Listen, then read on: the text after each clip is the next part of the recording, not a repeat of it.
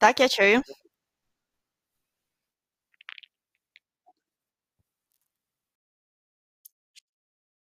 Чую, чую.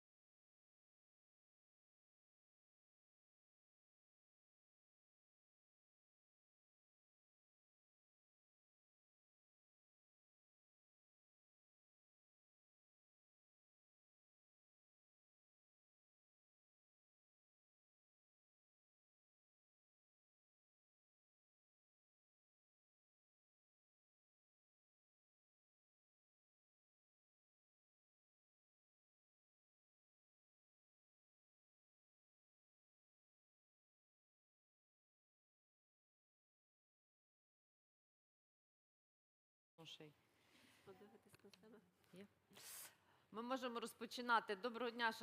we can start. Good morning, dear colleagues. It's quite a special moment. We can start our regional Ukrainian Women's Congress. Today it's a great honor for me to see you not in the Parliament, but to be with all of you, and let me moderate the first part of our Ukrainian Women's Congress. I would like to remind once again, so my name is Elena Kondratyuk, I'm Vice Speaker of the Parliament of Ukraine, and it's very pleasant for me that regardless there's difficult times and this for all of us, we are organizing our first regional Women's Congress in the condition of full-scale invasion of the Russian Federation, and this war unfortunately has lasted for 8 years. And since World War II, neither Ukraine nor Europe has faced this scale of invasion, intense military hostilities, and Europe has never seen this type of humanitarian catastrophe and crisis that Ukraine experiences. But I would like to say in the first place that I'm very happy to see all of you, to talk to all of you, to see that you are healthy, safe, feel how decisive you are, how motivated you are, and to fight together with you in these most difficult times in Ukraine, in our fight for independence, facing the challenges that our Ukraine faces. Then in 2017, together with Maria Ionova, Alena Babak, and Svetlana Wojciechowska, we were creating Ukrainian Women's Congress.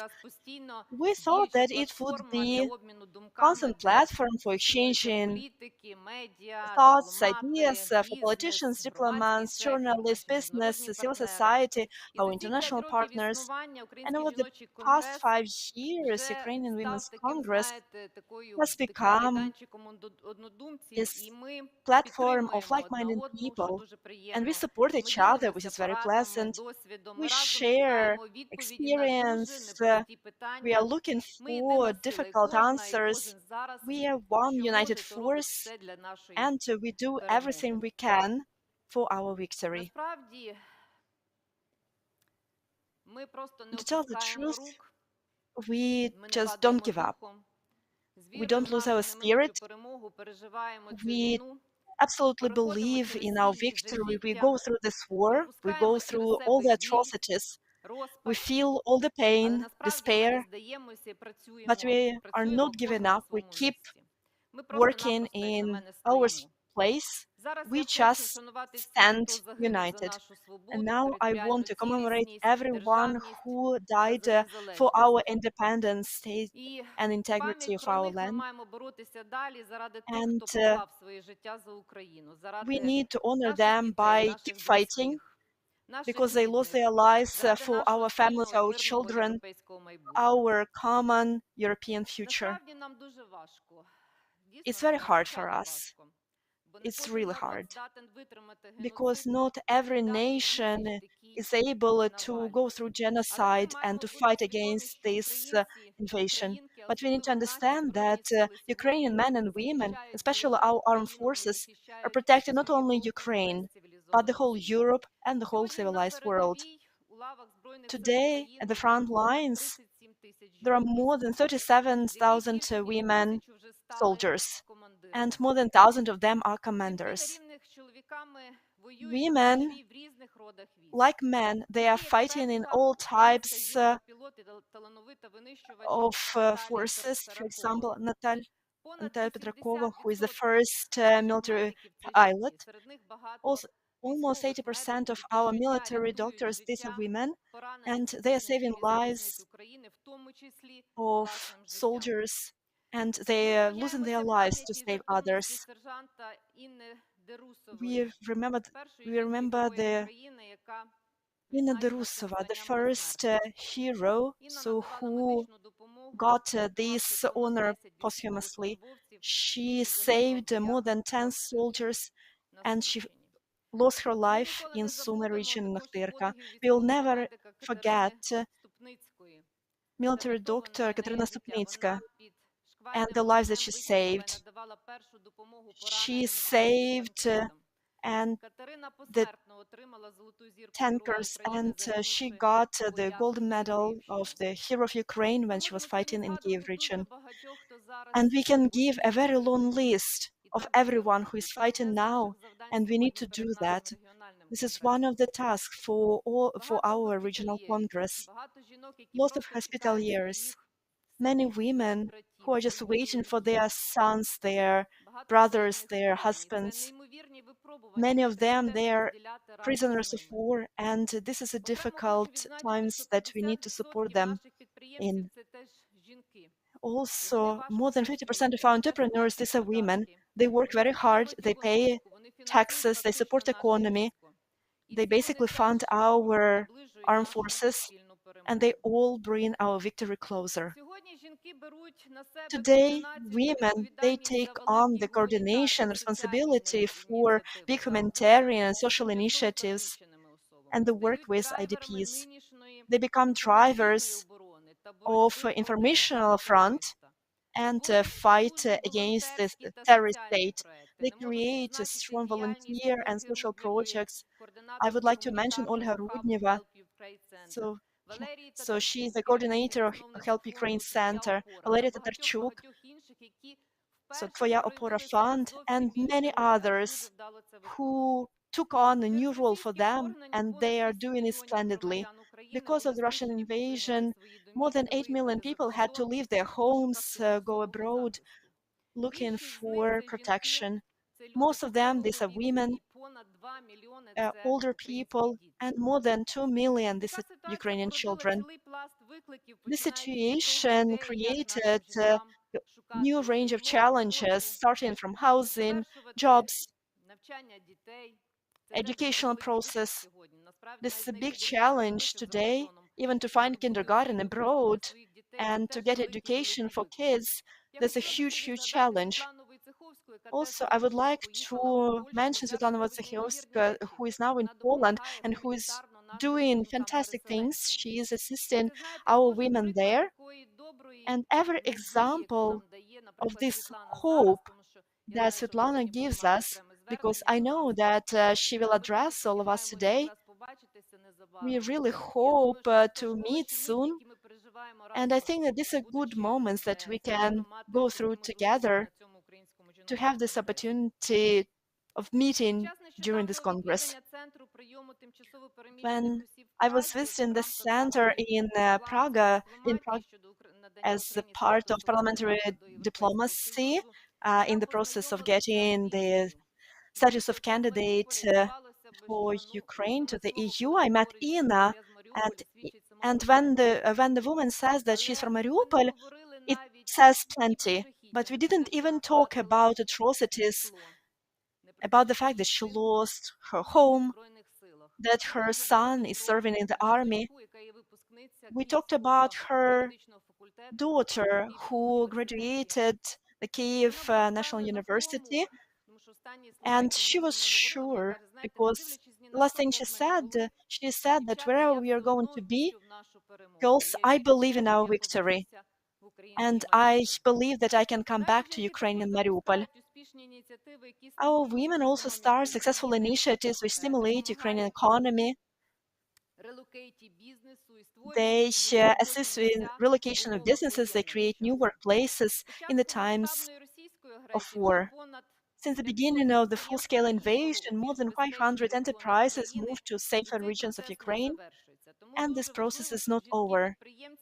So it's very important for women entrepreneurs who moved, who got the support. It's very important for them to get support of the state and local authorities. I believe that that's what we are going to discuss a lot, because women need to get the second chance to restore their business and to be useful for the country, because the armed forces of Ukraine, they really, really need a good rare and support. They need strong economy. Even more important it is to start restoring the country today and now, because our women and children, they need to come back and they need to have a place to come back to. So it's very important to start restoring big infrastructure objects. And to tell the truth, I traveled through 12 countries of the EU, almost all humanitarian centers that they have. They have different levels, they are really diverse. Every country helps our people in their own way. But I never saw among women, men, or children who don't want to come back home. And I think it says a lot. Sometimes I don't even understand where our women take this motivation, enthusiasm from. Our Ukrainian women, absolutely fantastic, whether they're in Ukraine or abroad. They keep working, helping, and protecting. Even if we have every day we have air raid sirens, missile, our shelled cities. Even if they have to be in other countries of the world, we don't give up. And we will win. I believe in that, and you believe, and the whole country believes, and the whole progressive world believes, and they are supporting us. And with support of the of Ukrainian Women's Congress and the Parliament of Ukraine, we became closer to the world standards of protecting women's rights. The Parliament of Ukraine ratified Istanbul Convention. So the law is already signed by the President of Ukraine, and that's our common input into bring Ukraine closer. And the fact that we got this status of the candidate to the EU, and we need to be proud of this. Also, I would like to say a few words about the important input of women diplomacy in this process. So women who work in the profile committees in parliament, members of parliament as the members of official delegations, so they did a lot of work. That's achievement of women in the cabinet ministers, in the office of the president, women who are leading the European countries, and we visited them. We had official working trips, and we convinced them to give Ukraine this status. We have separate victories and the positions that we can have.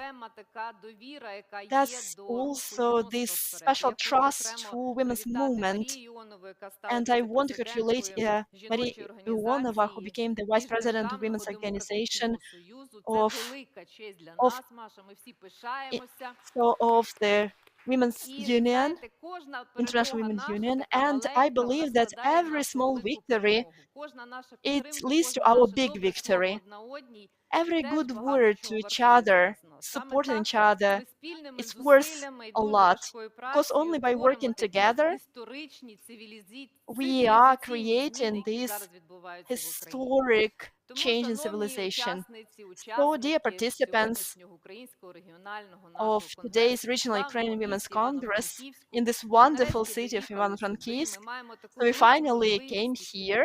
We have this great opportunity to be together. And of course, we have a quite tight community here offline, but I hope that we have big community online. I want to thank everyone who joins our discussion. I really hope the discussions will be interesting, and they will lead to some good steps, and you will feel at least minimal support today, because each of us needs the support. And to sum up my welcoming words, also, I want to give the floor to our partner. This is Ian Woodward, Director of National Democratic Institute in Ukraine, and he will address us online. So good afternoon. So we would like to hear, very happy to see you, Ian. Thank you very much. Доброго дня, дуже дякую. Okay, I can hear the translation going, so I'll just get started. Thank you. Good morning, everyone. I am thrilled that despite the challenging current situation, that the Ukrainian Women's Congress was able to organize such an important address, and I have the opportunity to speak to all of you. I have said this in other fora, but I want to repeat it here today. You are all Я my хочу heroes, повторити each ще and every раз one of you, сьогодні. and thank you for your heroism. To start today, I want to thank the Ukrainian Women's Congress for Сьогодні я хочу their efforts подякувати to bring us Конгресу all українських together жінок, today, and I want to thank the donors who made this possible.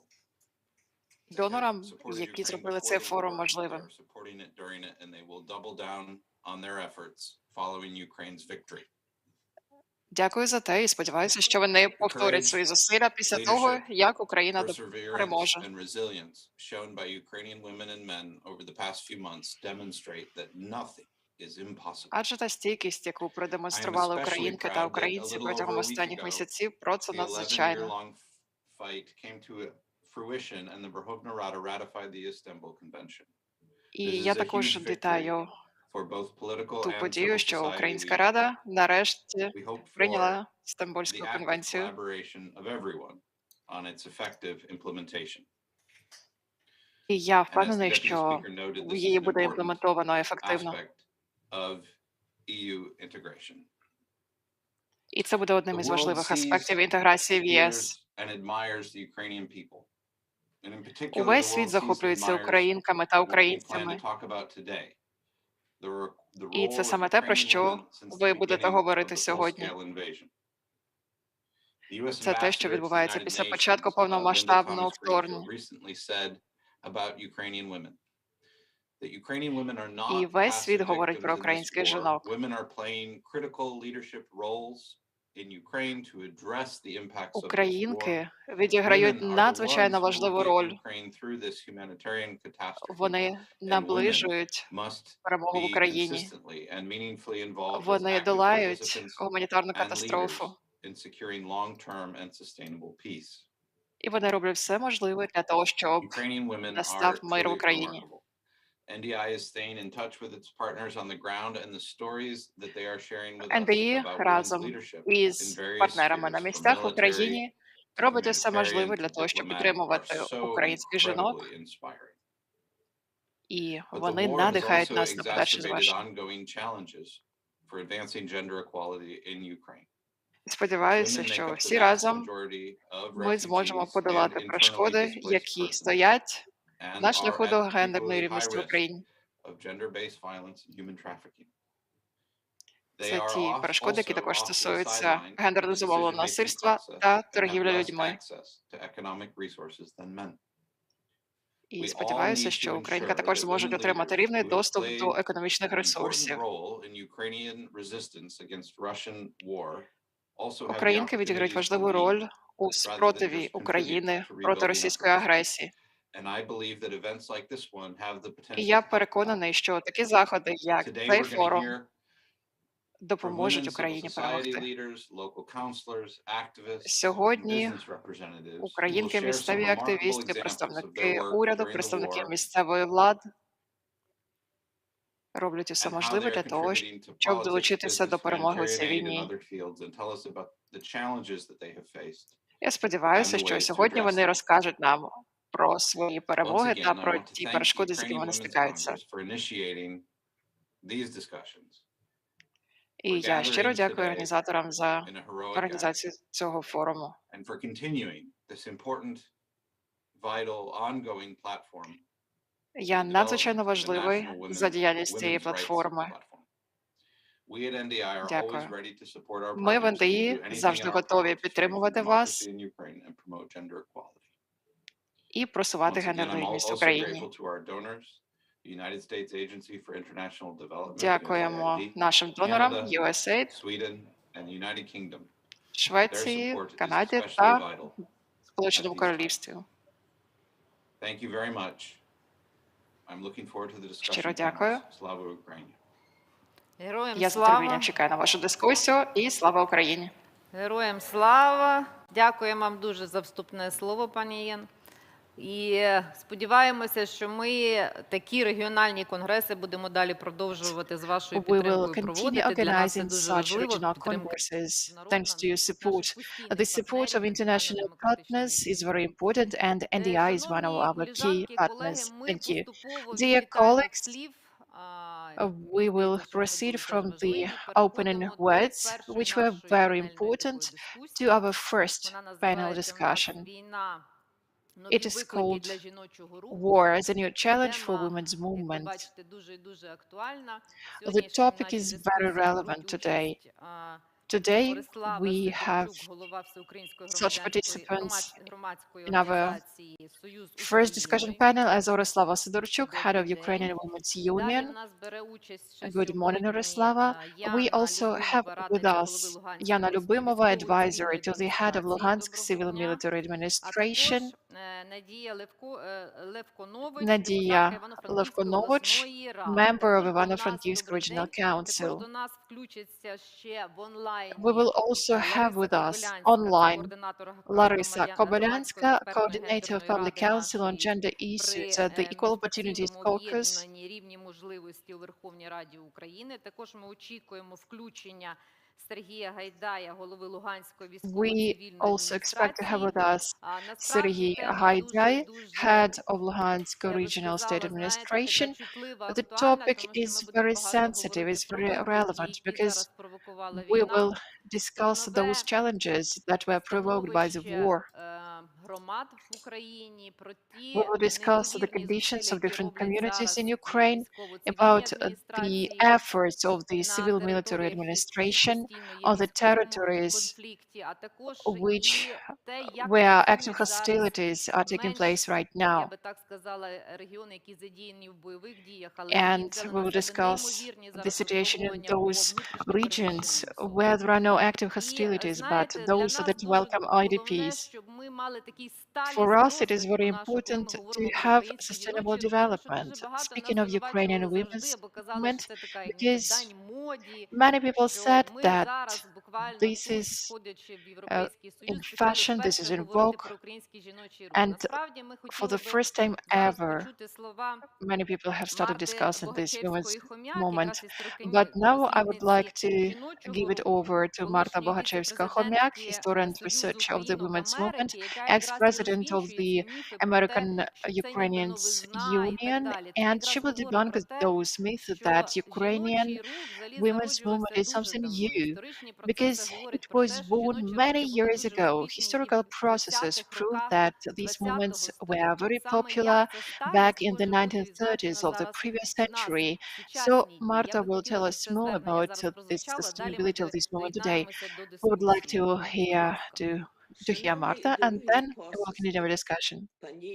Dear sisters, ladies and gentlemen, I am really grateful to the previous generations of women fighters for our rights. And I'm totally sure that a lot of successes await us in the future. I bow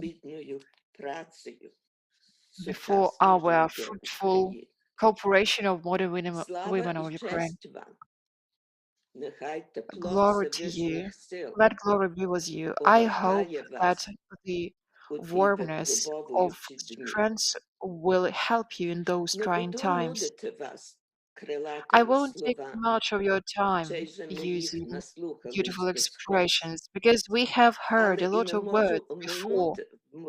But in my video speech, I would like to mention, to jump on this opportunity, to reach out to all of us with a short proverb to remember those principles that, in my opinion, characterize women's contribution into development of Ukrainian community and Ukrainian state, because it is important to defend our rights and to defend our country, to make sure that our citizens are ready to lead a creative right. This is the basis of our feminism. And I see that the activities that you do right now have helped and continue helping Ukraine to play an important role in these trying times. First and foremost, this is about understanding of the values of creative life. From Anna Yaroslavna, Anna Dagiev, through Natalia Kobrinska and Elena Pchilka, our ancestors have valued development of individuals as well as development of equal communities, equal societies that defend the rights of those individuals. As for the cultural development of Ukrainian society, I would like to say that patriotism has always been existing hand in hand with human rights, with the dignity of individuals and understanding of kindness of God. Women have actively contributed not only to spreading, but especially to embodying, implementing better, the best beginnings of human life. Modernization is hand in hand with patriotism. What's the most important? The most important what makes Ukraine different from the neighboring countries. Ukrainians never lose hope. Ukrainians continue building. They continue contributing to their developments, to their achievements, and they know how to learn the lessons of their ancestors. They do their best. They do this with a smile on the face, even when it hurts. I stay united with you, and I'm sure that you will continue your important fight, your important work to achieve success. And I hope that in the future we'll be able to meet with you in person.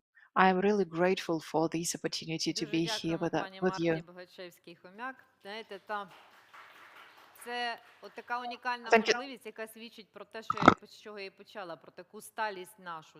І знаєте, Talking привітно хочу about зазначити, our що uh, в кінці this червня 934 sustainability. року, And at the 1934 end of року, з June of вами в Івано-Франківську князь 1934, Станіславич in відбувся Von-Kievsk, перший which український was called жіночий Stanislaus, конгрес. that was the Ми first насправді не задумували так, але бачите, Ukrainian нічого так Women's просто не Congress. буває. And we never really І planned це it тільки this говорить way, про те, що but жіночий рух мав it's свій not just розвиток a давно, coincidence. він It має just proves продовження. І that я women's сподіваюся, що movement has дійсно про те, що existed говорила пані for Марта, many знаєте, зі years. сльозами на And очах ми we можемо hope говорити that лише про те, як ми повинні далі працювати багато As для Miss того, Marta щоб said, that це не було не we need to просто work слова, а a дуже lot багато дій, so які ми that повинні these are ще not здійснити just для words, того, that щоб we still жіночий need рух to do a lot of продовжував actions for впровадження women's ідеалі. movement Нам не було соромно to говорити keep так само going, and for виступати, us not говорити to через 100 be років ashamed нашим in майбутнім 100 поколінням про years, те, що ми немало зробили для розвитку and жіночого so руху. we Я would би not хотіла зараз we would поступово not be able to say передати that we слово did nothing нашим for women's movement. And now I would like to учасницям give the нашої floor сьогоднішньої to дискусії. Ми our працюємо годину, ми будемо panelists. старатися So так we have an оперативно. Якщо у hour. вас будуть I питання, will я з радістю try буду to вам надавати таку be можливість, щоб ви задавали quite питання теж efficient, нашим and of course I will спікерам. give the chance спікерам. to ask Отже, я би the хотіла questions далі to our продовжити тему і speakers, надати and I слово would like to continue насправді this пані topic, and I would Ориславі like to give the Сидорчук, floor голові to всеукраїнської Ms. Roslava організації, Sverchuk, head of громадської Ukrainian організації Women's Союз Union. Українок. І це ж дуже давня вас просвітницька And організація, наскільки я again, розумію, їй вже so you понад have 100 been років. working for a Скажіть, будь long ласка, можливо, time in this якщо educational продовжувати тему, purpose наприклад, for навіть more than і 100 пані years. And Марти, if we continue this наскільки topic зараз that Ms. змінився Marta жіночий рух, started, наскільки інші, so можливо, how has виклики є? women's Ми movement розуміємо, що це трошки changed? інші напрями, які What були. Тобто дуже challenges are багато there було now? And we understand that, роботи of в підпіллі course, здійсненню, а також це, знаєте, they були needed такі to виклики, work які були, бо це ж питання some жіночі, які undercover, and the відбувалися challenges at the time, they were 20-го, different because at the beginning of 20th century, women's issues were different. And it was not easy to educate, to inform. And of course, women, they achieve successes, they pave the way for women's leadership. And can we have some parallels? And how is this movement different from what we see now? So the floor is yours. Thank you very much, Miss Elena. Good morning, everyone. It's really pleasant to see all of you in this tight, warm circle of like-minded people. And it is true if you remember the first Ukrainian Women's Congress in 1934, so it's definitely not just an accident. And usually we organize some anniversary meetings, and we met the last time in 2014, and we are planning to celebrate the 90 years anniversary of this Congress, and I hope that that's already going to be celebrated in a free, liberated Ukraine. And of course, if we have some parallels, so that first Congress showed the maturity of women, a maturity being able to be uh, engaged as citizens, and the ability of women to work and to help Ukraine.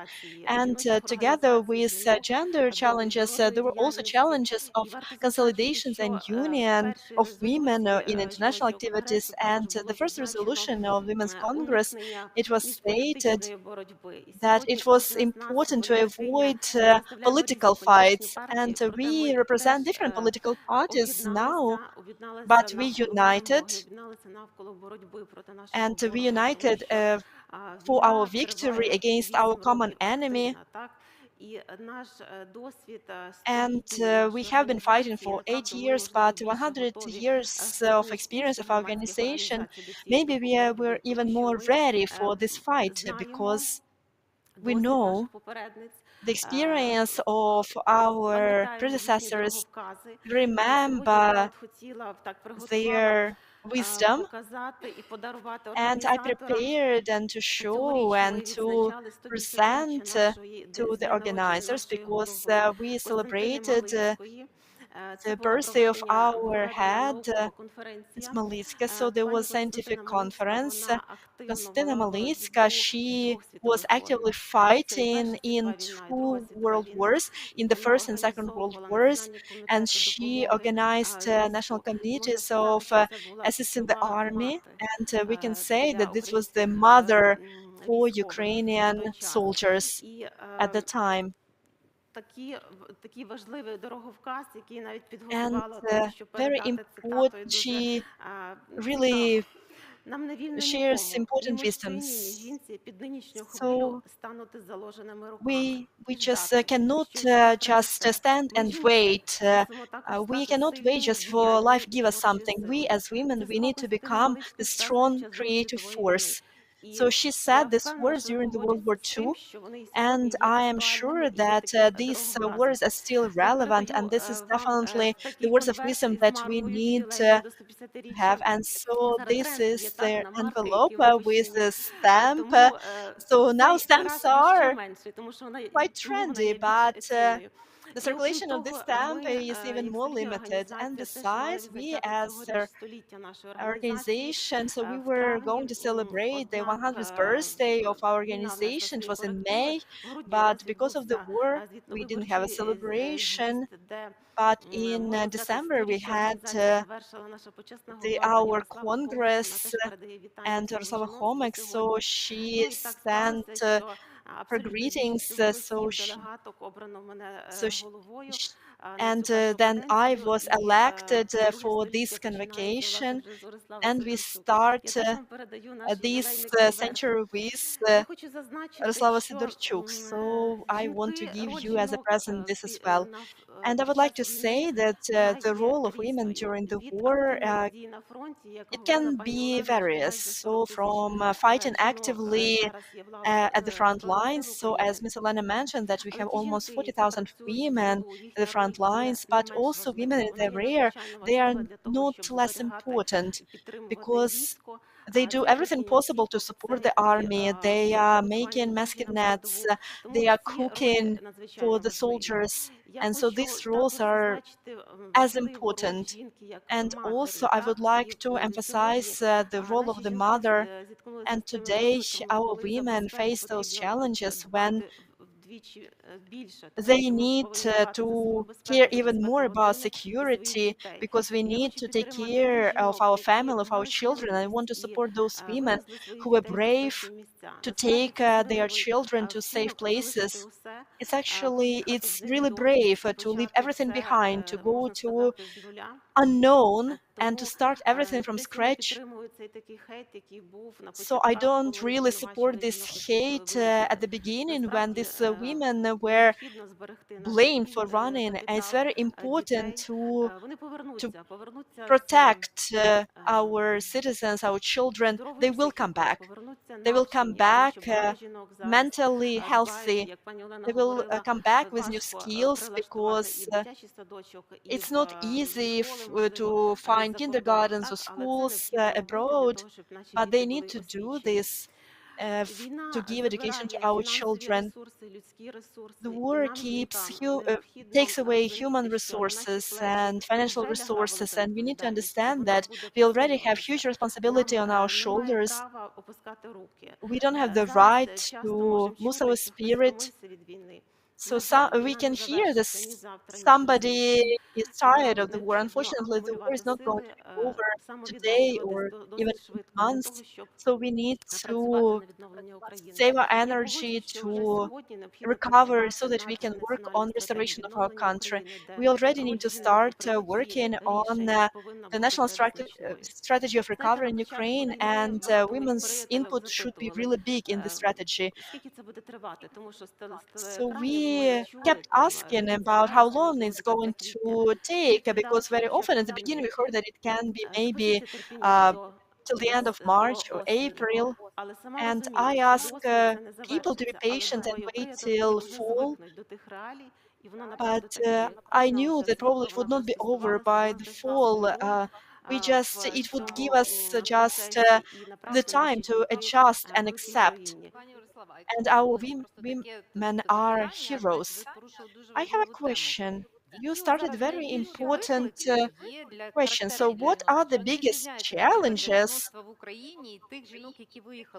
So, are challenges different for women who are staying and women who evacuated? Because I saw many women in these humanitarian centers when I visited them, and they really feel guilty, and and we really need to debunk this myth. It's wrong to feel this way. I want to emphasize once again, even those women who are abroad, they have tremendous challenges, starting from giving education to their children, even to find a job, because they want to be useful for this country where they are staying.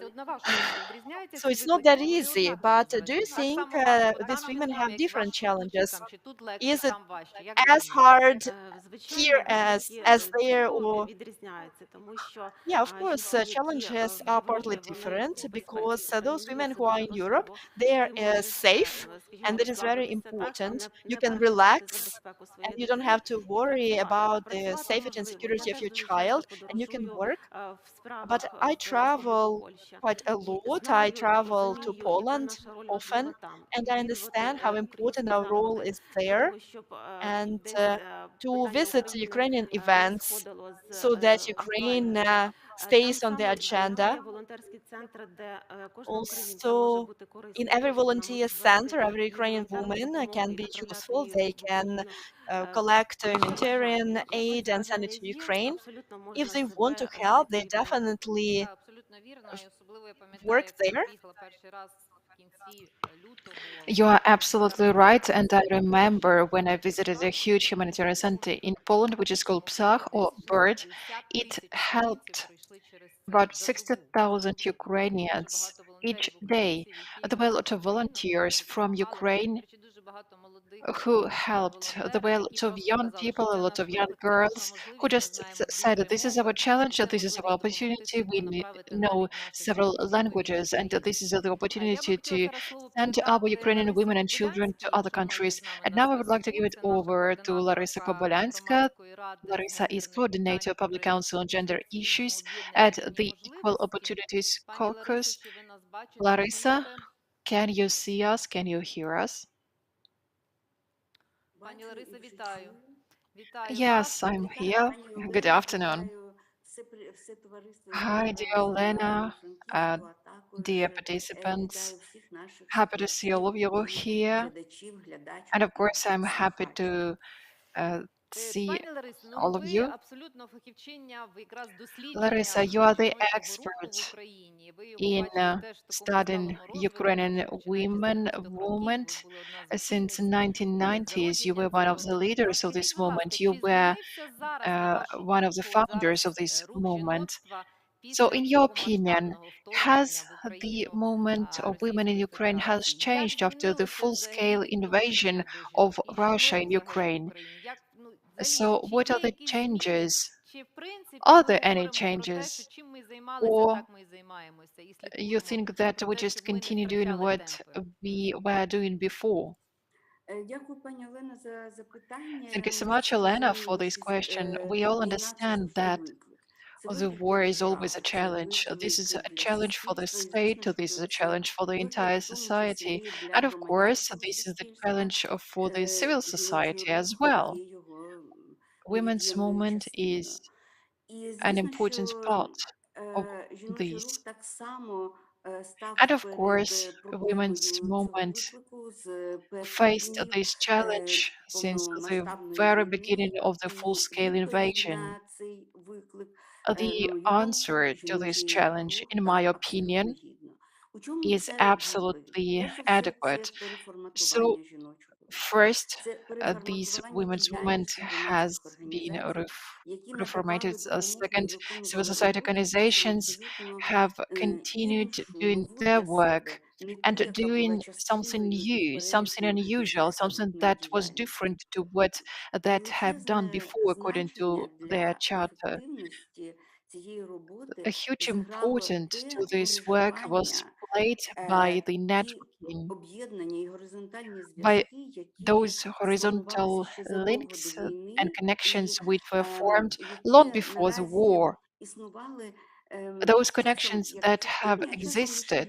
Sometimes they were efficient, sometimes they were hypothetical, but right now all those connections proved to be important and useful and efficient. And of course, personal trust is important, empathy is important between organizations and between different members. And of course, this is the force that supports all of us. And it has been very efficient in the first days and weeks after the start of the war. And of course, the women's movement has proved that it is efficient and sustainable. All of this is very important because it is strengthened by the military factor. However, right now for women, the war is related to additional losses.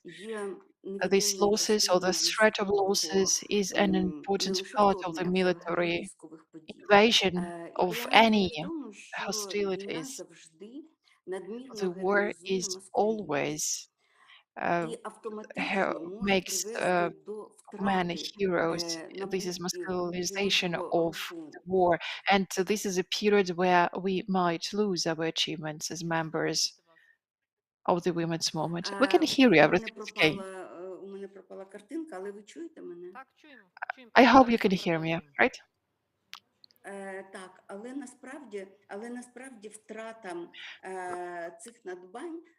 But the losses of these achievements as a threat, it might happen, but also maybe it won't happen.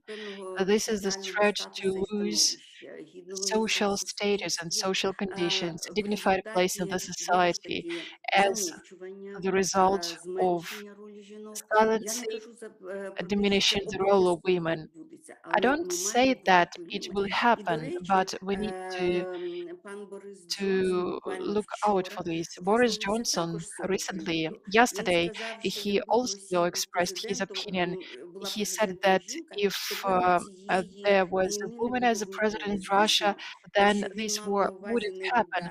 Of course, he meant not exactly Putin when he said that one of the factors of this war was toxic masculinity, but the very thought about the war as absolutization of masculinity, and this is very relevant thought. By the way, the second part of his speech was about highlighting the importance of strengthening women in decision making. This is one of the most important questions on the agenda. This is still on the agenda of our movement in Ukraine, and it will be really relevant during the war and especially after the war. Another challenge for Ukrainian society during the war, this was ratification of the Istanbul Convention. Some people say that if we didn't have a war, this convention wouldn't be ratified. But on the other hand, during the war, ratification of this convention was very important. Jumping on the opportunity to see Olena here in this hall, I would like all participants to thank the efforts of the parliament that for the past 11 years, especially the Equal Opportunities Caucus, they lobbied um, uh, for the ratification of this convention. Uh, the members of parliament have gathered 259 votes. The president has signed this convention. Another challenge for the civil society and women's movement in Ukraine is implementation of the Istanbul Convention. Civil society organizations and women's organizations that are the drivers behind this process are really interested in that. It will bring the benefits for Ukraine, for Ukrainian society, which it will be able to offer its citizens. Another challenge during the war is European integration and being granted the candidate status to join the EU. This is what opens new opportunities, but also what uh, brings us more commitments for the women's movement and for civil society organizations. The war is about constant challenges. For women, these challenges were related first and foremost with their commitments uh, for their families, no matter what women did before the war, no matter what their profession was. At some point, they became so-called savior, so-called ma- heads of the families. They did their best. They took the responsibility for their children, and for a short period of time, they became single mothers in difficult conditions abroad. Of course, we expect that all these women will come back to Ukraine enriched with new experience, enriched with new practice, with new strengths. But right now, they are going through very difficult times. I would also like to say a couple of words. The war is not about challenges, but also about opportunities. Speaking of the role and participation of women in this war, this is not only about participation of Ukrainian women in the military. There are about 40,000. 1,000 women have become commanders of their units, but there are many more women who are formal and informal leaders. We can see that taking into account the information we receive from the front line, we can see this based on what is happening in our communities. We can see that many women strengthened by their activities those communities where they have been displaced to. They try to do their best to help those communities. Larissa, thank you so much. Sorry for interrupting you. We will continue to discuss on that. I would like to Скажіть, будь ласка, ask чи you one змінилося more саме таке, question. знаєте, та персональне лідерство жінок зараз під час What війни? about Можливо, ви когось personal могли leadership of викреслити, women? нових Has it лідерок, які changed after the з'явилися? Тому що start of це the ви war? абсолютно праві, це Maybe you нові can можливості, які tell us виникають about зараз. new leaders because you're І, absolutely right. і There знаєте, are це new такі, якби opportunities. теж, як ви говорите, сталі, тобто ніби природній процес, коли ми з So it однієї seems to там me з that this цієї is a там natural якоїсь місії process переходимо в іншу that місію. we just found Ви another знаєте, mission, a new мені mission for здається, що ourselves. сьогодні кожна жінка, Well, you яка know, бере it на seems to себе me that today відповідальність every будь-за що, woman вона that assumes стає responsibility тією for anything новою becomes лідеркою, яку the ми, new так би leader мовити, чекали, і та that we have been активність, waiting яку сьогодні for. демонструють The жінки, activity that вона Ukrainian women є не demonstrate лише на якомусь індивідуальному is рівні, not а вона, at так би some мовити, kind of an відчувається individual як level, загально такий, but я it б is сказала, felt as a соціальний general тренд. social Жінки, trend. які сьогодні на фронті, до речі, от за це я би хотіла сказати, Women незважаючи на те, fighting що on the керівництво front line. завжди I would like to підкреслює, say that що у нас the воюють і leadership захищають країну як always захисники, так і highlights захисниці. that we Втім, have men and women якраз fighting for the висвітлення freedom of ролі Ukraine, жінок but на highlighting the фронті, role of women ну, як на мою думку, воно є as a front line. In my недостатнім. opinion, І uh, ви it назвали is not кілька enough. It is not прізвищ для sufficient. жінок, які You have стали mentioned two героїнями, names які of отримали women звання who became Героїнь heroes, who України. received Я думаю, що ще the rank багато of a є hero of жінок, які Ukraine, роблять but it свій seems to me that щоденний there are подвиг many і more ем, women who fight for які Ukraine every сьогодні day, і мають бути who do a сьогодні lot of видимими deeds every суспільством. day, Оця and they need to be невидимість жінок visible має in the бути подолана. society. The Я fact that можу навести women приклад, are not який visible shall be для мене є overcame. дуже показовим. So, in my Першою opinion, what після is very катастрофи important to us узгоднені is that українські села, особливо села, after Ukrainian заходили дівчата, towns які and villages were об'єдналися, liberated, і заходили women спільно з were поліцією, які those надавали people першу who came into домедичну those допомогу villages. жертвам They насильства, came into these психологічну cities and домедичну, towns в тому after числі liberation. і They provided досліджували first aid, потреби including first постраждалих. medical and psychological Це aid, тата, especially to вибачте, я survivors прізвище of зараз violence трошки and rape. зафіксувалась, I не можу cannot згадати, але напишу у чаті її прізвище і tell прошу you вас the потім exact її name of a назвати. woman Це, who played an important role. я б I will write сказала, this name to you такий, in the chat later. знаєте, I would like to та say that функція, яка сьогодні є this is the надзвичайно function затребуваною. Це which те is нове, very чого не important and було зараз relevant ні, today.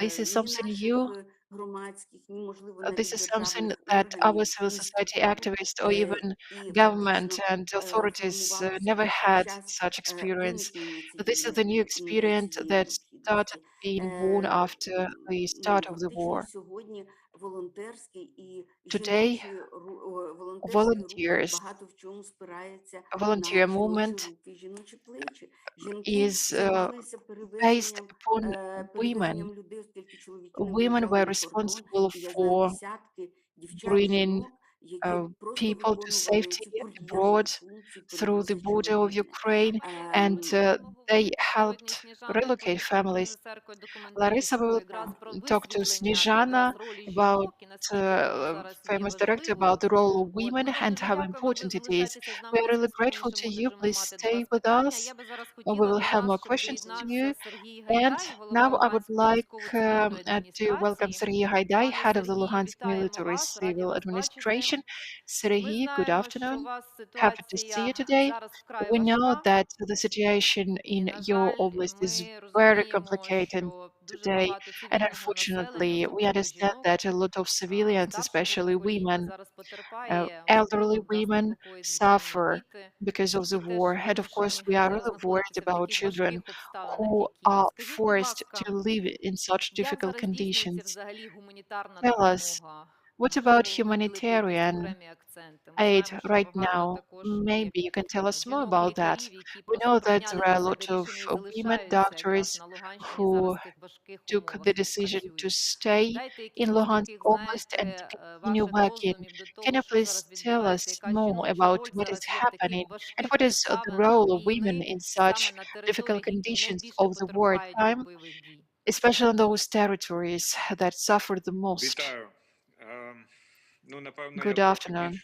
Well, I would tell you more if our meeting was held yesterday or the day before yesterday, but today, even in Lysychansk, speaking of Lysychansk, the city is heavily shelled and it hasn't been encircled, but we almost cannot get access to the city, unfortunately. In my lifetime, I have never, well, for me personally, as a man, as for a citizen of Ukraine, or later when I started my career of a public official, I have never paid attention to the fact that, for example, I never said that a woman cannot do something, or probably women cannot do this or that, because it's the other way around. Starting from school, every class, every grade that I went through, there was gender inequality because from 25 uh, classmates, there were about 45 men, older boys, and my deputies, they are 50% of them are women. And taking into account the situation, until yesterday, we had a warehouse where we distributed humanitarian aid, no matter what kind of things, whether medicines or products or hygiene kits. Why I mentioned this day, yesterday, this for the past few days, this warehouse has been heavily shelled, and yesterday there was a bomb, uh, and that is why I made the decision to relocate this warehouse to another place. Together with my deputy heads of the civil military administration, there are a lot of women working there, working at this warehouse, and uh, there is absolutely no difference. Of course, we try to take care of these women, but I can say in my experience as a public official, I would like to say that I really prefer working with women, probably because they are better organized and they are more responsible. As for some kind of cases, I would like to say that the war, this is a factor where unfortunately people reveal their real nature. A hero can be revealed only in times of a critical situation. Right now, this is exactly what happens. I have a lot of examples of that. Since the first day of the war, I must say that all the doctors have stayed behind, all the women doctors have stayed behind here. We had ambulances with women doctors. They helped local citizens under shells, and doctors who stayed behind the humanitarian officers, those who were shot down, they were women in Lysychansk, but we had to bring them to safety because it's a warehouse where where they provided medical aid. It was shelled 32 times. So there were 32 airstrikes, and this is pure miracle that all of them stayed alive. I talk a lot to women in the military. I won't tell you the ranks of these women and where exactly they are located, but I can say definitely that they do their best. They are not arrogant. They do not say they are heroes, but what they do is exactly worthy of a hero. This is a war. I see a lot of bad people. I see a lot of people being killed. I see a lot of people who go mad after shellings. I- And we cannot blame anyone for that. Because of course it is very difficult to do that. For example, if you are being shelled for 4 hours, it's very difficult to stay sane after that. There are many cases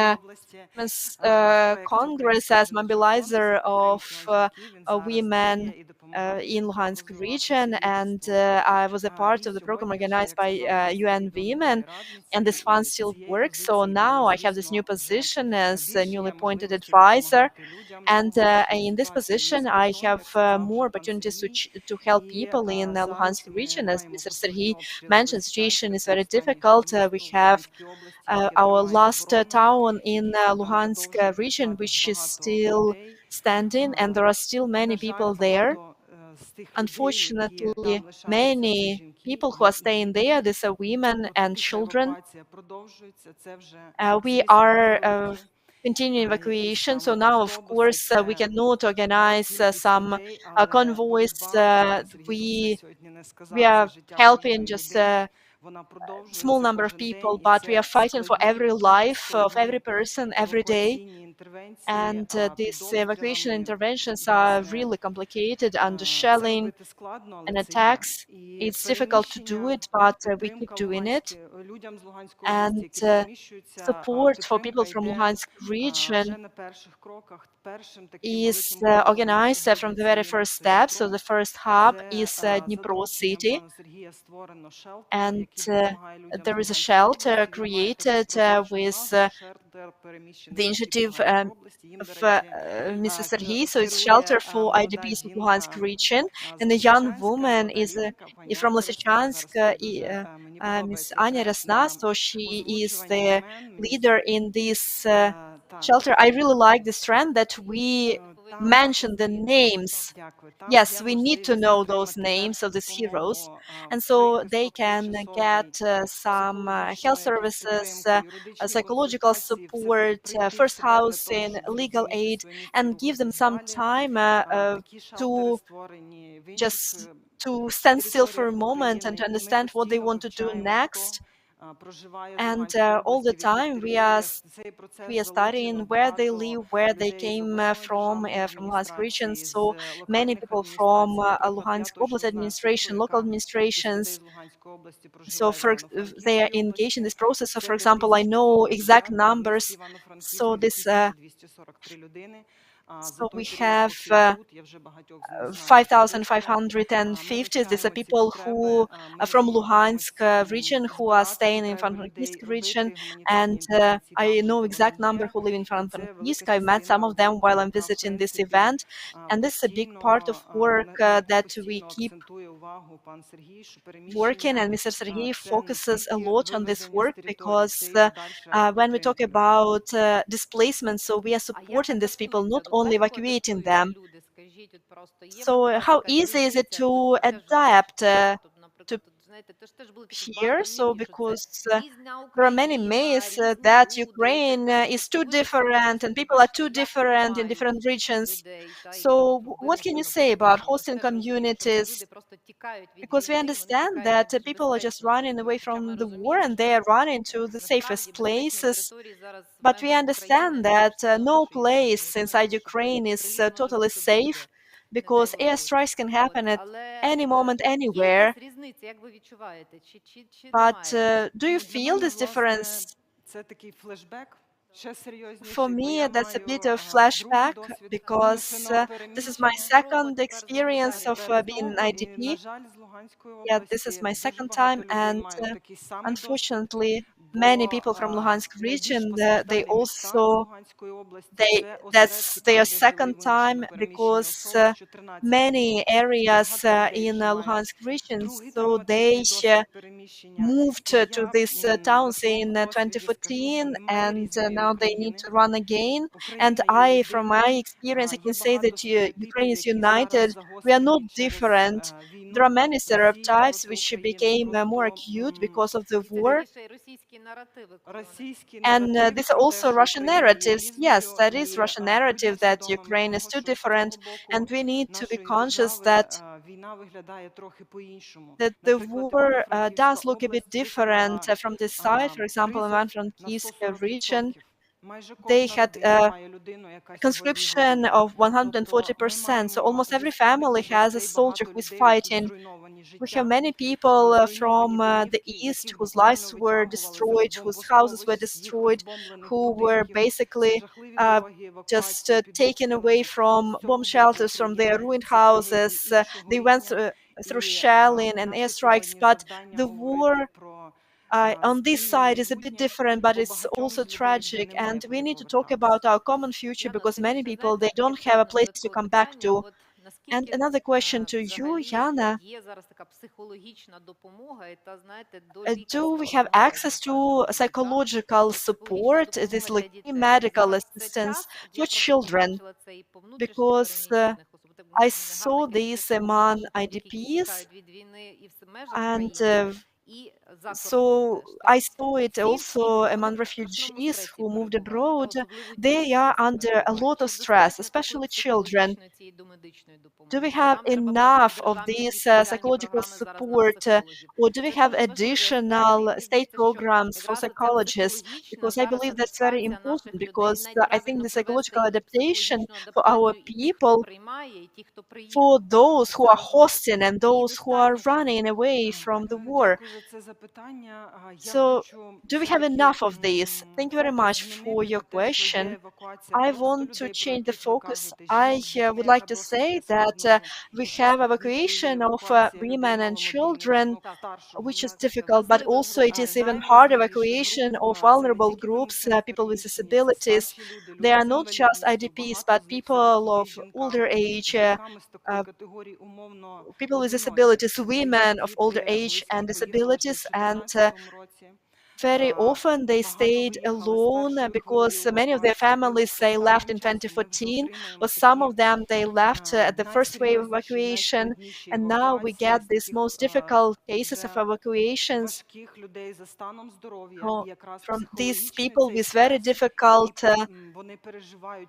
health conditions, and they had been living under this constant shelling and airstrikes, and this stress worsened their health condition. And in Ivano-Frankivsk, we have quite a successful case. What Mrs. Rahim mentioned, we managed to arrange with Oblast administration, and the head of administration is a woman. So we arranged this possibility for these people to stay in hospitals, and through work with local authorities for these people to be placed here because they need additional attention. They cannot live in shelters because their psychological and physical conditions, so medical conditions, is much worse. So we definitely need more attention of different specialists. And here we address many volunteer initiatives. I would like to mention Nash Sokil volunteer organizations, so because they help us with these people, and Oksana Mironenko, the head of this organization, her story is tragic. Also, so she moved from Luhansk in 2014. She lived in Bucha, and now she is helping here, and with her we are helping people, paralyzed people, older people, people with disabilities. And yesterday we brought 4 more people to Dolina town, and every time when we save these lives, so it is wonderful that these people can get support after having gone through so much because of the Russian invasion. And next, I would like to give the floor to Ms. Nadia Levkonovich, a member of Ivano-Frankivsk Regional Council. So we are moving slowly to your region, to Ivano-Frankivsk region. You also see these different sides. So how ready are you that people are just coming here? How protected these people, and how many opportunities are there for IDPs to get this assistance, different types of assistance? Or do you need some extra efforts, some state support, state programs, maybe volunteer programs? Can you tell us more about your initiatives?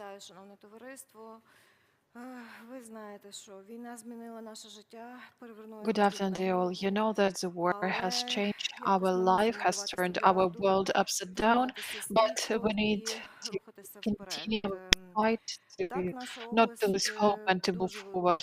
Of course, our oldest has a lot of IDPs since the first days of the war who got here themselves, people who were evacuated here, people in hospitals, in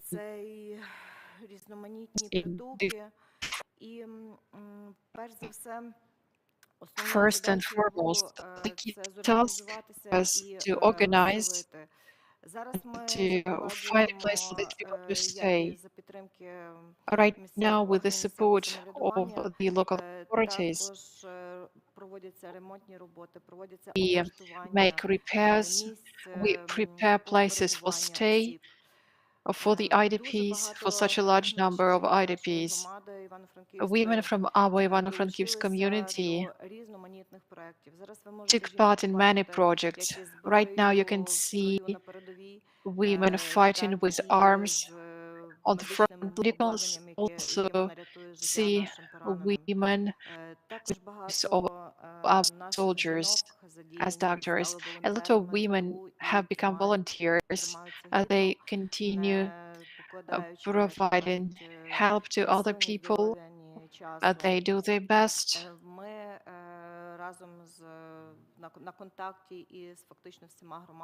Together with all the communities,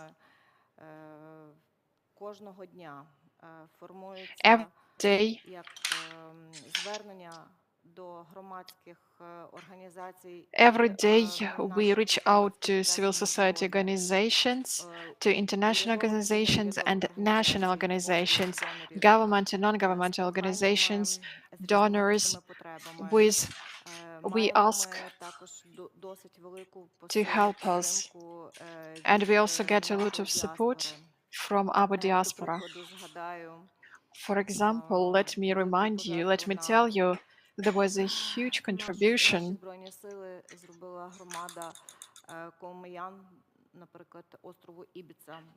For example, on the island of Ibiza, there was a local community of Ukrainians who helped us a lot. The same is with diaspora from Chicago, from other cities in the US, Canada, Australia. And in fact, each and every community of Ukrainians all over the world, starting from London and ending with Vilnius and many other cities, where our Ukrainians have been living for a long time. They have been integrated into the local society. Those citizens who support the values of those countries where they live, they do their best to help us. I would like to highlight that Ivano-Frankivsk Oblast is the oblast which is located far from the front line, and we try to do our best to help our citizens to provide enough food, enough medicines, a lot of things, a lot of basic needs which are needed. We also send every day to those oblasts which suffered the most from the active hostilities. We send out help for the civilians and for the military. Our women are worthy of many good words. If there is a need, they do their best. They get in touch with their friends, relatives, acquaintances. They do their best to help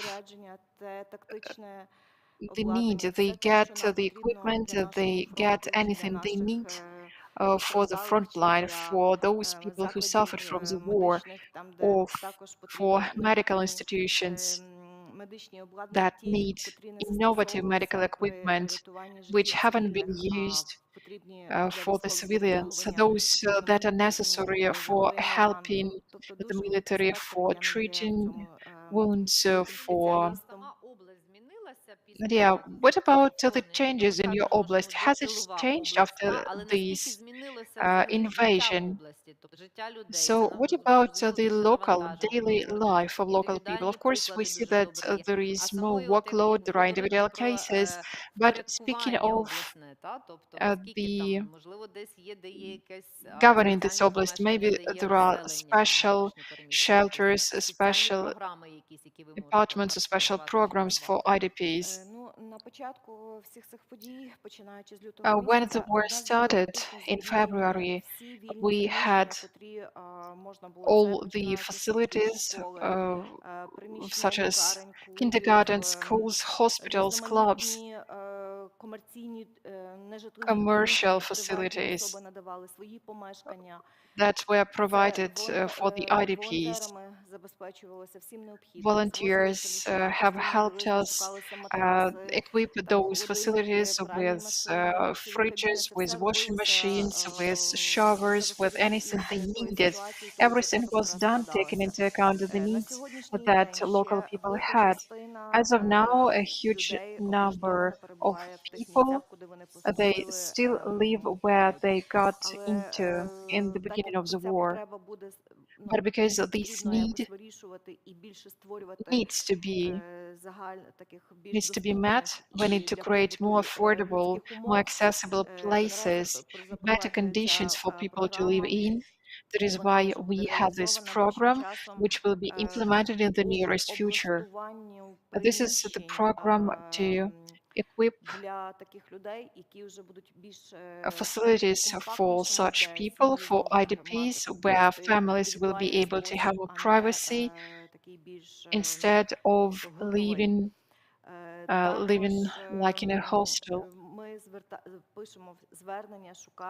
We also write a lot of requests to different donors. We are looking for donors. We are in negotiations with our administration, with the community.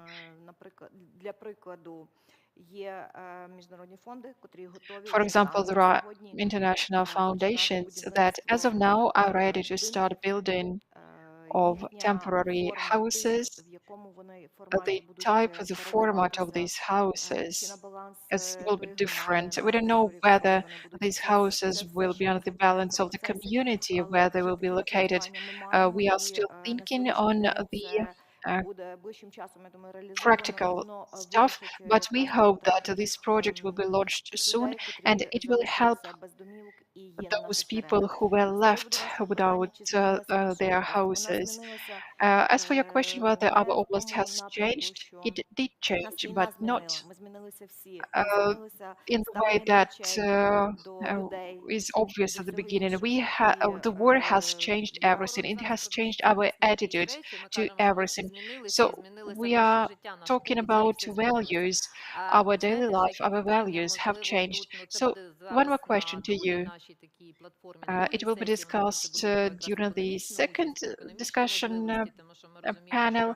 We will talk about economic opportunities and capacities because, for example, after evacuation, mobilization of small and medium enterprises, it is also very important and they must continue working. So that is why you need to create more jobs or you need to create more opportunities for women entrepreneurs.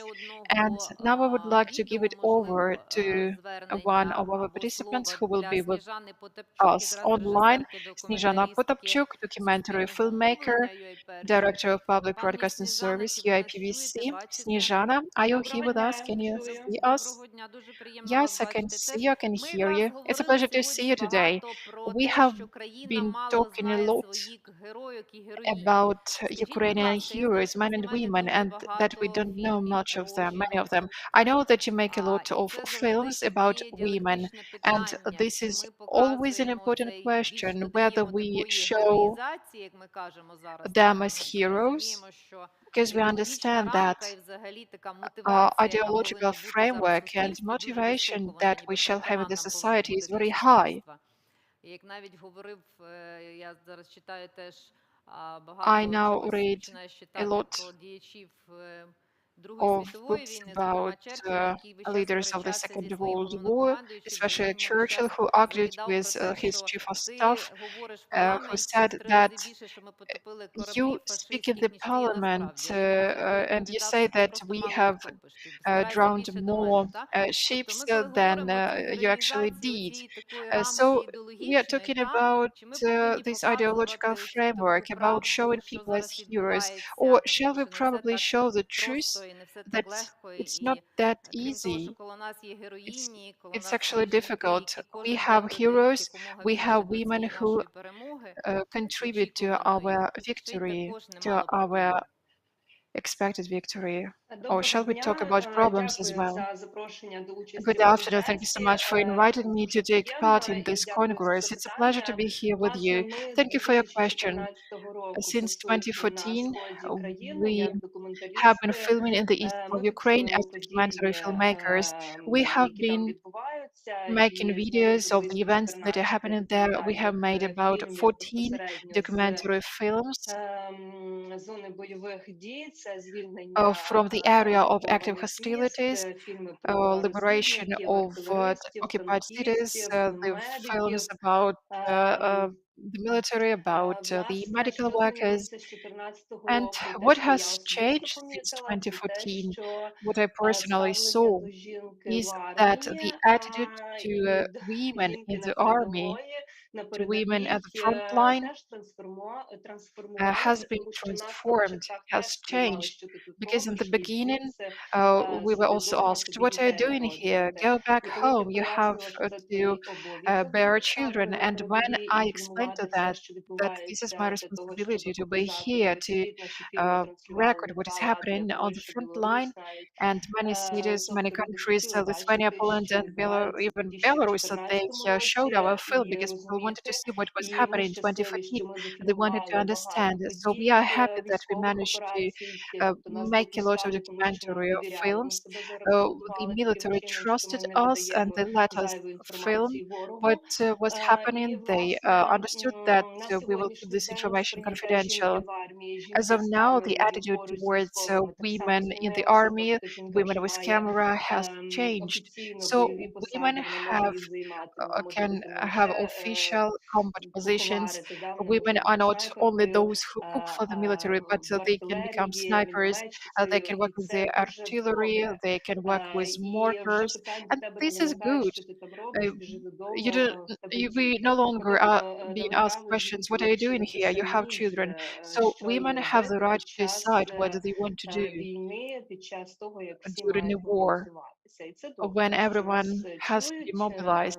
що And нам this дають is just право excellent вибору that we can і be heard, право that we have this самі нести choice, that відповідальність we have за the свій choice вибір. to bear Власне, до responsibility for історії our жінок в choice. документальних As проєктах for this ми history of women in documentary films, звернули увагу на I would like to жінку, say that на we її присутність у війні і в we тилу want десь to на focus другий on the рік role of women, війни and we started російсько-української. doing that on the second year Ми since the побачили, start що of the існує пласт, який Russia-Ukraine war. ну, не We saw that висвітлений в there is медіа. Це жінки, women that are матері, not shown in the media, these які wives, these роблять, які mothers, трансформувалися, those women who переживши have changed певні дії, after going пов'язані з through війною. Це special жінки, матері, які events, втратили своїх синів those чи дочок mothers на who lost передовій. their І, sons власне, з and них нас і daughters почалася on the front історія line. This is exactly привернення those people уваги that до we жінок в started умовах війни. making our В нас films був перший from фільм to «Дихай», в highlight якому ми attention. Our розповіли first film was called Breathe. історії In жінок, this які film, we отримали told the story досвід about війни women найгірший, який who тільки може, got коли the які worst втратили на ever війні своє experience, найдорожче. І those вони who lost в чому their сила most цих precious документальних фільмів, і ми так loved ones during the ставимо war. собі за So, мету what не is the лише value of our розказати про films? сам факт We want not війни, only яка to tell about прийшла, the не very питаючи fact в of the життя war that до came into the жінок, lives of each and ну, в every кожну woman родину here without фактично, asking their а ще permission. й But як жінка we змогла, also як have мати this task змогла to show how these цей women, how these досвід mothers пережити, managed to трансформувати в собі overcome this і painful знайти нові experience, стимули і to change речаги, themselves, to жити find далі, new діяти inspirations, далі, new виховувати motivation to continue living, to continue bringing up their children, their sons and daughters. And this is very good because we want our viewers, we want our audience, we want all women all over Ukraine to see what these women have gone through. We want all women to understand that they're not alone in their grief, in their pain. We want them to take a look at others. We want them to use those women as role models. We want them to use that as an inspiration to continue living. We want women to get together. We have a lot of feedback after our films. We receive a lot of thank you messages. Women say that they are not alone. Before the full-scale invasion, we had a documentary was called "Sun" about women, where Ви вже на where завершення. Пані our Сніжана, ви вже просто на завершення, власне, Snezhana, thank you завершуєте нашу so першу much. таку сесію You нашу. are the person Скажіть, от, будь that wraps ласка, що up ми так our узагальнювали, discussion а от panel today.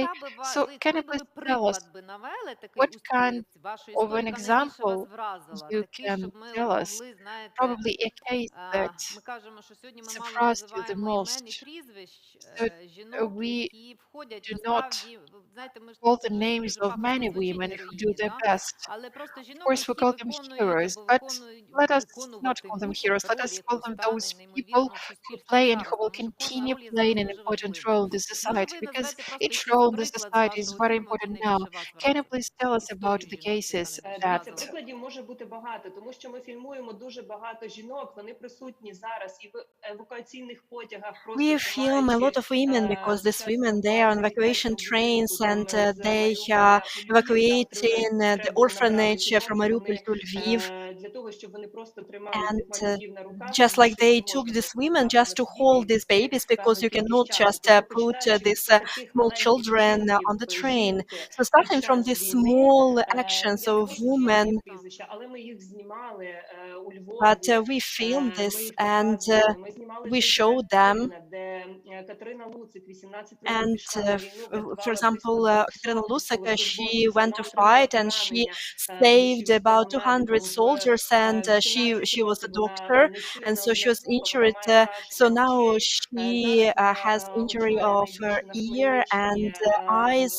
But волонтерську now організацію. she Тобто is такі leading жінки, вони the мають biggest volunteer надихати organization in суспільство. Khmelnytsky Там так region. само And these Тетяна women, they Гордійчук, need героїня to першої серії, inspire дружина Tatiana героя України Гордійчук. Ігоря So Гордійчука, the яка hero, and викликала she's the фактично wife лікарів, і це of говорять, що ми the робимо hero все, of що можливо, Ukraine, але оця віра Igor. And жінки, яка so сидить поруч і she was каже: люди rescuing встануть, soldiers. і ти сходи, And ти не згадаєш. Тобто з so такою when they нейротравмою say вона to взяла свого soldiers that чоловіка на ноги, і ми говоримо про те, so що she жінка was може все. taking care of her Тобто вона husband and сьогодні she did everything акумулювала всі possible for свої him to walk again. внутрішні And сили, so these можливості, women, they accumulated all their розкреслили inner себе це energy максимально для enthusiasm. They opened their внутрішньої і hearts зовнішньої as much боротьби, as і вона стоїть так possible само for поруч з this чоловіками fight. зараз на передовій. And Вона women плете are сітки, вона, як вже so говорили, women варить are їжу, вона fighting вдома alongside створює with атмосферу men, для того, whether щоб they are making прийняти masking nests, чоловіка, making сина food, після бойових or дій. І ці she жінки is через наші preparing this фільми special ми про atmosphere всі at ці home історії to розказуємо. take care of her Ми son хочемо, or щоб ви husband надихалися, щоб when ви they come розуміли, back що from the front line. So we want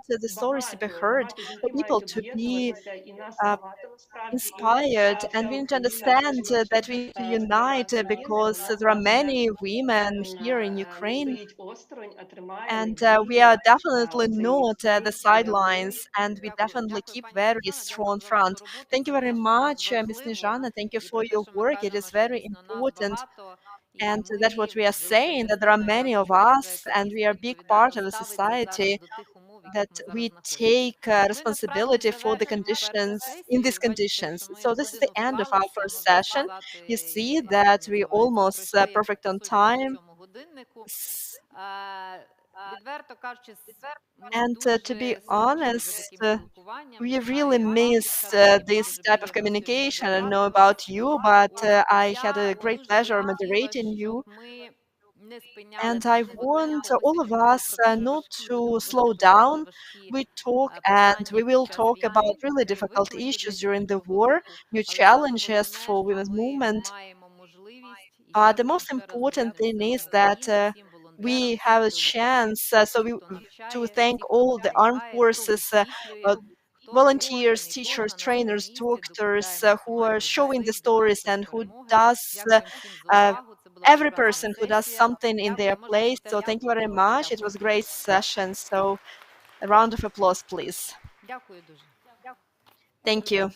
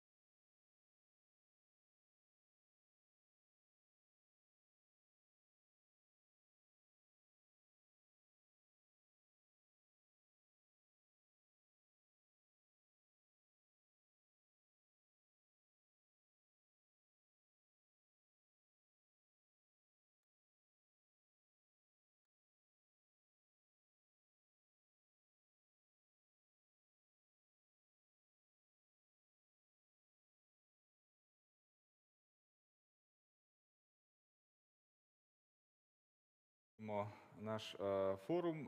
Мене звати Іван, прізвище Харук. Я буду модератором другої сесії, My name яка is носить Ivan. I'm going to назву moderate the second доволі session, конкретну і which водночас доволі загальну. is Називається quite "Нові виклики та specific and економічні general at the можливості same жінок під time, час new війни". challenges and economic possibilities for women І during war. будемо говорити сьогодні, And власне, з today we are going to talk людьми, жінками, які конкретно представляють і мають що to розповісти зі women свого досвіду, who досвіду have something to share from демонструвальних their робіт, own experience, починаючи з the 24 experience лютого. that we have Прохання been facing також since до гостей, February які на сьогодні 24th. є під перечислом, також Альона Бабак, яка буде з And нами онлайн, so we will менторка з talk to розвитку Alona з громадян Babak. території She will join us 19 до 11 online. осіб, також співзасновниця So жіночого she конгресу. is the co-founder Аліна of Токміленко, Ukraine Women's операційний директор Congress, Корінського центру Alina компаративної Tokmilenko, Director of інновації, Operational Management Наталя at the Гергелюк, Innovational засновниця Center, бренду українського Natalia брання Gergelyuk, founder of the "Каптувальня", brand of регіональний Ukrainian представник clothing Українського жіночого конгресу в brand Івано-Франківську. Kaptuvalnya, Пані and Ірина regional Тищук, representative of підприємець, Ukrainian керівниця Women's Congress in проекту Ivano-Frankivsk, "Релокації рідні", Irina також Shishuk, засновниця Дому Моя Рова. head of the project of Ось, relocation і Ridne, and Софія also Буртак, founder of засновниця the групи Milovarn "Бізнес House, Асоціації сільських and жінок". Тож всім Sofia доброго дня. Bortak, head of the Rural Women's Business Association. Також вітаємо глядачів, які мають And змогу оглядати also нас we want to інтернет-мережі. Це say і hello to соцмережі, і our YouTube. audience who are Всім watching доброго us дня, і будемо online. продовжувати. Водночас нагадуємо і про регламент, якого So варто also we would дотримуватися. like І to remind you about нагадаємо, timing. що Альона Бабак сьогодні відкриває у нас другу And сесію. Alona Тож, Babak is opening our доброго second дня, session. слухаємо So пані good Альону, і вам afternoon. слово, будь ласка. So let's give the floor to Miss Alona. Це проекту "Релокації рідні", також засновниця Дому Моя Рова.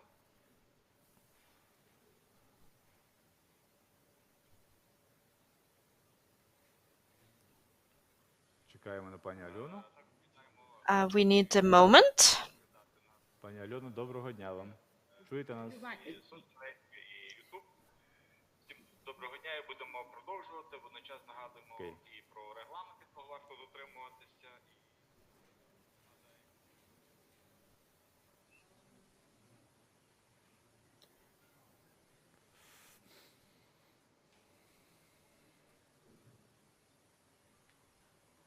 Шановні пані і панове, тут просто було Good afternoon, була певна dear затримка.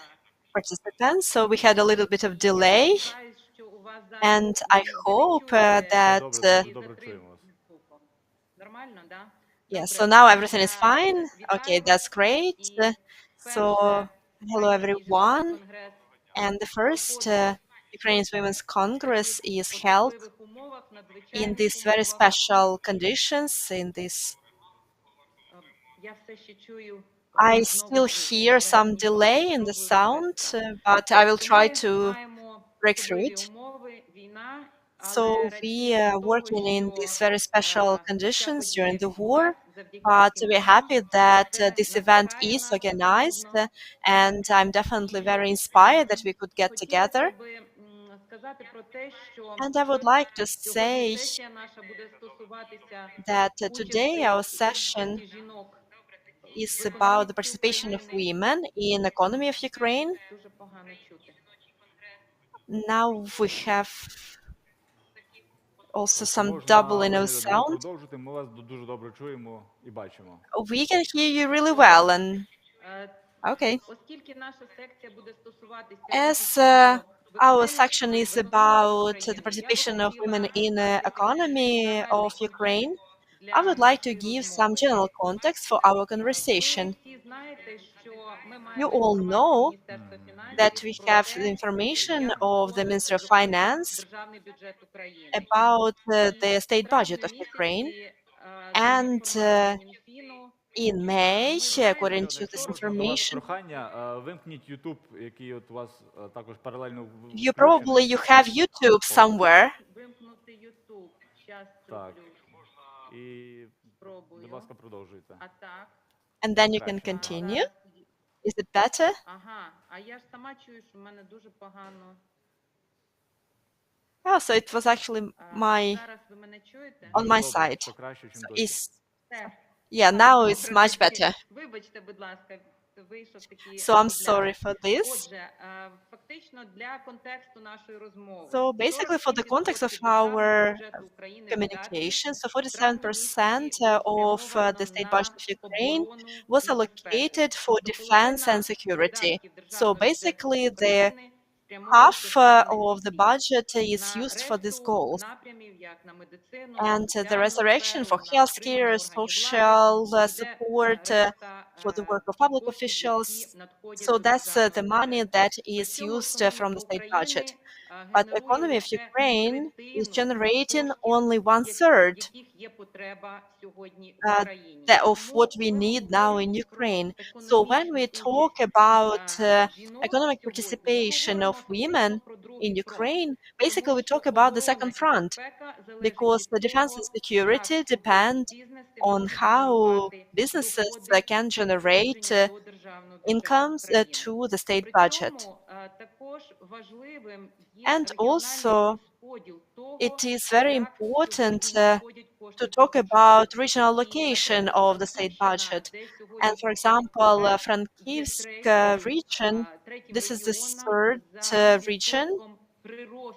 If we talk about the percentage of increase of the money coming to the state budget in April and March in comparison to the previous year. And the first, that's Zakarpattia region, second, Lviv, and then the Frankivsk region is third. Out of southern and eastern regions, only Dnipropetrovsk region has increase in the money that how much they input into the budget. All other regions had lower input into the budget. So it is very important now to hear this experience, how Frankivsk region managed to utilize their potential in these very special conditions and to come third on economic growth if we look at other regions of Ukraine. So it is very important for us to share this experience, to hear you, dear participants, about how you managed to show these wonderful results in these extremely difficult conditions. Also, I would like to draw your attention to the fact that in April there was the decree of the president, and the National Council of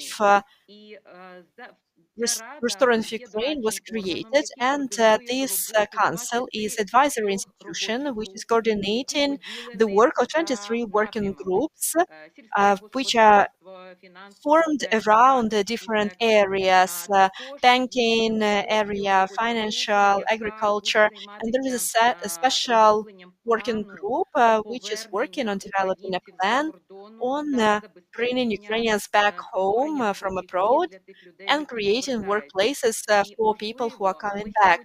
And maybe today we will hear from you some advice which we can generalize and include, and maybe this advice then can become a part of this national plan on recovery of Ukraine.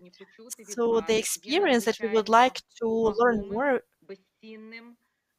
and because it is valuable, unique, and I would ask you to think whether you can give this advice so that our Ukrainian Women's Congress, through our representatives in the Cabinet of Ministers, so through Katerina Levchenko, our gender commissioner, maybe we can send this advice to the office of Vice Prime Minister on European integration, so that we can include them into this national plan. So, dear participants of our regional congress, you are definitely the second front, which is generating In comments, you are strengthening the potential of Ukraine and leading Ukraine to victory, because on your shoulders, that's security and defense, supporting them, also social protection, healthcare, and basically the whole country. So today, I wish all of us to have really interesting and fruitful discussion, exchanging experience, which will help us grow professionally and which will motivate us to do even more. Thank you very much. Thank you, Ms. Alona. So I would like to say that the topic of this session, this new challenges and economic possibilities for women during war. And let's give the floor to our second speaker. And we also probably start answering the questions from Ms. Alona. So what we are doing, what we can do, and how Закарпаття and Франківськ region, so how Прикарпаття and Франківськ we are facing these challenges. And our second speaker is Alina Tokmilenko, who is the Director of Operational Management at the Innovation Center Pромprilat Renovation. And so the initiatives are invaluable, and your experience is known not only among soldiers but in Ukraine as well. So you are doing some really big actions and big products. So can you please tell us more about your center or platform, whatever word we can come up with? Can you start with how this idea appeared? People who are part of your initiative, and this because these are really cool and known people in Prakarpattia. So can you tell us what you have already achieved? Thank you. Hello, everyone. I'm very happy to see all of you here on the venue of Premprila. I see some fantastic women here in the room, and I am sure that wonderful men and women are watching us online. If we talk about the very first week of the war, so we started two innovations that save Ukraine now. That's assistance to the armed forces. So we are raising money to protect the Prakarpattia battalion. But then on the second week of the war, we understood that we need to think about business. And our phone was hot all the time because businesses were thinking very actively what to do with business, how to relocate it, where to relocate it, or whether to stay put and wait for the war to be over. Even when the war was only starting, we knew that actually we didn't understand the challenges for businesses. So our first task was to do everything possible for businesses which decided to move to Ivano-Frankivsk region to feel these forms which we feel every day. In 2020, Frankivsk was at the top of Forbes list, and if we analyze how it happened, we understand that that was the common work of three communities. That's very active civil society and urban space tour and warm city and other civil society initiatives. Then very active position of local authorities, because they, in the first place, they need to say they are ready to host. They were ready to host not only people who were coming there, but they were ready to support businesses. And third, important factor in this formula, that's business. Business that said on the very first days of the war that we are ready to host. We are ready to host our counterparts in our place. And what we did as the Promprila innovation, so we started platform Save Business Now. This is center of supporting business which are physically located here in from Pripyat, and we became a call center for entrepreneurs who made the decision to relocate to Ivano-Frankivsk. Then we had very short and quick meeting with the mayor, and we understood that we would help the authorities at the level of call center and services that we can organize. And this project was born in one day. So we created the platform. We need just one day to create CRM system, and we build the call center.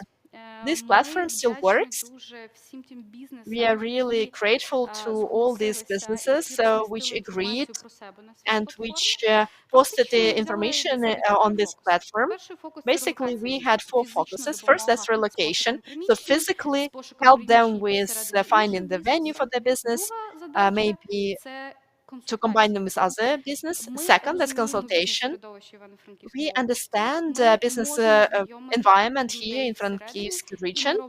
We can organize meetings and we do it very actively. And third task, that's of course helping them with looking for funding. And our European partners supported us in this. And now they are ready to provide different types of assistance for businesses to figure out which financial support they can apply for if they're here in Ivano-Frankivsk region. And fourth, our task that was networking for these people. We organized the physical meetings here in this venue. We share the stories that businesses experiences. They help each other with very simple things. We created a Telegram channel where entrepreneurs wrote from some small things that they needed to launch their business to something really big. I mean, from looking for a venue to looking for employees if they didn't have enough. So, if I have to answer this question about what Frankivsk has done, I think we have done really simple things. We showed with action, not just words, that we are ready to cooperate and help. We showed that businesses during the war, there is no competition. We all are on the same level. We are all interested in victory. And that's the biggest achievement of this period.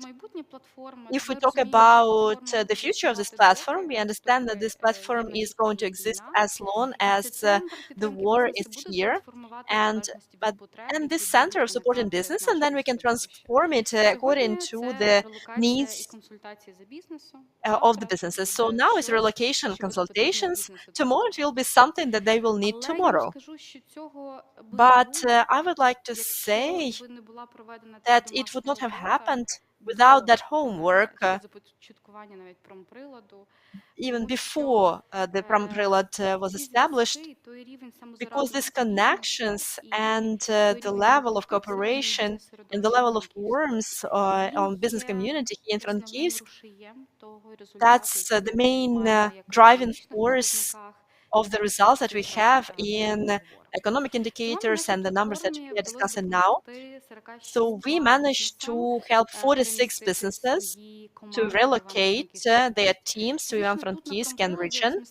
Physically here in Pripyat, there are 13 teams. Some of them already left.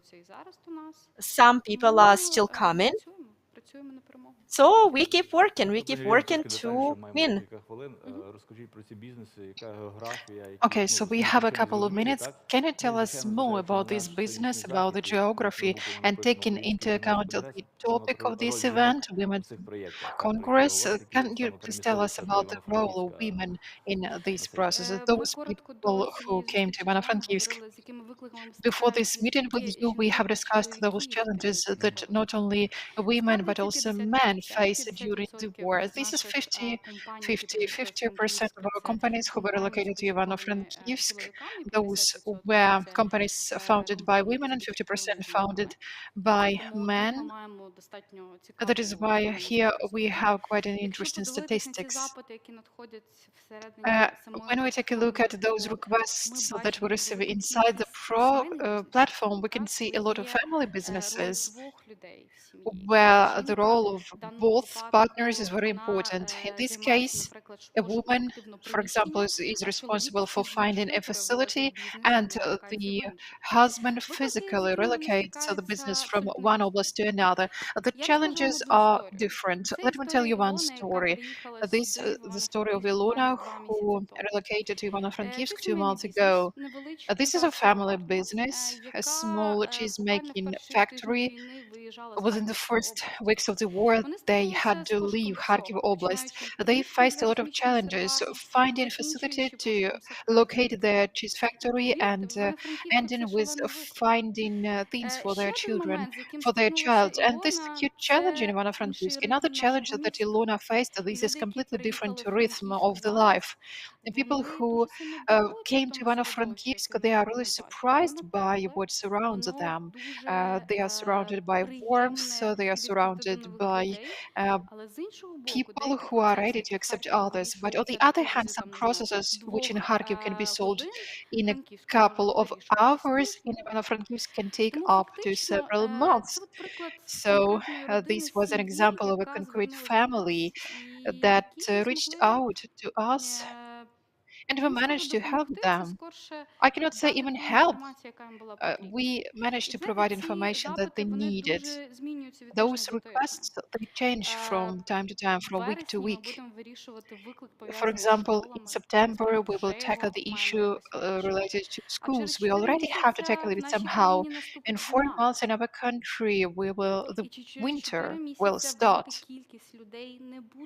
In winter, many people won't have the opportunity to find enough places to live. Volunteers, they do a lot to help those people. Here at Prilad, there is a project called Meta Lab. They launched a project called Love. Together with their partners, they find old buildings, facilities, residential houses, student hostels, and they repair them and they keep them for IDPs. All the leaders of the Meta Lab, they are women. They actively create jobs to people from other cities. And if you get acquainted with the team, you will see that 50% of the team of Meta Lab, they are not from Ivano-Frankivsk. These are people who came here after the start of the war. Thank you so much for such an exhaustive answer. Taking into account limited time, we need to interrupt you now. Thank you so much for telling us, for sharing your experience. We can talk a lot about Prilad, about Prilad renovation within the context of this topic today. And now I must give it over to our next guest, Natalia Gergelyuk. Natalia is the founder of an Ukrainian clothing brand called Haktovana, and also she's the regional representative of Ukrainian Women's Congress in Ivano-Frankivsk. So 10 minutes for you, Natalia. Can you please tell us in more detail about small business, about new challenges that all of us face right now? We need to adapt to these challenges. So can you please tell us about the adaptation of the small businesses in Ivano-Frankivsk from the point of view of your project, your organization? Please, over to you. Thank you so much. First of all, I would like to thank the team of the Ukrainian Women's Congress. We have planned this event for quite a long time in Ivano-Frankivsk, and we have one more proof that how in such difficult conditions it is possible to start implementing our plans, probably in a different format to what we have planned. But I'm still happy that this decision was made to hold this Congress here in Ivano-Frankivsk. As for the small business, I must say that since the beginning of the war, about 50, 85, 90% of business in Ukraine has stopped the activities. All people, all enterprises, everyone started helping other people, providing humanitarian aid, providing military aid. As for the relocation, as for the recovery of business activities, this process started later. Later, people understood that we do have business, we do have to make decisions. It was on the third week after the start of the war. In Ivano-Frankivsk, we have started a recovery on the 14th of March. I remember this date really well. You know, entrepreneurs are those crazy people. We don't have to say that we need to start working. We started working as soon as we could on the 14th of March. Until today, for my team, for me personally, the key motivation, the key mission of our work is bringing closer our victory. Of course, we need to develop our business. Of course, we need to contribute to this business emotionally, financially. We are all people. We all need to make money. We all need to feed our families. We need to develop. Why do we do that? The motivation is different now. Right now, our key motivation, why we do our work every day, why we are motivated, because all of us, all Ukrainians, have our shared goal. This is our victory. Everything that we do is bringing close our victory. This mission, this is what helps us. It helps us work, it brings us more energy that we can contribute to these daily activities. As for the volunteer activities, in my opinion, small businesses, they met this first wave of small humanitarian aid in such a critical situation. Big humanitarian organizations, big businesses, they accumulate a lot of money, but this money, uh, they a lot of time has to come until this money can be spent. As for us,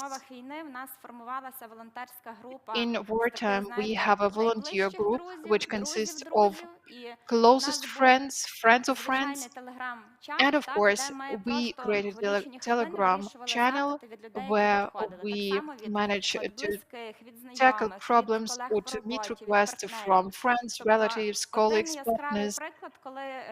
There was one particular case when we had to uh, collect money to pay for a bus which would evacuate a number of people from Sumy Oblast, which was attacked on the first day of the war. And of course, it was easier for us to do. A charitable foundation cannot do that within a couple of hours. 40, 50,000 hryvnias is a small amount of money, but they cannot do that in an hour. But here, we as entrepreneurs, we have a couple of leaders who have good reputation. They trust us, we trust them, and this can be done in a matter of several hours. The same goes with medicines, which we had to find to people who live in those cities and towns that were located closer to the front line. Big businesses, big organizations, they continue scaling up these initiatives, but it seems to me our business is super positive in this context. People say that they have never had this experience of entrepreneurs paying taxes in advance. So our people are pretty unique. And to tell the truth, our people are unique. That's true. The stories of leadership of both men and women, this is what we can see in such crisis situations very, very often. Also, our company has accepted one relocated business from the outskirts of Kyiv. As Alina has said, we are not talking about competition right now. These are people that found us through shared suppliers.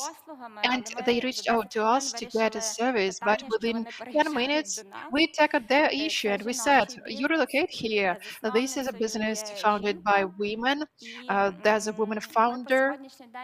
And up until today, we work together with her. Up until today, we are trying to increase to broaden our team. We create new jobs. We also have two new women, new IDPs who chose Ivano-Frankivsk as a safer place to work during the war. People really like our city. There are a lot of people who plan to stay here for good. And in general, speaking of small business, so we sustain the economic front. This is a huge challenge, but I'm totally sure that we will prevail. We don't have any other way. We are the basis or the social basis for building the big Ukrainian economy. And with our potential, with the Ukrainian potential, with the potential of Ukrainian people, we can take a look at some kind of crazy projects that are launched by our creatives all over the world. We can see how popular Ukraine is now, how popular is everything created in Ukraine and related to Ukraine.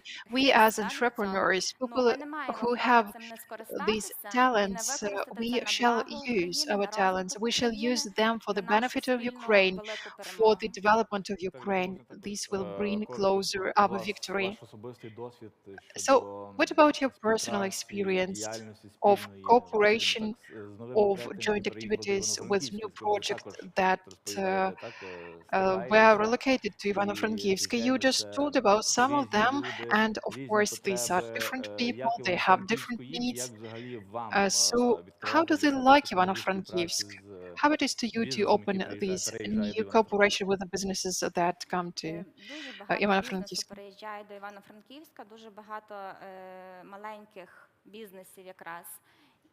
There are a lot of businesses that come to Ivano-Frankivsk, small businesses. Speaking of relocation of the business, this is mostly related to those businesses that are related to some kind of manufacturing, those people that for them it is very important, this territorial location. It is very difficult to relocate a business, a manufacturing business, manufacturing capacities. We also continue our cooperation with another clothing brand from Kharkiv. This is a small enterprise that were relocated to Kolomyia. This is manufacturing company. For them, we provide services because they don't have their own manufacturing facilities. Unfortunately, this Suvan company where they outsourced their clothes was destroyed. So we help them produce a part of their clothes. I can say that those people, for me, entrepreneurs, these are crazy people in a positive way, of course. To relocate a business, just to relocate, is already a stress for any person, but entire families relocate to us. What are the challenges? The challenges are to find a facility, to do the logistics. Even those people who are far away from the front line, they really care about these logistical chains because all those logistical chains that they have had before have been destroyed. Right now, we have new chains. We share our contacts between us. My experience is quite positive in both cases. All people that I work with are excellent. In both cases, these are businesses led by women. And it seems to me we are not speaking of competition. This is about cooperation, about mutual support, about strengthening each other. All that we do for our shared goal. We talk to many colleagues and a lot of these people. They come from small business community, but all of us, we have our shared goal. All of them want to work here. Personally, I have never had this desire to move abroad, to live in another country. I have always wanted to live in Ukraine. I have always wanted to live and develop my business here. As for the community that we have right now in Ivano-Frankivsk, I'm sure that 90% of people have similar outlook. That is why we are all united. I am part of the organization of the community that Irina has told you about. Every day we see how people find each other. And of course, we help each other in small things, which are very important for those people who came to us from another city. This is very important for them. Thank you so much, Natalia. Let me remind you that the topic of our second discussion session, these are new challenges and economic possibilities for women during war. Before we proceed to our next speaker, I must say that we will have the opportunity to ask questions to our speakers until at the end of our session. So if you have any questions, please wait until the end of our discussion. And our next speaker is Irina Fishchuk, entrepreneur. Hi. Irina is an entrepreneur, head of the project on relocation, RITMI, founder of the Mulerovi House in Ivano-Frankivsk. So please, Irina, can you tell us more about how other businesses that has relocated to Ivano-Frankivsk faces new challenges? You are also an entrepreneur with a rich experience, you can say that. And can you please tell us more about your project? Thank you very much for inviting me to this Congress, and I would like to start with some reflections. So aggressor really wants us to be afraid. And this event and this Congress, even when we had the introduction of the organizers, so this is the event regardless. So we are creating this community regardless the conditions which we are in, and it's really inspiring. So the project that I represent, so the relocation project RIDNI, that's also it was the response to what is happening in Ukraine as response to the aggression of Russia against Ukrainians. So traditionally, for many years, my personal business, it has been connected with craft producers, so with small producers. Very often, these are family companies or micro businesses. So they often work in rural area and they produce products of high quality but small quantity, and basically that was their livelihood. And on February 24th, of course, as for most people from Ivano-Frankivsk, we are very strong there. So we, like our phones were hot and red, so people who were closer to the front line, and they started to look for some possibilities to relocate. And on the 25th, so we opened, we as a volunteer establishment, and we were accepting the first waves of IDPs, people from Охтирка.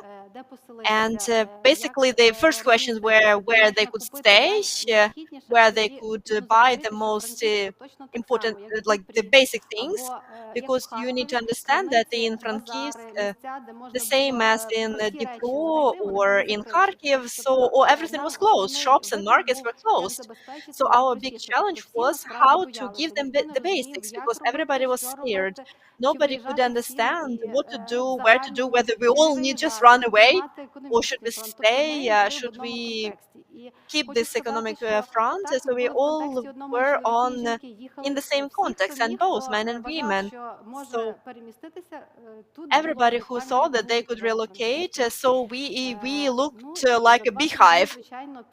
And of course, 2 or 3 days later, for people like to like when they settled a little bit, so the next question was what to do next. And they started talking not only about men and about women and children, but in this micro business, women played very important role in these family businesses. And so we had this thought that we need to help specific people because relocation is like really trendy and cool word, which maybe is even difficult to pronounce. It's easy to relocate one computer or one gadget or one machine, but how can we relocate uh, fate? If it is connected to land or livestock, because we have one story, people who work with animals, they have a few goats, a cow, a chicken. So how can we relocate? So who will place these animals and who will use these products from these animals? It sounds small if we look at the scale of the war, but it's actually really big for these families. Or if you're a farmer and you've been working on this land for years or for generations, so how can you relocate that? So should you sow on this land? Because there is a chance that you will sow, but you will never harvest. And so when we started discussing this, we built the community and we focused on two directions. First, that was as their individual assistance to craft producers, to family business or micro businesses. And second, when we started to feel that we became stronger and we had this community, we saw that there are some good examples of relocation of businesses, and we need to talk more about this. So RIDNI relocation project, that's individual support and media representation of these relocated businesses. It was very important for us to tell the truth. Relocation is a very complicated procedure. And when you create success story, it doesn't mean that it's about great success. It's more about pain. All these stories, for example, we showed how we brought equipment from Bucha, what people faced if they were coming from Kherson. Not only how physically they found the venue, but what happened to them while they were looking for the venue, how our community united and helped them to relocate the business and people. What I wanted to share more, it looks like our business is moving, but employees are moving as well, which means that we have cultural differences. For example, one kind of anecdote we had that we were celebrating Easter during the war, and for Ivano-Frankivsk, this Easter holiday, that is a really big event. We can celebrate for 3 days, so manufacturing is closed for sure. And for Kievers, it was, but we have to work. And we also needed to communicate about this because for businesses which moved, they moved not only some part of their employees, but they hired new people here. And so this cultural difference, we felt that, and we need to discuss it because at first we don't notice it. We can say that this is a small thing, but adaptation of people to the city, for these people to close their city, so to wear our city as nice clothes that can fit. So they need to understand the spirit and the life of the city. And we have another initiative. As relocation is a difficult initiative, it sounds really serious. So we also have another adaptive initiative. We have excursions for people who came to Frankivsk. We choose different topics. For example, now a very trendy tour is Stanislaviv, but it's called Sex and the City. You understand that people knew nothing about Frankivsk and they try to learn about the history of the city.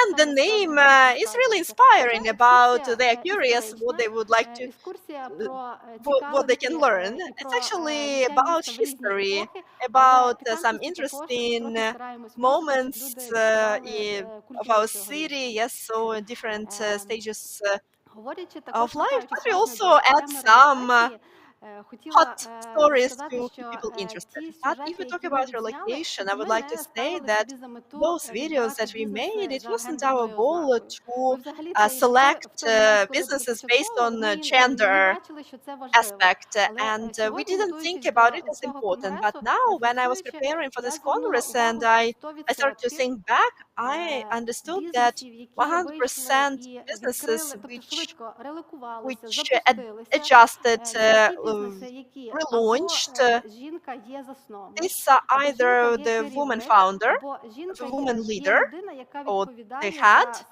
or there is a woman who is responsible for relocation. And here I had this feeling, this thought, that economic front is connected to big force, and women have this force. But is soft and flexible. So while some big scale businesses, it was hard for them to adjust, but these businesses with women in charge, they reduced their teams, they changed segments. So and it was hard to relocate big companies. So they split the teams and they relocated part by part. They launched more online processes. And here I would like to say that women were a lot more flexible, and flexibility, that's what allows you to survive. And that's probably how we can talk about this women's front, and because women's leadership is very important. Another thought is that war created opportunities. I hope that my heroes, heroes, they will use these opportunities. For example, one company, they made cosmetics in Bucha. They were under occupation, so there was family. They went through this occupation, but after they evacuated and after they got their breath, they opened manufacturing here in Ivano-Frankivsk, and their manufacturing, it was not destroyed in Bucha. And now they are talking about two departments, and we hope that they will become bigger and the demand will grow. And in this case, the war will be something that it will allow this company to expand rather than regroup and survive. There were some stories connected to some family companies they moved. Of course, that's my personal experience. There are women who took kids, they moved, they found a place, and they need to do it very fast. And then the whole family moved, and then businesses moved after them. And most probably there's a feeling why in Ivano-Frankivsk we feel that we are growing. So Ivano-Frankivsk is changing as well. If we talk about economy, if we talk about organization, and also there are many small businesses which adjusted and they moved much faster because there was this community. We were looking for this community, people who can communicate very quickly about their needs. And so the war created this opportunity for these communities to become stronger, and we have this additional resource for development. Thank you very much, Ms. Irina. It was really exhaustive explanation, including women leadership as well, because when we talk about their businesses which relocate to Frankivsk, and we remember about this niche that we discuss here about women leadership. So when we talk, each of our speakers, you have experienced how these processes are happening. So what is your experience? So people are moving, businesses are moving to Frankivsk. You talk about difference in celebrating Easter. What about women leadership? Do you notice any changes, dynamics? If we talk about business women who come to Ivano-Frankivsk, I think that women are really big leaders, but they don't understand how strong they are. Because while these big and socially leaders, so they are looking for some formats. Women just take two suitcases and children, and while these some big processes start to move, women leadership, we can see that they already relocated businesses, they relocated families, they started to establish new contacts. So it's very important, but sometimes these leaders, they don't even understand how strong they are, and it is very practical leadership. Thank you very much. Thank you, Irina Fischuk. And I would like to give the floor to our last speaker. So she is deputy head of the Rural Women's Business Association. I would like to remind you that after her speech, you will have a chance to ask your questions. So if you already prepared your questions, you can ask them later. And also our internet audience, you can write your comments and you can get the answers here during the session. So Sofia Burtak, deputy head of the Rural Women's Business Association, and so you work in agriculture. So can you share the challenges that your association and the challenges for female farmers? Because we hear all the time the news that agriculture has a very important niche, especially when we talk about southern region. Thank you very much for your question. Thank you for this invitation and the possibility to speak on behalf and about rural women, because this is a huge population of Ukraine, and that's more than 7.5 million Ukrainians. This is a big part of Ukrainian women who are in different types of conditions. In the first place, I would like to say that rural women are not homogeneous, and the problems that they face are not the same. If we talk about rural women, these are women who are staying on occupied territories. These are rural women who are now under shelling and on the territories which are under active military activities, but they stay in their villages. Also rural women who are in hosting communities, and we talked a lot about the challenges that they have when they host people from other territories and their adaptation. There are rural women who managed to relocate, and there is a woman here who is the owner of agriculture business who relocated, and we go through all these difficult challenges about agriculture activity and relocating it here. It is why it is important to know that they are diverse, because they will have different barriers and different challenges that they face, and we can give them different answers to these challenges. When we talk about challenges, so the first, that's security for their lives, saving their lives. That's what we focus the efforts of our network, because you never know how to save life and leave, especially when you are from the village. When the aggression of Russia started, it probably changed what means to be safe in the city and be safe in the village.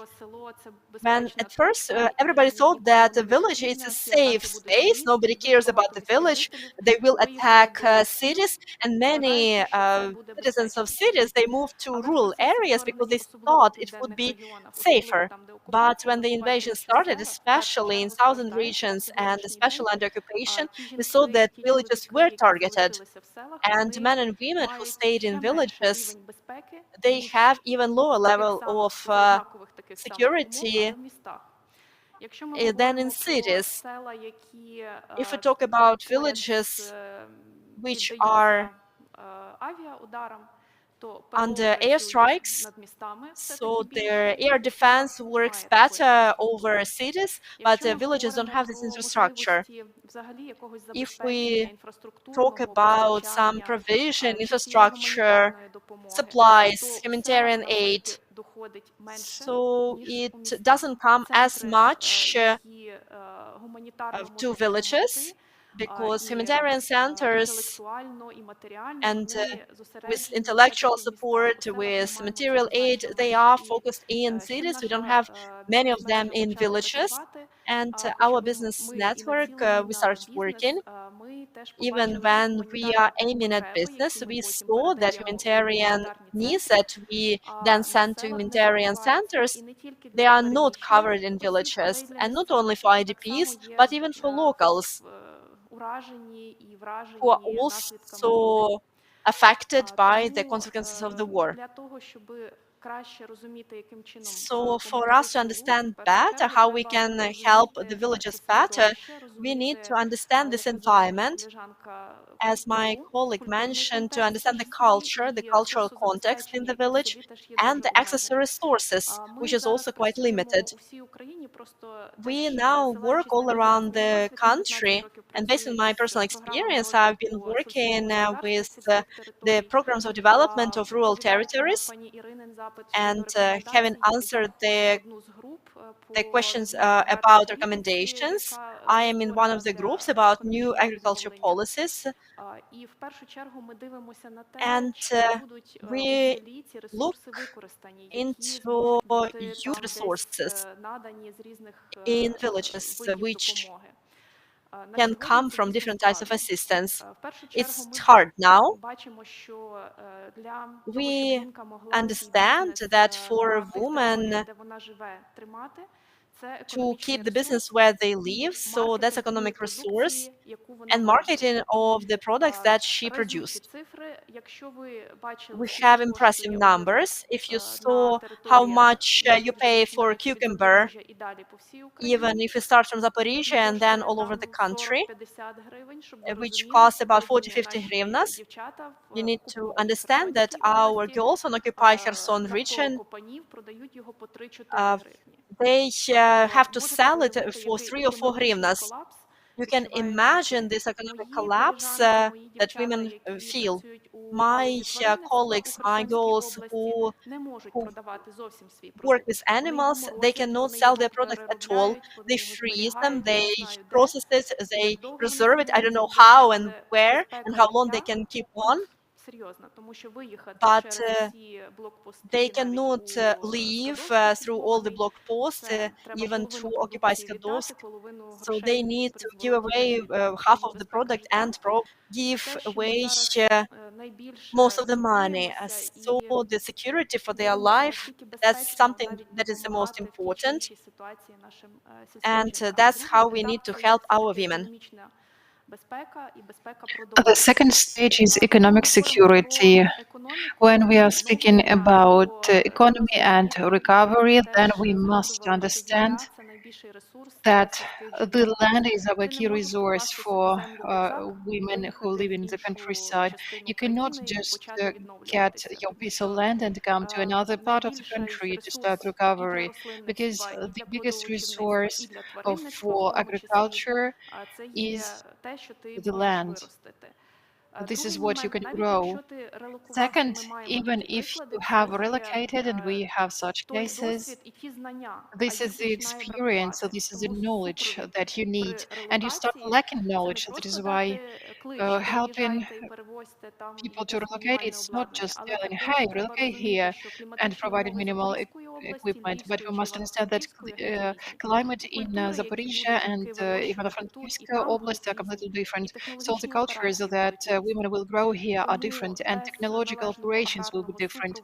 That is why without agricultural support and consultancy, it won't be almost impossible. It will be almost impossible to do that. Why we are a network? We are a network because it gives us the opportunity to share our experience with each other. And I will say that the most important is our community. The most important is to support each other.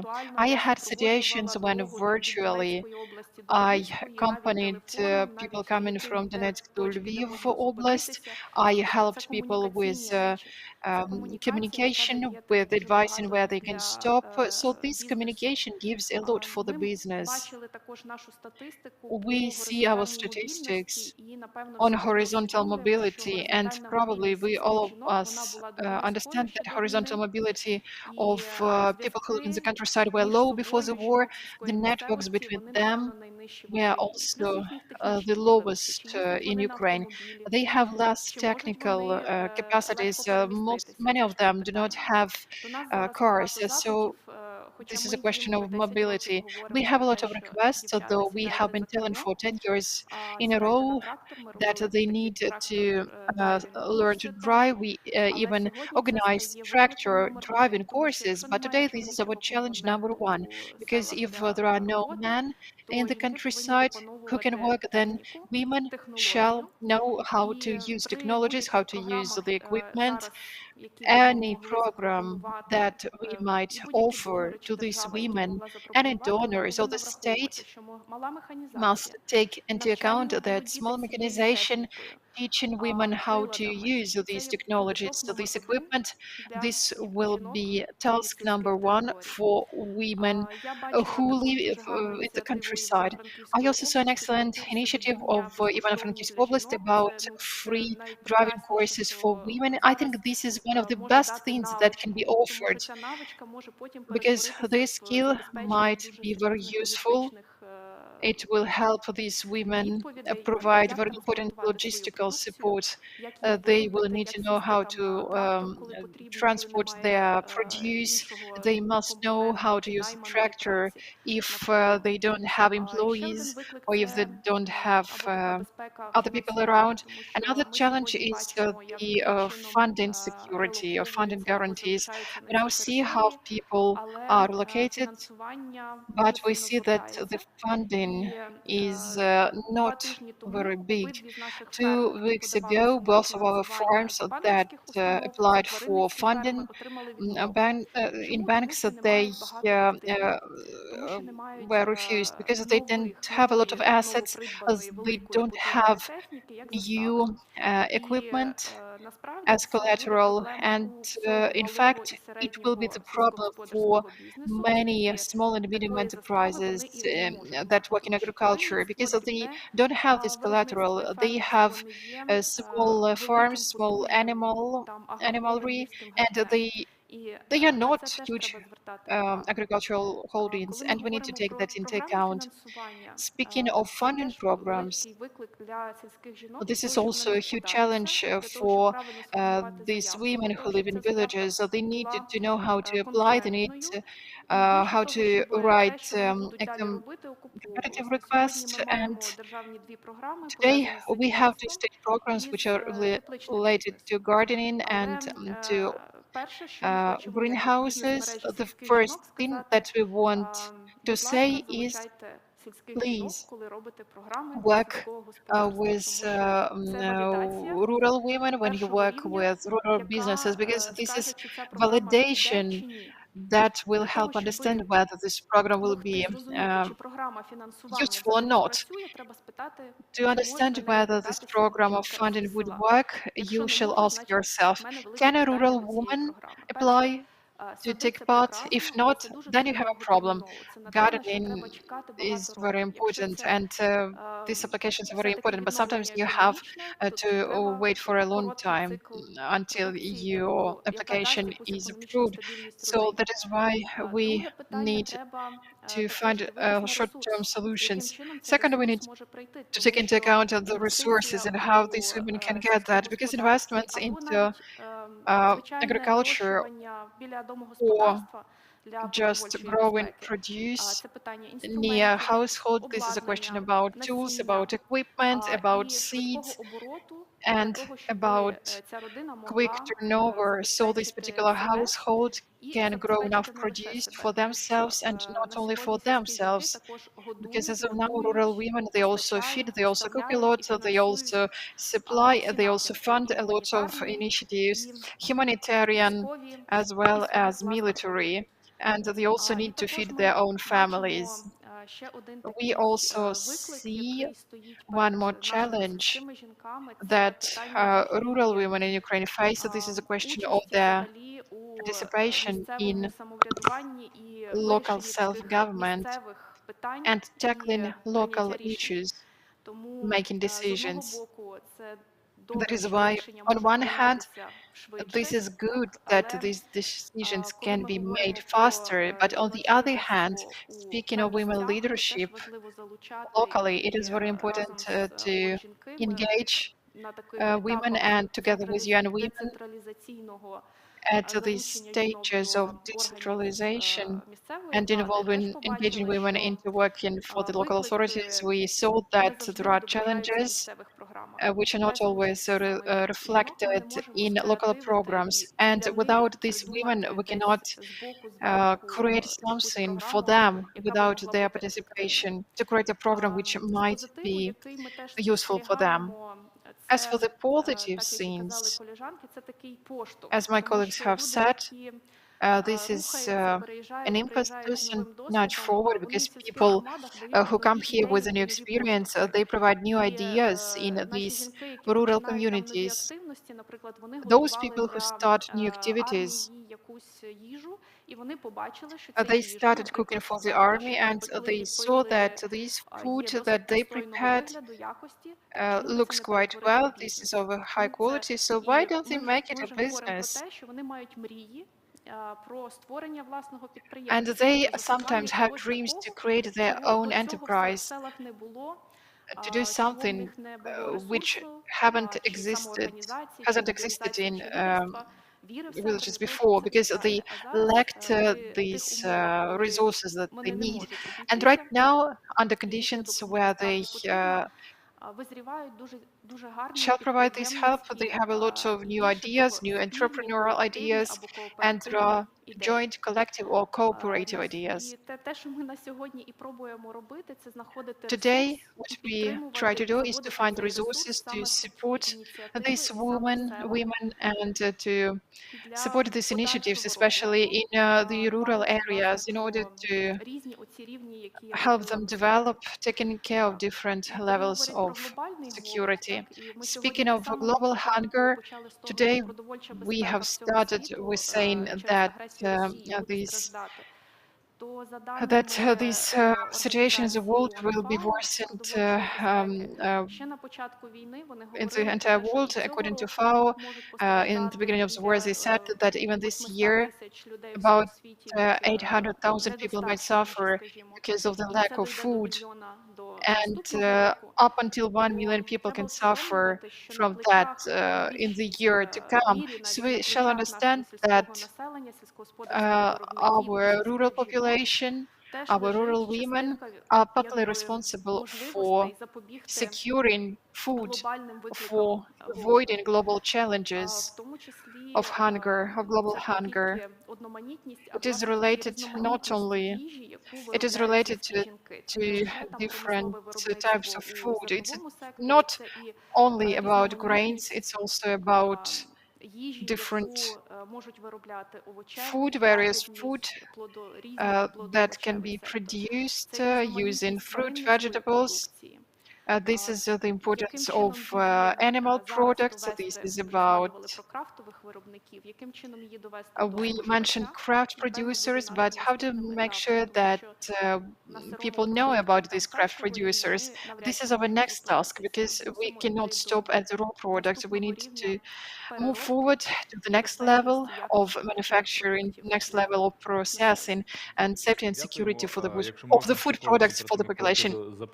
Before we proceed to other questions, I would like to ask you, within the context of the future, now we are talking about the current challenges and new challenges, but we all hope that Ukraine will win. So what about Ukrainian village? In your experience, will it be able to play an important role in recovery of Ukraine? Because we all hope that very soon we'll be able to recover Ukraine within the context of international cooperation, and of course, including women leaders. We have a lot of initiatives, and I'm really pleased that many organizations push forward these initiatives. Our initiative right now, it's a joint initiative with Canadian organizations with the support of the Canadian government. For the past 3 years, these initiatives has helped women businesses in Donetsk and Luhansk Oblast, and right now we follow the relocation of our farmers all around Ukraine. We will support them all around Ukraine. So this is the resource that will help us, will help these women start new businesses and cooperation. It is very valuable to us, and we've heard from other people that people cooperate between each other. Cooperative, this is one of the basic forms of organizations that is efficient for agricultural enterprises, for marketing, for raw materials, for cooperation with other types of business. Because it's not only related to one producer, it is related to several producers that are united in single structure and can cooperate between each other, can agree on the standards of quality, on the marketing tools. So this is what makes us stronger. So this is the type of work that we support, that we do, and especially women enterprises that will have a lot of challenges with access to resources. Thank you so much, Sofia. Now we have to proceed to our Q&A session, and questions, new ideas from Alena Babak, the ex-minister of territories of Ukraine. She started our session number 2. So please, we are ready to take your questions. I'm really grateful for the opportunity to ask a question, because when I was listening to the speeches, I was I had a lot of ideas and a lot of questions about women who developed their businesses from different regions in Ivano-Frankivsk Oblast. But the question is to scale up your experience. Please tell us. For example, you founded this call center, Alina. You said that you managed to self-organize very quickly to create this call center, and you started getting requests and referring people to different organizations. Taking into account Ukraine or the program of development or recovery of Ukraine, then maybe such communication centers could become more popular in the regions. Who is funding your initiatives? Because you must have employees, they must be paid. Or does the city help you? Or probably something shall be done. Such call centers might be created for rural enterprises at the level of the oblast administrations, or probably for small enterprises on the basis of mayors' offices. Shall it be done at the national level? Shall it be the means of supporting unemployment for IDPs, so they know that they can reach out to you and find opportunities for them in each and every region, in each and every city and town? Who will fund it, and what are the best ways of funding such activities? First, I would like to say that if in the beginning of the war, personally, I thought that all of us are running a marathon, then as of now, I feel that we are running ultra marathon. And it means that if in Ukraine, there are new initiatives which we can replicate. We shall do that. As for our initiatives of the Center of Support of Business, Safe Business Now, first we are ready to share our experience that we already have. We are ready to share our experience, to share our way. That is why any city, any town, any village in Ukraine that would like to launch a similar initiative locally, they can reach out to us, to our team, and we will be happy to share our experience with you. Second, when this initiative was launched, we had teams of two people. First, the mayor's team, employees were did their work, but also they continued working as volunteers, as operators of the school center. And then two people from Prilat, they were part of this team. Later, the European Union, I mean, the new economy of Ivano-Frankivsk program, this was a grant project or the mayor's program of economic growth, partly funded Stay Business Now program. And we have this co-funding for the next year to come, for which we are really grateful, because in total, this case is a precedent, because in fact, we had to change partially those conditions that we applied for. We won, we reached out to the European Commission asking to change the conditions that we applied for last year, because we understood that we need something else here and now. We need to create this center of business support. That is why 2 points. First, we are absolutely ready to share our experience related to launching this business support center in each and every center, in each and every location of Ukraine. And second, taking into account the budget of creation of such a center, we are not speaking of big money. PyDrive, this is a CRM system that we work with. It can be used for free for 3 months. So, so it's essentially about salaries to 3 or 4 people and efficient telephone connection. Thank you. Дякуємо вам. Тож, будь ласка. I think that Ukrainian Women's Congress definitely will be able to share this information about these initiatives for other regions, and probably it will be very useful information which can be used even for national expansion or maybe with support of some grant money or budget funds. Thank you very much. Are there any questions among our participants? I got the mic immediately because I want to express my awe with every panel. I know that victory is coming really, really soon, because when we are listening to you, we are destined to win, but we understand, of course, the high price.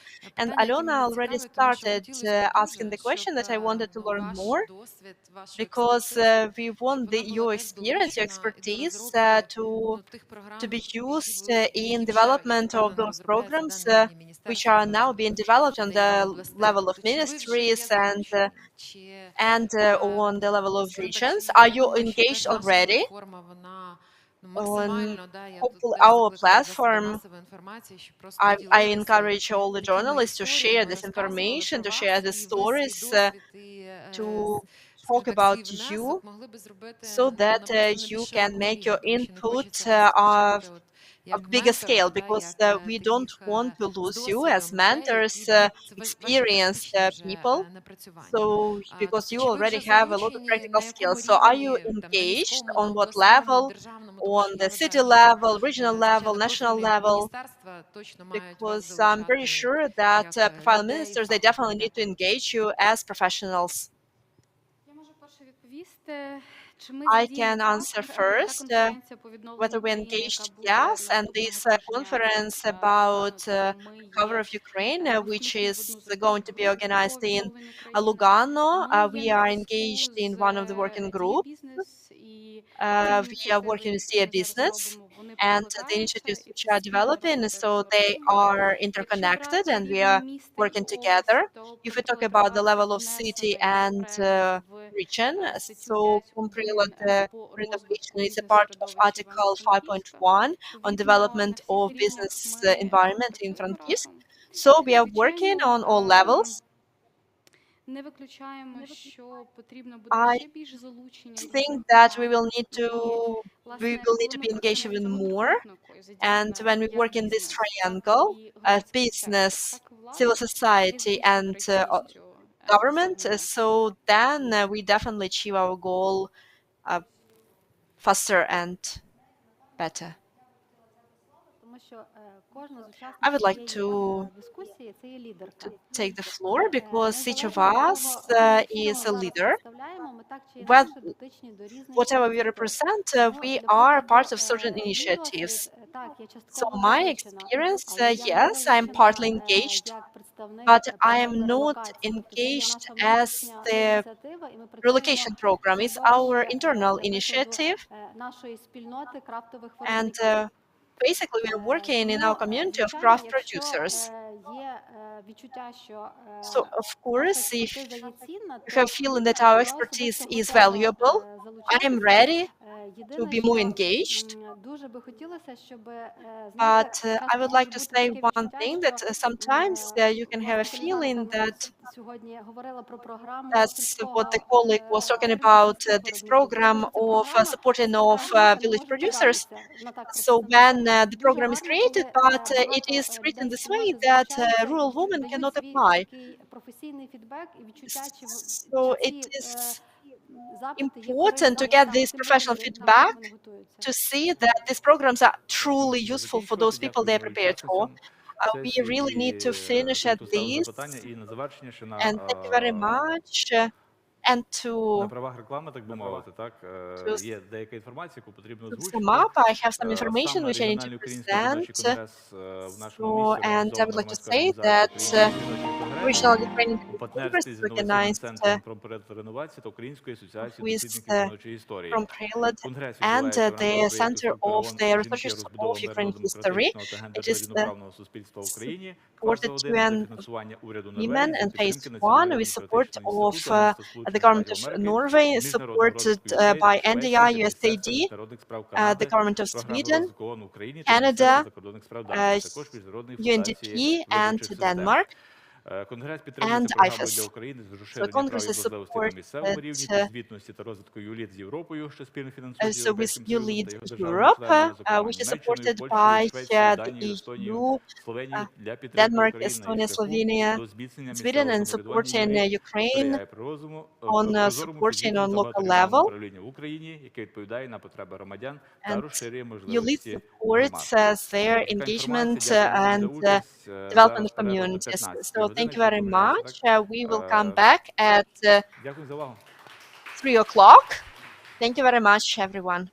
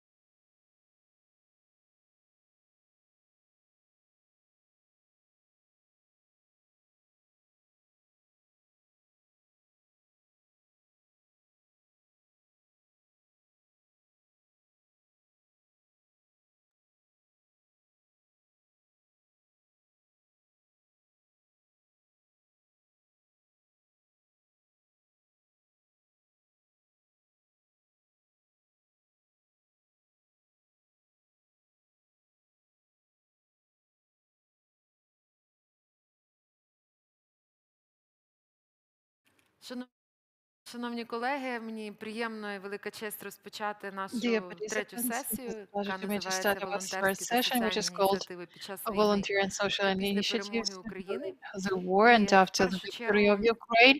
я би на And початку панелі хотіла подякувати first and всім foremost, I would like to волонтеркам, thank волонтерам за everyone, те, що every вони volunteer роблять з for their hard work, for what 2014 they року і, do звичайно, since з початку 2014. And повномасштабної of course, since агресії the start ця of the робота full-scale aggression, стала більшою, this ще більш work трагічнішою has increased, it і has become even more болючою, tragic, it але is в even more усіх painful областях ми now. побачили But дійсно, in all Oblast, як we have всі seen об'єднались. how Дуже багато сьогодні говорили про many people солідарність have і got про together. We співпрацю, have і про talked координацію. a lot about І coordination, насправді about в solidarity, цьому в and українській нації це надзвичайно велика сила, і for це те, чим Ukrainian пишається nation, весь світ. this is very important. І This я is вам what хочу we are сказати, proud, що in, перебуваючи теж і в proud багатьох in, and областях the entire України, world ми is просто proud. побачили, як After visiting many різні oblasts of бізнеса, Ukraine, we have seen політичні how партії, many політичні businesses, офіси, political як вони parties, and всюди political відкривали схаби offices, для how they допомоги opened людям. І hubs це everywhere говорить for про те, helping що people, ми дуже and it небайдужі.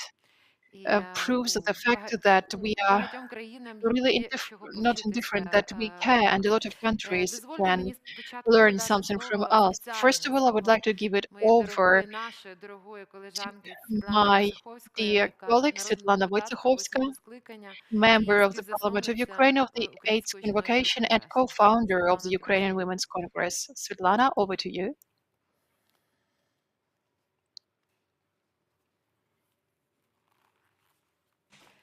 Шановні колеги, колежанки і Dear посадовці, colleagues, щиро вітаю dear вас на sisters, унікальній події I would регіонального like to welcome you to українського this unique військового event, конгресу, Regional який відбувається, Ukrainian на Women's жаль, вже Congress, 6-й which is років. taking place, Щодня unfortunately, in українці very сміливо difficult times for відстоюють Ukraine. Every чинний day, опір Ukrainians російським окупантам. resist the Українці Russian поза occupiers. кордоном In долучаються до Ukraine and волонтерства, abroad, they take наскільки part це in можливо volunteer для врятування movements. They ситуації do на as much сході. as they can take Кожен і into кожна account the мають змогу situation where they докласти live. власних All of зусиль them have the для opportunity підтримки to рідної contribute країни. Це uh, фінансова допомога, to support their допомога own country, переселенцям, financial support, support for автоволонтерство, IDPs and refugees, uh, онлайн-волонтерство та transporting, досвідчення. online volunteering, Щаслива, and що ми helping можемо the вивчати army. I am сьогодні really happy that we are приклади able to діяльності hear unique наших гостей. cases of such Яка ж activities є from роль our жінок і guests. жіночих What is the організацій в цій role of війні? women and women's Окрім захисту organizations in this дітей, war? поки In чоловіки addition to віддають своє життя supporting за and мирне небо. defending children Виявити while того, the men fight on the front найважливіше, line, it seems to що me that the українські most жінки important вибороли is that право the Ukrainian обирати women себе. have Це uh, 40 тисяч fought for жінок, the right що to служать в select Збройних their силах role, to choose України. their roles. Мільйони 40,000 women людей who serve in займаються the military, волонтерською діяльністю millions по of those всьому people who are світі, engaged in кожна в своєму volunteer місті. activities all over the world. Саме право Each of обирати them своє does місце what це she knows надбання best. The українських right жінок, to починаючи з choose 19 their own століття role, their own до place. This is сьогоднішнього what дня. Ukrainian women have started Щодня doing часто без in the розуміння від 19th колег century and what we do та every day. близьких. Very often Вони we don't have продовжували recognition своє from право на our friends and голос, relatives, на but we професію, have на always те, щоб defended бути our rights for щасливим. choosing Жаль profession, від того, for що choosing our правильно voice, все for being розпочалося ourselves. ось така Unfortunately, саме війна, а не the war has демократичні proved зміни в that країні. these Пишаюсь changes were українськими very жінками, які були important and першими not the носіями democratic свободи. processes Дякую who своїм helped us do that. посестрам, які I am продовжують really цю grateful to роботу my далі. sisters who continue fighting Сила for і their rights, підтримки. and I Слава wish all of Україні! you strength and resilience. Glory to Ukraine. Я вам Thank хочу you. сказати, Glory to the що heroes. дійсно ми I would говоримо like про to say цінності, that, і цінність of зараз course, це we are солідарність. discussing values, and Якраз our наша values are панель, solidarity. ми будемо Our говорити про panel цю is цінність, dedicated to this яку, value, the мабуть, value of ми solidarity. не виокремлювали, да, як не And розуміли, що для нас це дуже before that, важливо бути we такою didn't quite персональною understand that it's very відповідальністю. important І for us, я би the хотіла importance of personal задати, пані responsibility. Тетяно, And вам now I would перше like питання, to ask тому the що question to you, Tatiana, ваша організація міжнародна, вона because your працює organization, your з international 2014 organizations, року саме has на been working окупованих since так само 2014 територіях, on the так? occupied Ми зараз territories of бачимо, Ukraine. And right now we can знаючи see, ваш досвід, от скажіть, будь ласка, як ви бачите, taking як into змінились account your потреби, experience, що для how людей do you стало see the пріоритетнішим, change in і які needs? є What are зараз the top такі priorities найбільші for our загрози people? And для what are the жінок key саме з threats вразливих for категорій women? населення? from the vulnerable groups of population. Thank you so much for your question. I hope you can hear me. Today in Ukraine, the situation is extraordinary. The help that we have provided since 2014 was aimed at inhabitants in the east of Ukraine. We have worked very intensely in the buffer zone, where we provided our assistance to vulnerable groups of population. This experience, unfortunately, has become the base for spreading our service all over Ukraine. In Ukraine, as well as abroad, the majority of vulnerable groups of people, these are women, women with small children, as well as elderly women. We have always paid attention to these directions, and we will continue spreading our attention. I would like to highlight that this help that is provided for IDPs and refugees has quite an interesting internal logic. We help people, people receive this help, and very often those people, those women that receive this help, they continue helping with us, working with us, helping us as volunteers, sometimes even as employees, and they help the next wave of people that come to us asking for help. In general, we have worked in different areas. One of the important areas that we worked in, not for the past 8 years, but since the independence of Ukraine 30 years ago, this is working with children in difficult conditions. For the past 8 years, we have paid a lot of attention to children in buffer zone that have processed these war traumas. Right now, we are about to scale up this project. It was very interesting. It was dedicated to people who received psychological assistance, psychological help. It was also targeted at people, at teachers and parents. So the all people who surrounded children were also receiving help. Thank you so much. And I'm sorry that I didn't present you. We had with us Tatiana Stavlicha, President of Caritas Ukraine. So I've known Tatiana for a long time, and it seems to me that all of you know her. Tatiana, I would like to ask you one more question. In addition to what you say that you provide shelter, you provide first aid kits, you provide basic necessities. I know how you work. I know how targeted your assistance is. You also provide social and psychological help, advocacy to women and children. So, do you understand the scale of this strategy? Do you plan to scale up your activities? Because we understand that we will need that in the future after the war for those vulnerable strata of population. At the beginning of the war, we had about 19 centers all over Ukraine that we have cooperated with. Caritas is a network of centers that we work with to answer, to face this challenge that we have now, helping with basic necessities. We have already started scaling up our organization through scaling up, through increasing the number of our centers, and also working through our uh, church network, because we are church-related organizations and we have a lot of such centers as a network, and we can provide a lot of help. We have now 42 centers that we work with, and we have a little bit, we work with 350 church parishes. As for the necessities, these basic necessities, hygienic kits, uh, help around the house, and we continue deepening this work, this assistance. We start working with spaces for children. We organize entertainment activities for children as well as psychological and social support to children and women, and we will continue to do that. So you said that you provide this help, especially in religious centers. You provide psychological help. Even spiritual help is also very important. Do you face a lot of situations when people start sharing their experience? Do you also cooperate with state authorities where you tell about the alleged war crimes and you can continue working with people who were survivors of torture or sexual violence?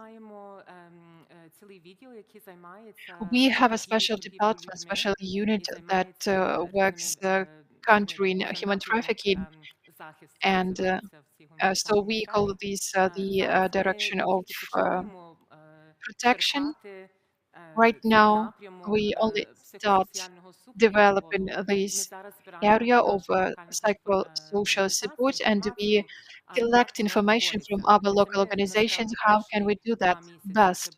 So for the first 2 months, we responded to the most important needs, and now we try to broaden our psychological and social support. Our psychologists say that there are very difficult stories which are hard to hear, so probably we will need to deepen this uh, cooperation in terms of helping, because before that we haven't had this mechanism of referring people, of uh, letting know the authorities the information. We just see that psychological condition of our people is very important for recovery of our people. International organizations, different international partners, they do understand that we will need more support. Do you see this understanding? Do you see this need of coordination so Ukrainians have enough help in terms of human resources, in terms of those people who will work with Ukrainian women and children? Because we all remember that after the beginning of the full-scale invasion, international organizations, not all of them were ready to respond to those challenges. I can definitely say that we have the opportunity to take part in different international meetings, and many organizations uh, are preparing to face this challenge. Right now, they are aimed at providing housing and heating for the winter to come. This is the most important task. But at the same time, they also raise other issues. They develop a response plan. But the fact that in the beginning they didn't respond quickly, that's because international organizations are very large and it takes some time to be able to respond quickly. That's exactly what happened. For us, it was very important that Ukrainian civil society gave their first response because it was very flexible. There were a lot of small organizations, and including Caritas Ukraine. I would like to say that thanks to transformation, to strengthening civil society in Ukraine, especially what we see on the occupied territories, it worked really well because they have had this experience. Thank you so much. And now I think we will proceed to our next speaker, Lilia Slitsina. We have known her since 2014. She's the coordinator of Coalition 2025, Donetsk Oblast. She's also head of the NGO Smarta. We know your first initiatives helping not only IDPs from since 2014, but also your experience in helping the armed forces of Ukraine, especially helping the resistance in Donetsk Oblast. This was very important back then. Right now, you are in Western Ukraine and you represent Kramatorsk community, Donetsk Oblast. Tell us, please, how your work has changed. What are your initiatives?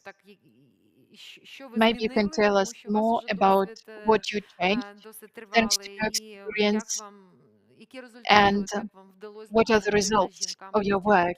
Have you managed to help women and children who have been displaced? Thank you very much for this question. First of all, I would like to thank the organizers of the Congress for this platform. I remember the first Congress, and I was a speaker, and we discussed the events in Kramatorsk in 2014.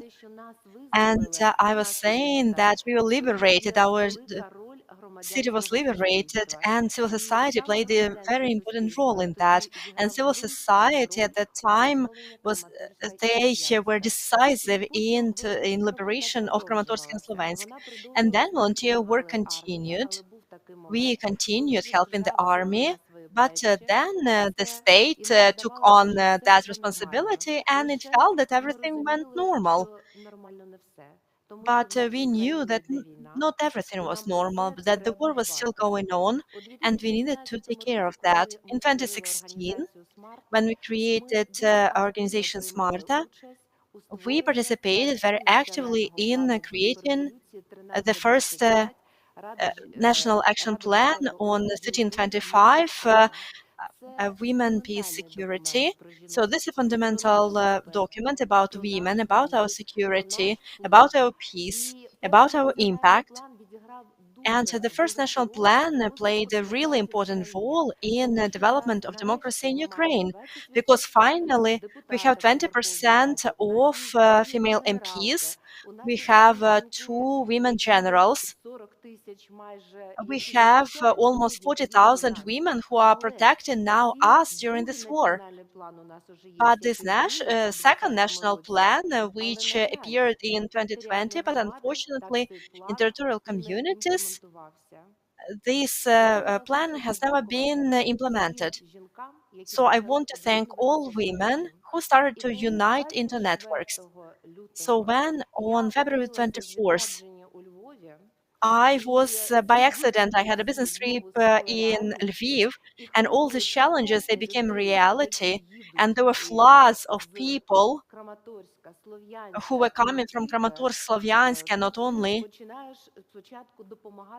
So you just start helping this first challenge. And only through myself, I calculated more than 400 people who were leaving, who were coming to Lviv. They didn't know how to leave, and then they were just standing at the railway station because they just didn't know how to find transfers. They had never left their villages, their towns, and so for them that was the first challenge. And to solve the problem, what to do next? And these are usually women and children. And you start talking to them. I want to thank women of the society of Lviv and Lviv region that they immediately created for shelters. And I could take these women and children and then have a conversation with them and plan their future. And I want to say that everybody who I called, everybody found some place. Some of them, they stayed in Ukraine, some went abroad, and I still keep in touch. I especially remember one grandma who was flying to Israel, and she was 72, and we understand how you can fly when you're 82. So children who live in Israel, and I remember one mom who was 70, and she was taking care of her son who was using a wheelchair, and he was 40. And I was basically driving them to Munich, and they did get there, and they found a place to stay. So, and it's very important for these people to find their place. So I needed to talk to them and to take some responsibility for their future. We also have some new challenges. The situation is changing because at first it was Kiev, and we needed to send some food to Kiev and also support for soldiers with all the things and gadgets that we can get them. And we always get what they need, and we send them to our soldiers. And it was huge challenge that with because we have been working since 2014 and there is trust. So everybody was asking me, Lilia, where can we get all of these? And it's like, because people trust me, because I still have contacts and with people who I worked with in 2014, 2015, 2016, and they still work. And I want to thank absolutely everyone who take responsibility, and this support to soldiers, especially in the East, it is absolutely necessary. They do need cars, they need support. Women soldiers need support, these lighter bulletproof vests and special helmets of smaller size. And also, we need to provide support to people who are staying on occupied territories. By the way, I want to say that in Kramatorsk, there are 4,000 children. And I would like to say a few more words about Resolution 1325. So there was an initiative of 36 civil society organizations in support of UN Women. So this coalition 1325 Donetsk region, so it was created. And later there were 45 organizations, and it became that network which really works now. Now they're all on active phase. So some people, they are staying in Donetsk region. There are people who got contusions and people who are treated after shelling. There are some people who are providing humanitarian assistance. Also, I want to thank international organizations and our Ukrainian Women's Fund, how they free directed different projects, and we were going to create two action plans for local communities. Of course, we couldn't do that, so we used these funds to create first aid kits for women and the whole families. And mostly we send these first aid kits to the Donetsk region, and also to all those organizations which are providing psychological support, those who were helping people with disabilities. And this coalition 1325, it still works. We've already had 5 online meetings, and everybody's there. So Ukrainian Women's Fund and also Donetsk Civil Military Administration. And so we raise all the issues and we send them to the top, and it's a huge achievement. And the fact that now the second national action plan, we already had 4 consultation meetings, and we added some very effective additions, which now are in the Ministry of Social Policy. And in August, it will be presented in Parliament. So that's also a big work of our coalition. And I'm not even talking about our huge advocacy campaign to support for ratifying Istanbul Convention. And I want to thank the MPs, especially women MPs, and the President of Ukraine. When you talk about 45 society organizations, so the experience of building these horizontal connections is wonderful that you are engaged. Unfortunately, we still have gaps, and you see that on the ground. And you also mentioned trust. And today you talk about 4,000 children. We understand that it's a summer, then fall and winter. In a good sense of this word, do you use this trust to talk to oblast authorities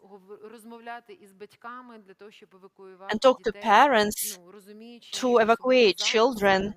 Because we understand that, especially now, the shelling is really heavy and the military situation is very difficult there. And can you use this credit of trust so to take children out of there?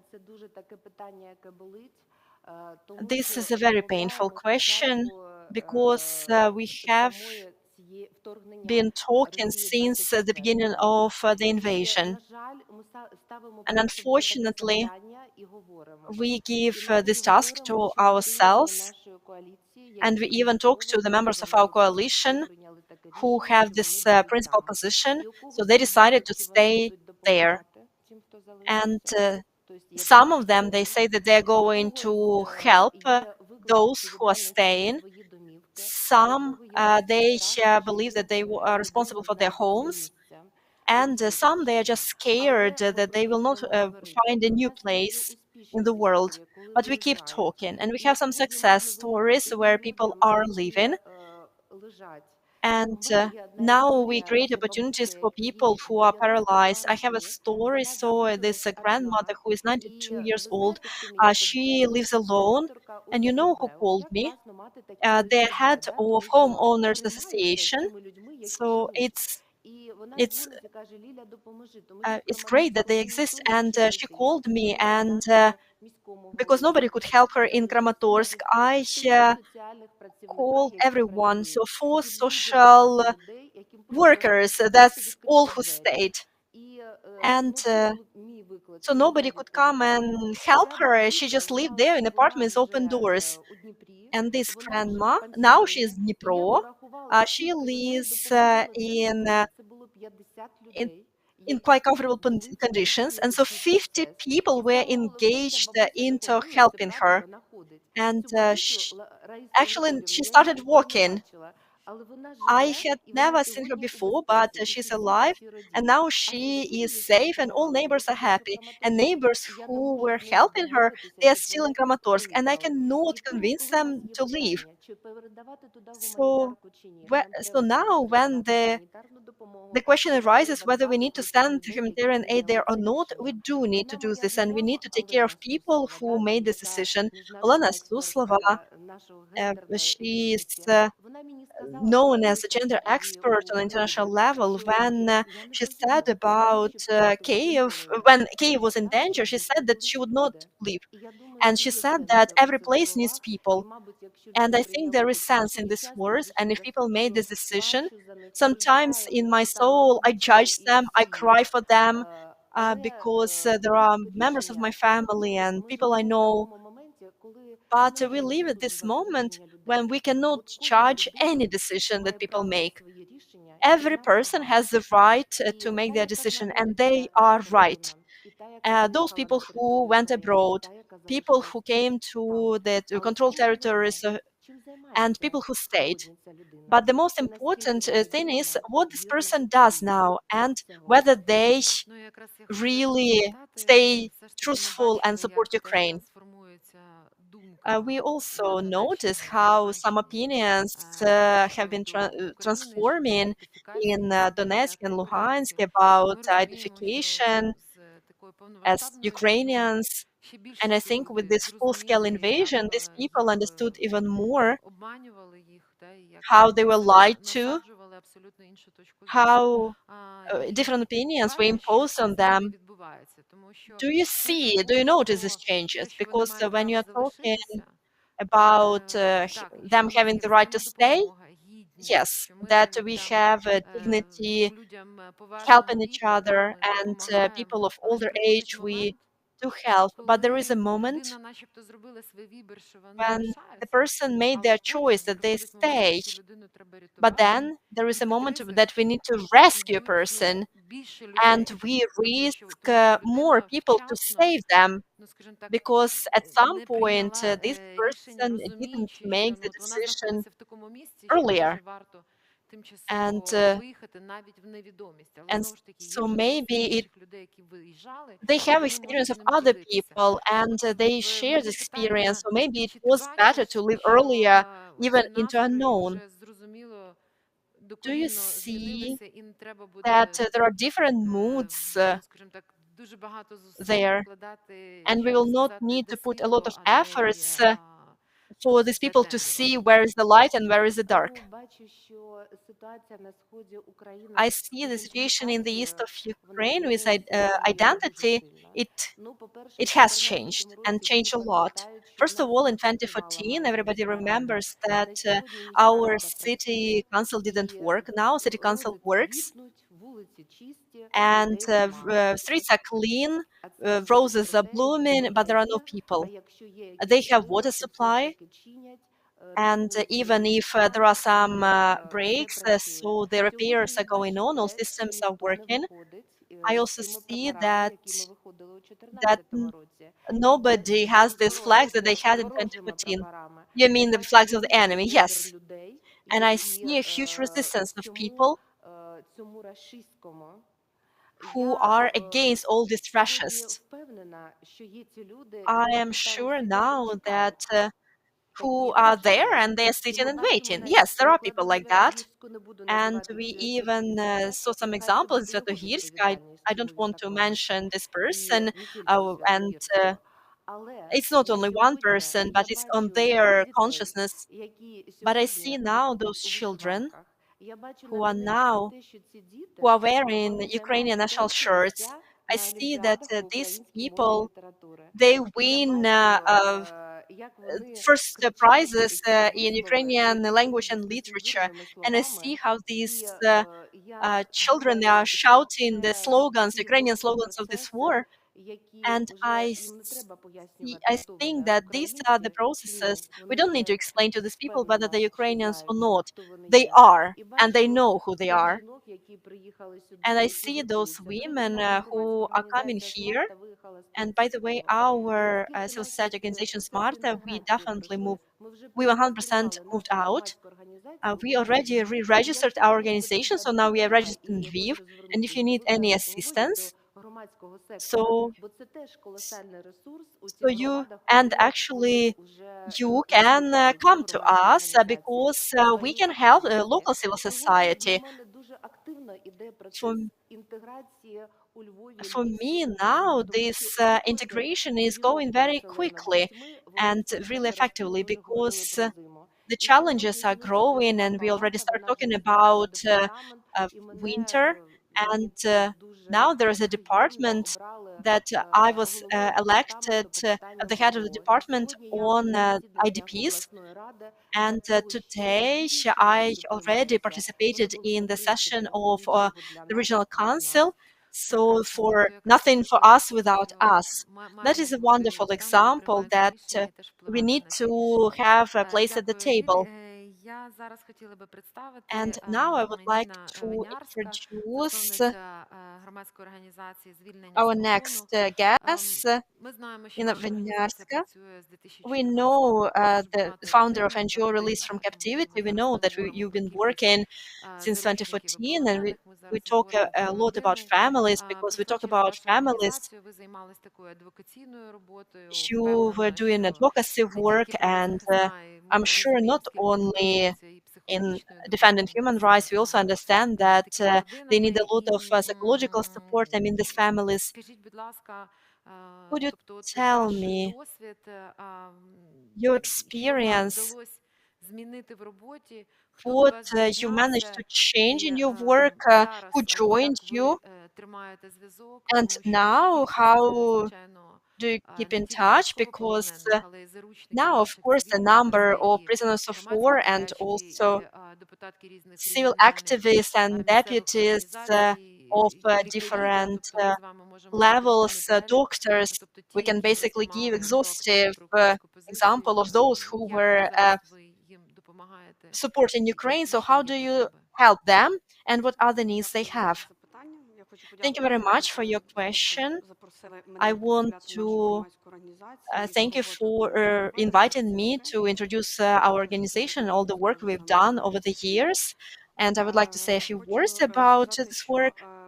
I would like to say that our organization was created in 2016. Okay, it was informally created before because it was a union on families of prisoners of war and people who were in captivity from who were in Donetsk, Luhansk, and regions and in Russia. And we as families, we communicated, we came to different rallies. We were thinking how to help because if we look at 2014, 2015, the rights of prisoners of war, so we couldn't use this terminology because there was no war. Yes, so there was real war and people got into captivity, but they were not protected at all. If we look at 2014, so the guys were going into operation, and even if there were exchanges, they were coming back to Ukraine, and there were some criminal proceedings were open against them because there was no notion of this captivity, and so we didn't know what to do, how to prove that my brother didn't run away, but he was captured. We didn't know answers to many questions because in 2015 my brother was caught, and we didn't have these answers. So nothing for us without us. That was very important to do, and that's why many families united. We had a lot of questions. We got assistance from lawyers from Helsinki Union, and also we got assistance of MPs and who helped us introduce certain legislation. There was the draft law about prisoners of war, and it was a common project of the government, families, and civil captives and lawyers, and we introduced it in the parliament. So there are many challenges that nobody could do anything because it was so like it was something new because we hadn't had prisoners of war since World War II, and it's still not completely clear because they should be protected by Geneva Convention, which is a little bit obsolete. For example, the International Committee of the Red Cross, they are responsible for conditions for housing, letters, and communication. And actually, this Red Cross, they delivered 2 letters over 2 years. So even like in times of digital technologies, when we could actually have video call with them. And so we were working to do everything, and we tried to do everything possible to simplify the conditions of our members of family in captivity. That's when we could find our relatives where they are. There was another big problem. There are a lot of our men that since 2014 there is data that they were in captivity, and after that they disappeared, and their relatives are still looking for their relatives. Those at this moment, such as prisoners of war, who are located somewhere, who have the status. There was no information about that. So there is a difference who have to care about their whereabouts. There was a long way home for many people. There were people who were in captivity for many years. My brother was in captivity for 2 years. There are some who were in captivity for a couple of days. All of them had their own way home. There was the case when a man got into captivity near Debaltseve, and her wife understood that she's pregnant. So her child was born when he was in captivity. So for more than 5 years, he was in captivity, and he was liberated in 5 years. So this person, this was in captivity for 5 years, and her daughter only met him in 5 years. So these awful things that are happening in the 21st century, every story is unique. Important question of the prisoners of war, because there are a lot of people like that. From what I see right now, I don't say that people don't work with us. There are many state authorities that work with us, the Ministry of Reintegration. But what about your recommendations? Do you use this experience? Because Вони досі знаходяться у полоні. До нас дуже багато звертаються рідних, і ми надаємо їм people who are in captivity. We provide consultations. Unfortunately, right now in this active hostilities phase, it seems to me that relevant structures are those who have the most experience. The State Security Service of Ukraine, the Intelligence Office, and I think that probably some organizations cannot, such as ours, cannot promise anything. We can offer them the plan of actions. We can tell them what kind of documents that they need to fill in. But of course, we need to do that in cooperation with the State Security Service of Ukraine. We need to have the trust of relatives. So that's exactly what I was telling about. You work post factum, but second, we understand the problems. Red Cross and many other organizations who unfortunately do not follow the Geneva Conventions, but we can see that there are a lot of things that have been in breach. But are you in touch with international organizations? Do you continue talking with the Red Cross, for example, in order to rectify the situation? Let me put it this way. Our experience of cooperation with the Red Cross. The Red Cross appeared in our life after my brother has been in captivity for a year in the territory of Donetsk Oblast, where people were living in the archives of the State Security Service in Donetsk, Luhansk Oblast, or in other facilities which are not good. People were sleeping on the floor, on the shelves, bookshelves for months, for hours. They slept there in shifts. And a lot of international organizations started saying that Donetsk, Luhansk, Russia, Russia has to follow the rules of taking prisoners of war. They were transferred to colonies and they just disappeared. We knew where they were located. We have worked with those places where they were held in captivity.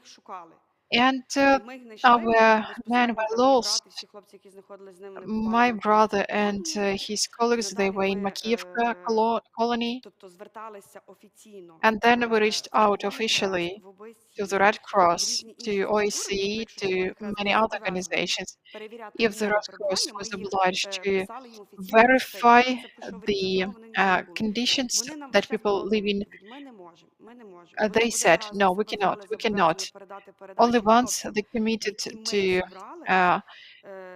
giving something over to the prisoners of war, and it was a huge work that has been done. We did that, but unfortunately, our prisoners of war didn't receive this. The Red Cross only told us post factum what happened, but they didn't say why they couldn't hand over this parcel. They said, we don't have the opportunity, we don't have the opportunity. I think that those people who are interested in verify the situation shall work there, because Ukraine provides access to all international organizations to refugees. Of course, that's a long story, because with Russian we have studied that within the context of international organizations. The problem is that they don't see safety. Maybe we shall continue pushing the Russian Federation through other tools. It's all possible. The most important is to understand what is happening. Within the past few years, Russians have worked with secretariats of different international organizations. We even understand who violated these rules. But we must understand what will happen after Ukraine's victory. Taking into account our experience, we need to talk to international organizations. Hopefully, those organizations that cannot even follow their charter, we need to do something to be able to respond to these challenges. And of course, we need to um, correct previous mistakes, because we had the representative of the Red Cross and they saw the absolutely normal conditions of the Russian prisoners of war. We do understand that, because when our soldiers came back from captivity. I couldn't even imagine. When you take a look at people and you see those photos, you see those photos about the Holodomor. So that's how they looked. I couldn't even imagine that people can have the skin of such color, that they can be so thin. I have never seen anything like that. In this format, what we helped, and of course, maybe some people have other ideas. We try to work with families of the prisoners of wars who are located, who are in a bad psychological state, who have a lot of anxiety, and they don't fully understand what they can do. Those people are left alone with their problems. Even psychologists cannot help us because cannot help them. Priests also cannot help a lot. So there is no psychological rehabilitation. There are no special centers for those people, especially to those people, to those mothers whose relatives are lost, and they are looking for these people for many years. Psychologists are needed, rehabilitation is needed, groups are needed so people can discuss that. Thank you so much for raising such an important and difficult topic. It seems to me that it will require a lot of time. Of course, we will need to continue the fight, but I'm sure that we'll be able to win. We will work until the very end, until we win. The president, the government, the parliament, everyone, the society will do that. We want the society to care about such families. We need them to understand that people are in need of their help. Now let me proceed to our next speaker. We have online Olga Rudneva, coordinator of Help Ukraine Center. Ola, are you here with us? Yes, I'm here. I hope you can hear me. Тепер да, тепер да. Так, Олю, вітаю. Скажімо так, вже почали отримувати інформацію, бачимо, як розходиться про ваш гуманітарний хаб, але якщо можна, щоб So ви we know a lot about your коротко humanitarian сказали, hub, які основні but can you ключові please напрямки tell вашої us in short діяльності, what дуже are the тішились key теж ті areas новині of your work? про We жіночий were very happy бронежилети, when we не heard розуміючи news about потребу особливо і special як bulletproof довго vests ми for хотіли би, щоб women because we вже в understand that Збройних there силах was ці such an бронежилети important були. need and we really І wanted дійсно поділіться, our будь women ласка, in the military to be equipped with скільки them. So can you скільком please людям share вдалося your допомогти, experience? які How проблеми many на people цьому have you шляху, managed to і help? What які are далі the ваші challenges that плани, you тобто face and чи what are your next плануєте ви steps? розширити, How do скажімо you так, свою plan діяльність? to Дякую. scale up your activities? Thank you. Let me tell you briefly about what is happening because I've heard so many interesting things. Help Ukraine Center was organized in the first week after the start of the war. It was a joint initiative of Ukrainian businesses Nova Poshta, Rosetka, Fuzi, and Pizza. So these are the businesses that have never cooperated together before.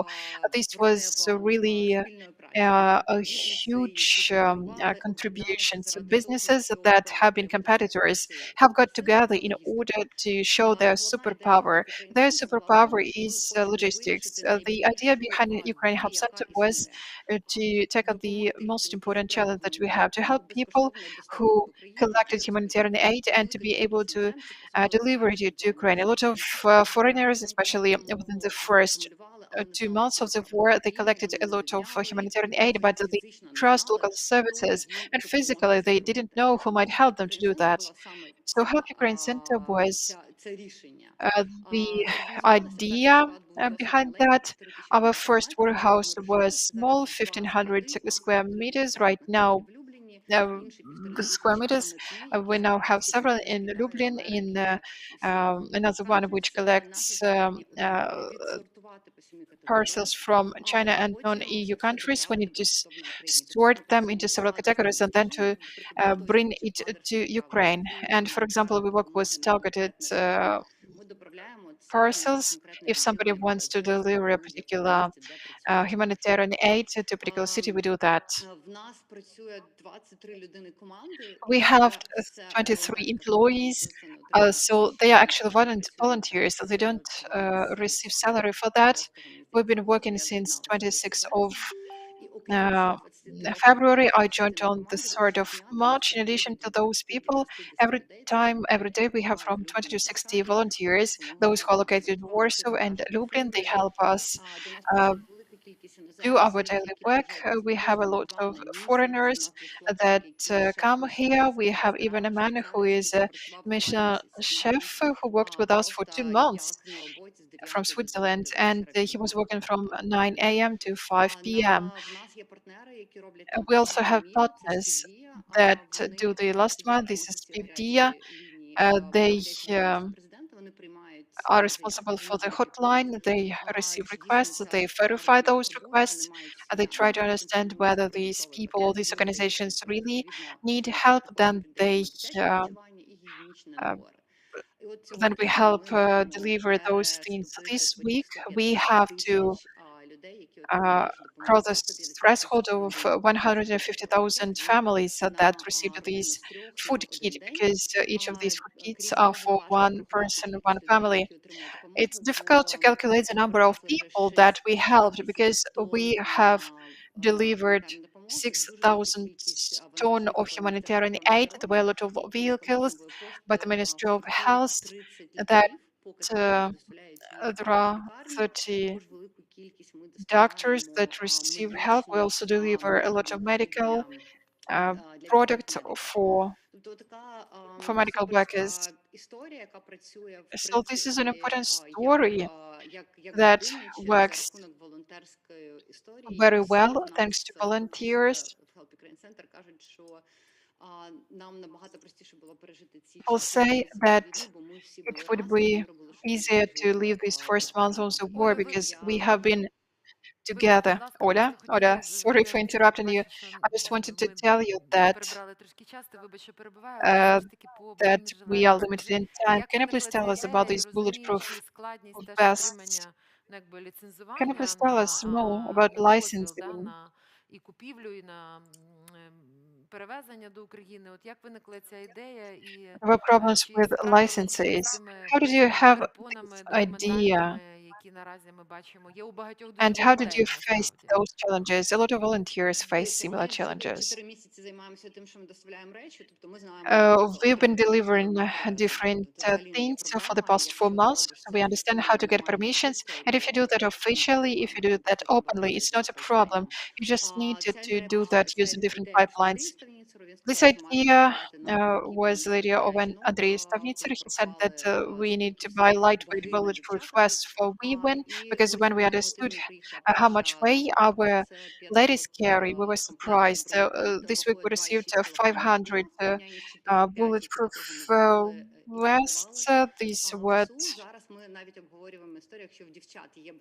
exactly what we needed, and now we say that if people have these plates, then it is better for us. Starting working on this project, we understood that there are a lot of problems. There is not enough underwear for women, not enough shoes, not enough helmets for children. There are some specific problems with hygiene kits for women, hygiene kits, because these women cannot buy these hygiene kits themselves, and unfortunately they are not bought centrally, and there are some medicines which are related to women needs. And so there are different categories. So there are, in addition to these bulletproof vests, we also want to bring helmets, shoes, underwear for women, and this will be the opportunity for women to just tick the box if they need these clothes, and everything will be delivered to the nearest Nova Poshta center. So this is much more than just body armor. This is what our women need, those women who need our support. Well, thank you so much for your support. I wish you every success in implementation of your project, and I hope that all people that you helped will come back home. Do we have questions? Дякую.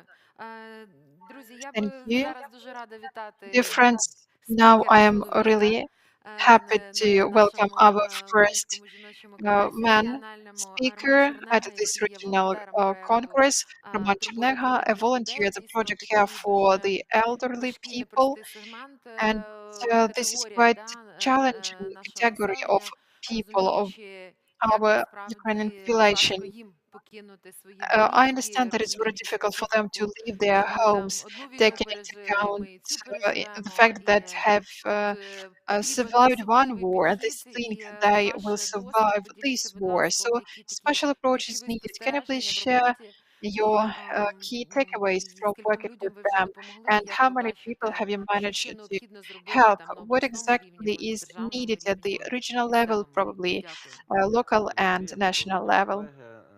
Дійсно, проект Thank you very much. Really, this is a project which is funded by Help Agents International, and the beneficiary is a church organization about care for the elderly. And mostly it was focused on providing food packages to who live in Frankivsk region. So this project also covers Lviv region and Dnipropetrovsk region and Chernihiv region. So in every region, there are coordinators who are responsible for their region. And today in Frankivsk region, we have given out a few thousand of these food kits that every person gets personally. And in the first place, these are people of older age, people who need some special attention, people with disabilities. So the project at the very beginning mostly was focused, and donors presented it that these have to be people of older age, but we worked with regional administration and with local communities, with uncommitted communities, and we made decision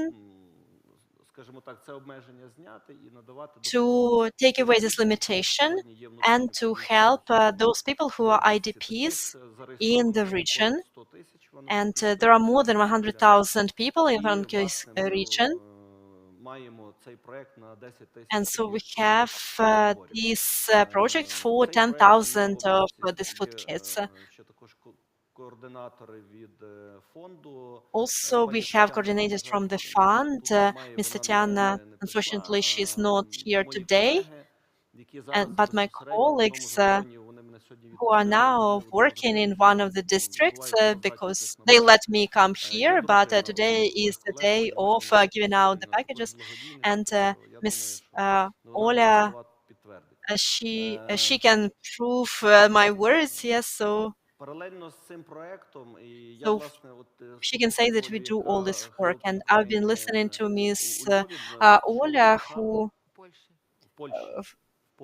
from Help Ukraine, so in with the hub in Poland. And if possible, can I get her contacts? Because together with this project, which is a project so that is supported by the UK, but also we got so the a truck with some domestic appliances, and we started to work in areas with IDPs, and we focus mostly on the elderly.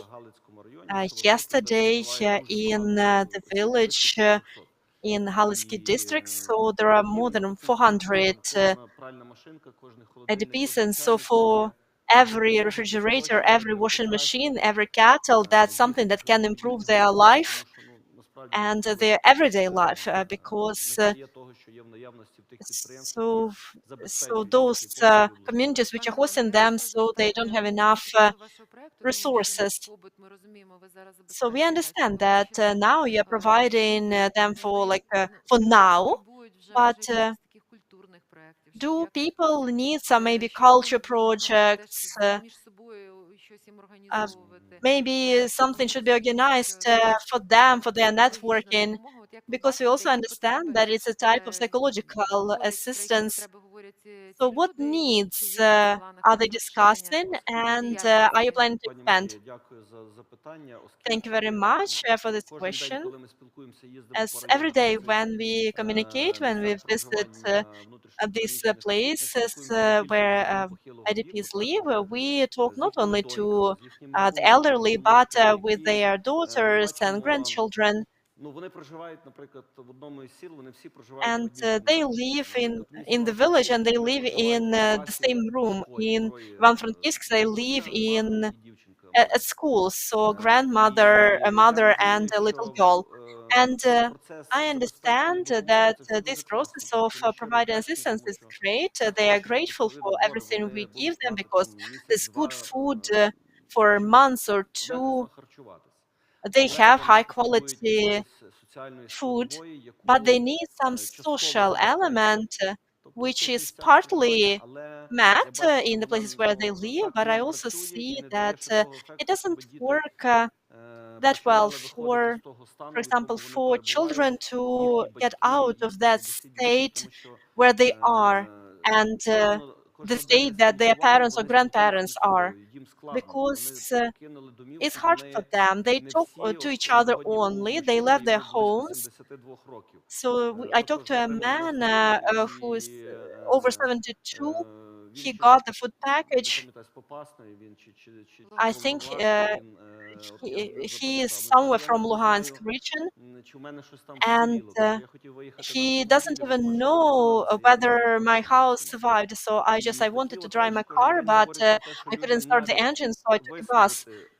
And so it just like people even need somebody to share their story with. So they have discussed every detail of it with members of their family, but they want to share the stories.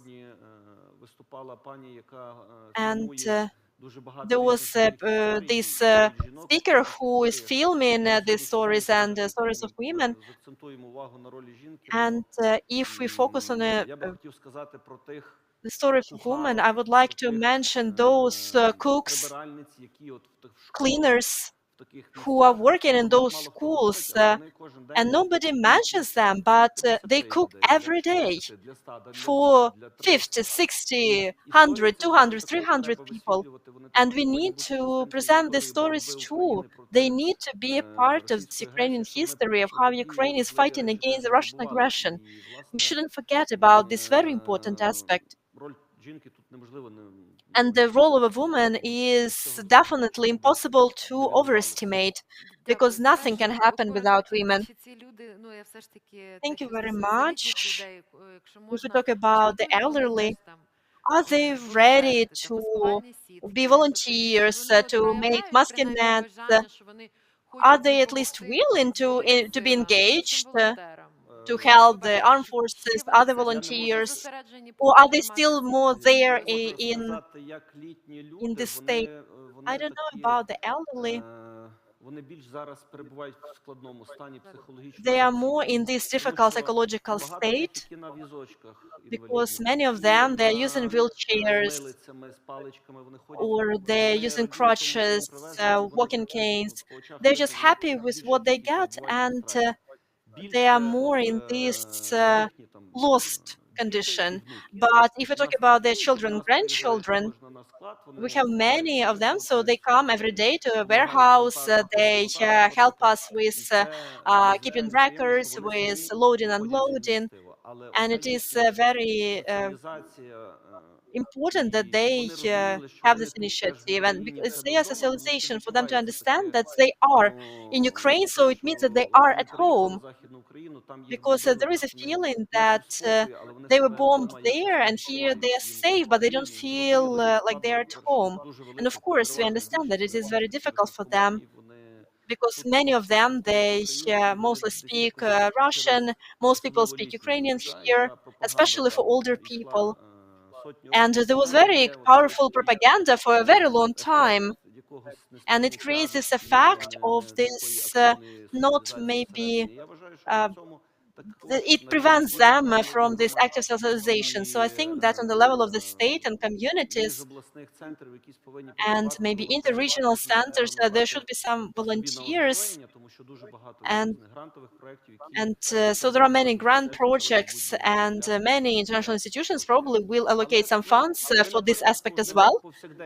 But in everyday conversation, every time when we meet, because I am a big fan of the Ukrainian language and I speak only Ukrainian, but I can speak Russian, and my mom is a teacher of Russian language and literature. You know, I just wanted to add it in the summary, but everything that we've heard today during the panel, and in any case, the war is a reality, and we fight in every place, and we do what we can, but we are always trying to find something positive. The positive that we have a chance to meet here and to have this conversation, to hear each other. And I think that the positive thing is that many internal myths and stereotypes are debunked, and so people who had heard for decades that here in the west of Ukraine, I remember when I came to Luhansk, and they look at me like I was a devil because I came from Kiev or from the west, so I was totally different. So I think if we try to find something positive, even in these difficult, tragic conditions, it is a very strong force that unites us. And I believe that many things that was delivered through TV and it was impossible to overcome before, but when people feel this hospitality and care and attitude, so these myths are being destroyed. So I see that there is a question, and then we will address our guests online. Do you have a question? It's okay. We can answer the questions, and then we'll have speeches from different European cities. I had two flashbacks as from my practical experience. So, Alexandra Harmash, I represent the business network of rural women. I live in Melitopol in Zaporizhia region, and it has been occupied since February 25th. And Lviv hosted me about the Red Cross. I have very small experience when I talk to my colleagues, and I don't remember whether from the States or Canada, when they ask how they could help, how Red Cross helped, and how we are living. Turned out that the Red Cross didn't really work, and the fact that the decision that they made there, and they said that we would not donate to the Red Cross, and I don't remember which country has a law which says that how much money people donated to the Red Cross, so that would be doubled from the state budget. And so all my friends and colleagues, they are not donating anymore to the Red Cross. I think it's a good campaign, how to make them move. So that was the first reflection. And then whether or not we need to help occupied territories, of course we do need to help. But what I face, and it's a message of what's missing, it's a question about collaboration. So those people who are staying there and they want to do something, they don't have enough information, maybe because they don't have access to the internet. But even sometimes I am bullied because I'm buying something from entrepreneurs from occupied territories. I know that their business is registered as Ukrainian. I pay to Ukrainian account in Privatbank or other, but I am told like, are you crazy? How can you buy a ton of milk from the business which is on occupied territories? But I understand that to bring 2 tons of pasta to occupied territories, I will need 50 cars. and maybe a month to move around. And so the question, so we need a very clear definition of collaboration. So people should not be afraid to be active. They need to understand this line. And maybe if I'm doing something right, so I should not be bullied or judged for that. And now I would like to give the floor. We'll have a address from Wroclaw.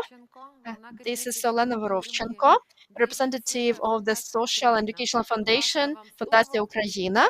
So the floor is yours. And sorry that I interrupt, but please tell us about your achievements and your results. Фундація називається Save Ukraine, правильно? Save Ukraine Foundation. No, the foundation is called actually Ukraina, but we started to work Save Ukraine. It's more like the movement. I'm an IT person in my real life. I work in Oracle, but as I haven't had a peaceful life for 8 years, so in one way or another, I'm engaged in different projects which help Ukraine. I have lived in Wroclaw for 6 years, and I joined this foundation on February 24th when we started this movement of Save Ukraine. We have a few directions. One is helping Ukraine. We have collected more than 6 million zloty, and we procured a lot of equipment and medicine which we sent to the front line or Ukrainian hospitals. We have raised lots of tons of humanitarian aid in addition to the money, and we sent this humanitarian aid through our partners to people directly and to shelters, and partly also to the front line. For example, the food kits for soldiers. The second direction of some Ukraine, that's support of refugees in Poland. As you know, that so there are millions of Ukrainians in Poland. So the number is dynamic because through Wroclaw, so it's one of our hubs. So that's our hub at the railway station, and more than 100,000 people went through there. Sometimes there's like 7,000 people on one day in March. And now the numbers are much lower, and sometimes the number of people who are coming back, sometimes it's more than people who are coming. But people are moving in both directions all the time, and of course it depends on the situation in Ukraine. So, for example, we have about 200 people a day, and also about the same number they are coming back. But when it becomes harder on the front line, so the number can double or triple. So we cooperate with local authorities and the regional authorities. We managed to organize this hub stable. It works 24/7. We take people at the platform. We basically take their hand and lead them to our reception. And then it depends what this person wants to do next. Because some people want to stay, some people have friends or family, some people want to go further. So here they can just stay overnight, and we help them to get free tickets. So unfortunately, today is the last day of free tickets.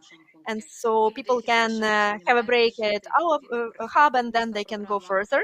And if people don't have any places to stay, so then the local authorities are assisting them, and people can stay, relax, have food. If they have any medical needs, so we also provide them medical assistance. So basically, this is their basic needs when we meet them at the railway station.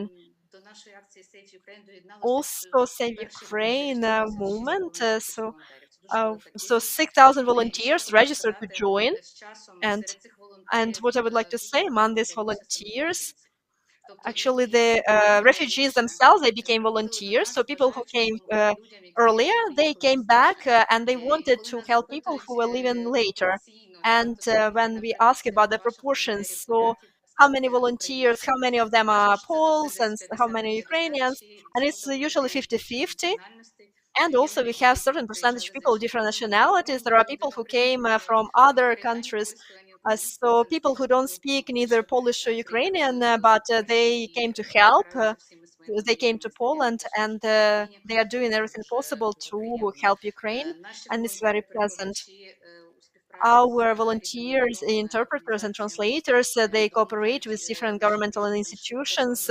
They help our refugees to get social support, to register kids to school. So we have the whole comprehensive package of services. So we are trying to help people, so for them not to feel that they're alone, that they don't understand anything, and so that they can really resolve their basic issues. And Ukraine Foundation, so it has been working with issues of migrants and people who came to Poland. Officially, they are not called refugees, so they use these programs of temporary protection, but they are.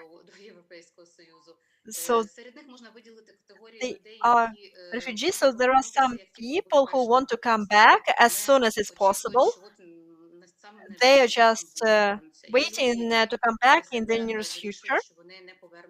Some people, they make the decision that they are not coming back because they have no place to come back to, or they see that they have a chance to rebuild their life abroad. And there is a group of people that they don't know what's going to happen next, and we expect that people would stay from year to 3 abroad. And as we understand that there are different groups, we are trying to assist them accordingly. And so our centers, they help for people who are coming back. On the other hand, we also have the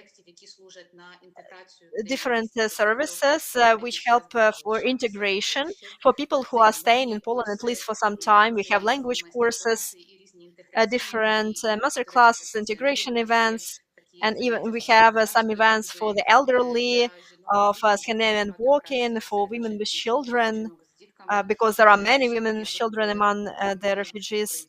We have support groups. It's called Ukraine Poland, where we support women who came, who are looking for their place in life.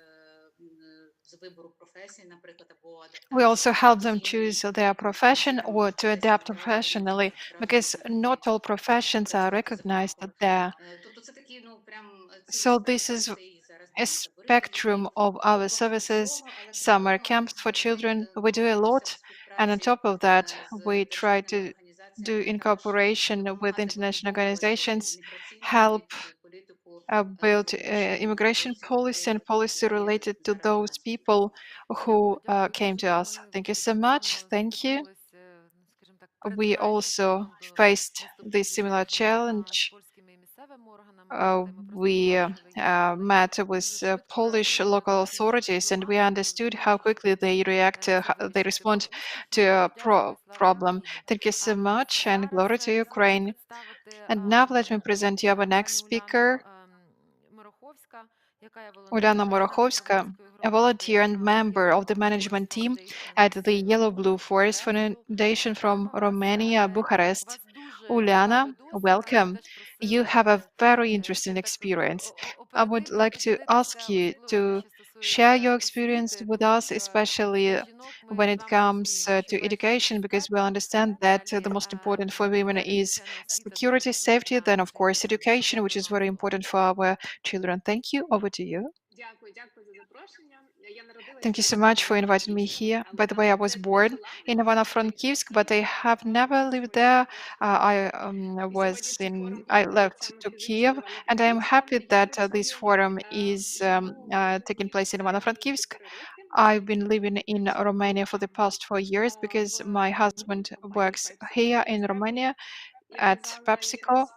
And as Elena has said, in normal life, I have never been into volunteer activities. So the life haven't prepared me for that. I was into my professional activities, which is related to finding managers. But when the full-scale aggression started, I understood that a lot of people were fleeing to Romania, and we can do something here in Romania, in Bucharest, to support those people who come here. I hope you know that about 800,000 Ukrainians came to Romania, and we supported them in several ways. As Elena has said, first, the help was related to organizational moments. Some of them were going as transit, some of them needed a place to stay. We prepared different materials to help them so people can understand where to stay. We wanted to help them with medicine, with different things. So people who come to Romania can understand what kind of resources they can use, what kind of volunteer organizations are there, where they can find help. So the first period, which took up to several weeks, it was dedicated to some kind of security moments. And then later we understood, taking into account my professional experience, I understood that in order to adapt in a new country, they have the opportunity to work, and these mothers must have the opportunity to send their children to school, or that is why this was the thought that I started having. If those people who come to Romania wanted to go and work, they don't have such an opportunity because they don't have where to leave their children for the time being. Within the context what other speakers have said, we have a lot of different topics, and of course we can take a look at these problems from different aspects, but we haven't discussed education yet. Speaking of Ukrainian children who are located abroad, and there are a lot of children like that,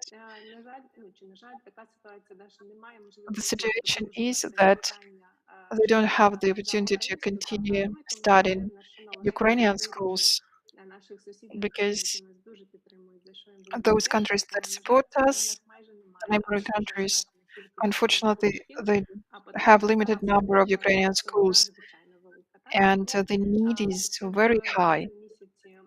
So in March, the company where my husband works, PepsiCo,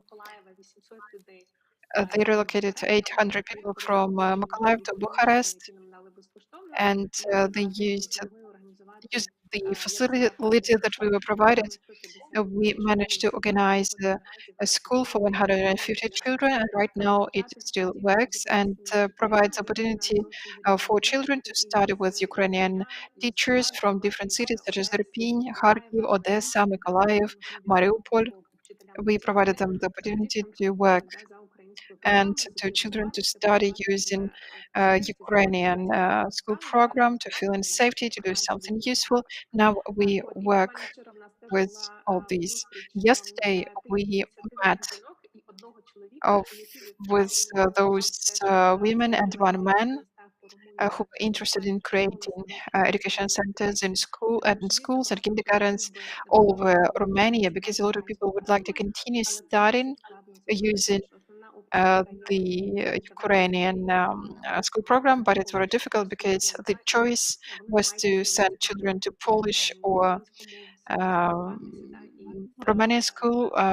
They want to have the opportunity to continue studying within the Ukrainian system. So this is one of the challenges that parents of children face abroad. Another thing that we do is related to providing assistance to Ukrainians to find a new job. We now work with the World Bank. We have a program of audit or analysis of what kind of opportunities we have and how people can find work no matter where they are, how we can help those Ukrainians to integrate into the Romanian society from the point of view of finding work, from the point of view of different channels, preparing CV, preparing for an interview, given the opportunity to find a new job and to become more autonomous. Because right now, a lot of Ukrainians live using the support of different programs from international organizations. But of course, those people who are forced to stay, those who won't be able to return to their cities in Ukraine, I think that the support of Ukrainians abroad must be aimed at providing opportunity to these people to feel independent and self-sufficient, so they can lead a new life in another country. I hope that those children who live abroad, they have the opportunity to continue studying using Ukrainian school programs or continue studying Ukrainian language, Ukrainian culture, and be a part of Ukraine. Elena, thank you so much. Of course, we will do our best in order to bring closer our victory so children come back to Ukraine, because, of course, we need to uh, rebuild Ukraine here, but we are really grateful for you, for your initiative. And now I would like to present you one more speaker. We have Alexandra Sashka, head of the Center for Refugees in the Czech Republic. Alexandra, good afternoon. Can you please share our personal experience? Part of my family was in the Czech Republic, and I was really surprised and amazed by the activity of local people. They really help also not Ukrainians, but refugees from Afghanistan. We understand that the political situation is difficult. We understand the politicians are, some of them support Russia, so it's quite difficult. It is based on the energy resources. But Alexandra, can you please tell us about your initiative, about your experience, about your successes and achievements? What are your plans for the nearest future? I know it's difficult to plan, but still we need to do that. Thank you. Good afternoon, everyone. I am really happy to see you, and I'm sorry if there are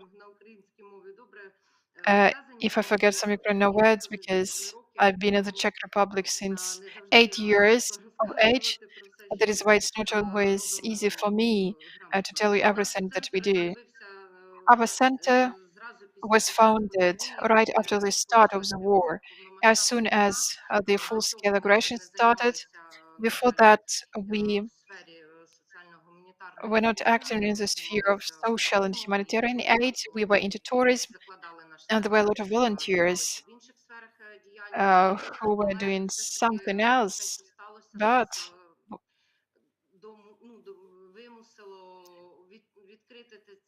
the war has forced us to open this center, because we understood that there are a lot of people who would be forced to leave their houses, who were forced to leave Ukraine. They must find opportunities to find help in the Czech Republic.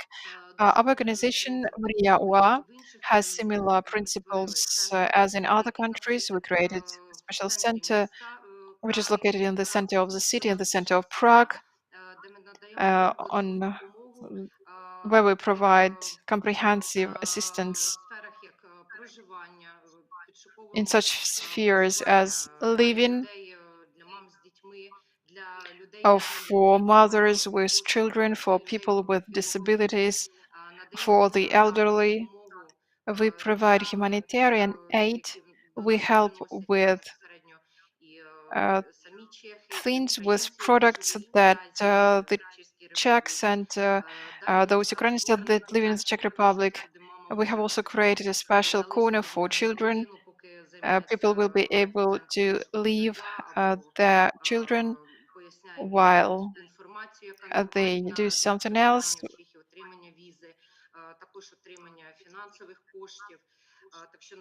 We explain them different things. We provide psychological assistance and medical first aid. We also refer these Ukrainians to other institutions. If, for example, these are people with some conditions, health conditions, we also help translate different documents which are needed for people to solve some kind of issues. So this comprehensive help is very important. We have also managed to develop a project to receive funding. This is a project for teaching children using in the Czech language, and we're developing courses of employment, because this is a global problem. When mothers need to sit with their children, they cannot leave them alone and find some work. That is why we try to work with schools. We try to provide also consultations. Thank you so much. I would like to say that your Ukrainian is Я думаю, excellent. що якраз українці у вас там практика є. I Але think that you дякую have a вам lot за of practice right роботу, now with успіхів Ukrainians. Thank you і so much for до your work. зустрічі.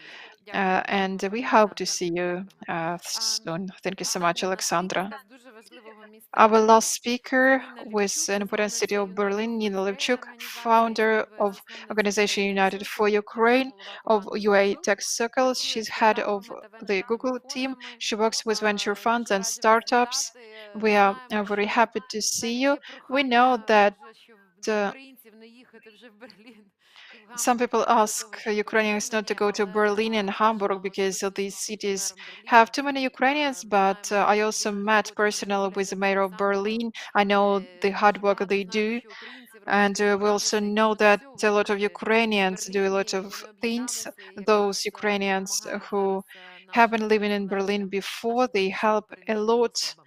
IDPs and Пані Ніна, вам refugees. слово. So Nina, over to you.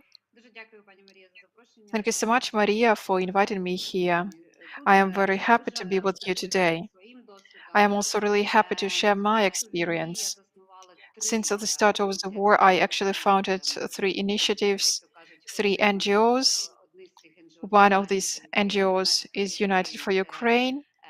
United платформа, for Ukraine яка is a підпорядкована platform також which is ініціативи part International of the Rescue initiative Committee. Тобто це комітет, International який Rescue допомагає Committee. людям, This які надають committee різну допомогу, helps і має дуже великий опит допомоги Ukrainians. також It has a lot Афганістану of в experience кризових in ситуаціях. helping Afghanistan in Також crisis situations, це також є and проєкт Google.org. this is Тобто also a project цей of Google. This платформа, project, вона this platform, доступна в більше ніж 34 is країнах available Європи in та more than Західного 34 Сходу. countries of Що це Europe дає and the нам world. сьогодні? Яку допомогу? What Це kind of help we перше, provide using основна this перша platform? надзвичайна допомога. Тобто So усі this is виїзди mostly about українців, first які aid. за кордон All IDPs, all України мають refugees who отримати тимчасове are безкоштовне now житло. abroad, they Через have the платформу opportunity to Airbnb, get які також є free нашою apartments партнерською through ініціативою. Airbnb. Також They are one of our key отримати допомогу partners, на and they also безкоштовну have the юридичну opportunity to консультацію get та free переклад legal документів. consultations and Також translation знайти of підтримку, якщо their потрібно, documents.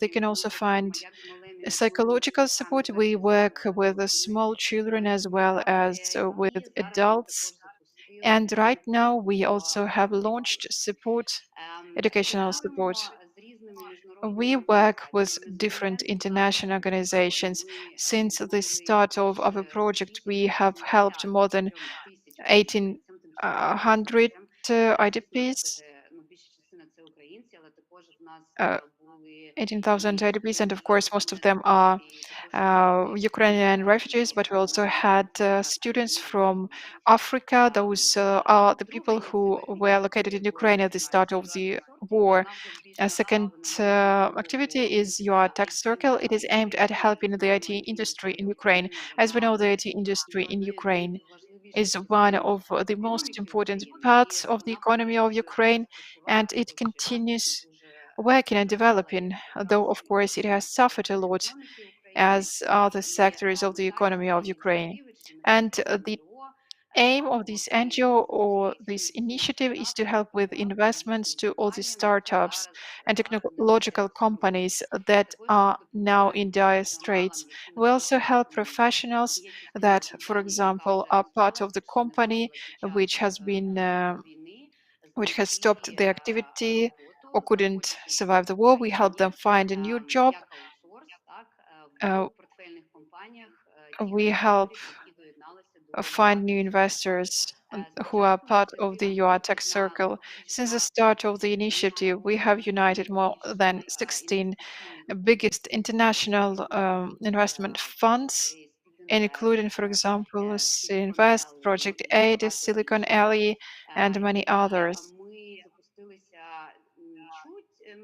може трошки більше, ніж тиждень And назад, і вже маємо більше 100 запитів one з боку week фаундерів. ago, we have І третя launched this initiative, and we have a lot of requests from founders. вона The second змістовна та initiative, this частково initiative is економіки України. Тобто, якщо ви aimed побачите at картинку, rebuilding the economy of знімається Ukraine. If you Україна, can see all this дійсно initiative, ми they зараз have знаходимося в their own сприятливому pace. Of course, we are now living in times of the martial law, and we are all concentrated at first aid, at fighting, but we also start working, finding the opportunities, what to do when we will have to rebuild Ukraine. So this third initiative, together with NGO, is aimed at helping all IDPs, help them find new skills in the sphere of IT, and then to unite for creation of socially responsible businesses. We need to bring back the brightest talents back to Ukraine, those talents that were forced to flee Ukraine. If they decide to stay, they need to have the opportunity to invest and to help rebuilding Ukraine, rebuilding the economy of Ukraine as soon as the war will stop. Probably this is one of our key focuses. Thank you. Thank you for thinking not only about past, present, but about future as well. Thank you very much, Ms. Nina. And we'll keep in touch. I'm sure that many people who are watching us online and here in this room, so you will want to have contact with all your organizations, and they will use your experience, your results, and everybody who talked today who are now living in European countries. And our last video address, this is our friend. She representative of Polish Women's Congress. This is a like-minded person. So Dr. Eva Rumiński-Zmieni. And we welcome her speech. And after that, I will sum from up. Warsaw. My name is Eva Rumińska-Zimny. I'm a part of the Congress of Polish Women, and we all would like to say to you, Ms. Fami, I think you face an unprecedented challenge to face the war and see how the woman's perspective could be included into this horrible experience, and also to the process of rebuilding Ukraine, and also joining Ukraine to the European Union. I think from the perspective of the Polish Congress of Women, when we had much smaller challenge, but nevertheless, it's a bit similar, because this challenge meant to rebuild everything which we knew from before. We started the new market economy and the new political system in 1989. At that time, at the negotiating table, how the new reality should look like, we had only one woman for over 250 men. And the woman's perspective was lacking in the whole process.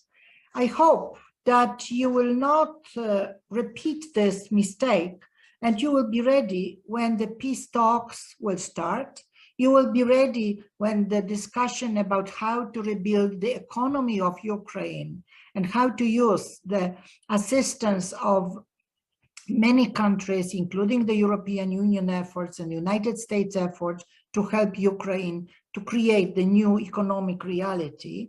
And finally, in the process of the towards membership to the European Union, which I think it's a fantastic, optimistic news from the last very difficult weeks which you live in. So the first sort of message from me would be at the table, try to secure the place for women's organizations in all these processes, because I think it's a key to have a success in these processes, to have a women's perspective included. The second experience which I could share from the Congress of Polish Women is to be sure you have strong networks of women in Ukraine. You already started to build those, and I think the Congress of Women is the best example, but you have many other organizations, and I think they work locally, regionally, and I think it's important to make these links among them. This is what we did in the Congress of Polish Women. We built a network of regional representatives which are in each voivodeship, each district of Poland.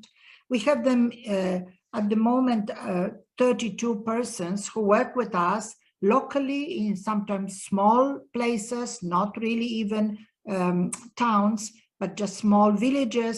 And we believe that this is what is our strength. What is a new element of networking, which we do and experience in Poland, is networking with the councils of women, which are now being created by municipalities and by different units, administrative units. We have such a council of women in the city of Warsaw, the capital of Poland, but also in Poznań, in Gdańsk, but also in smaller places like Słupsk, which is a small, really town with a few thousand inhabitants.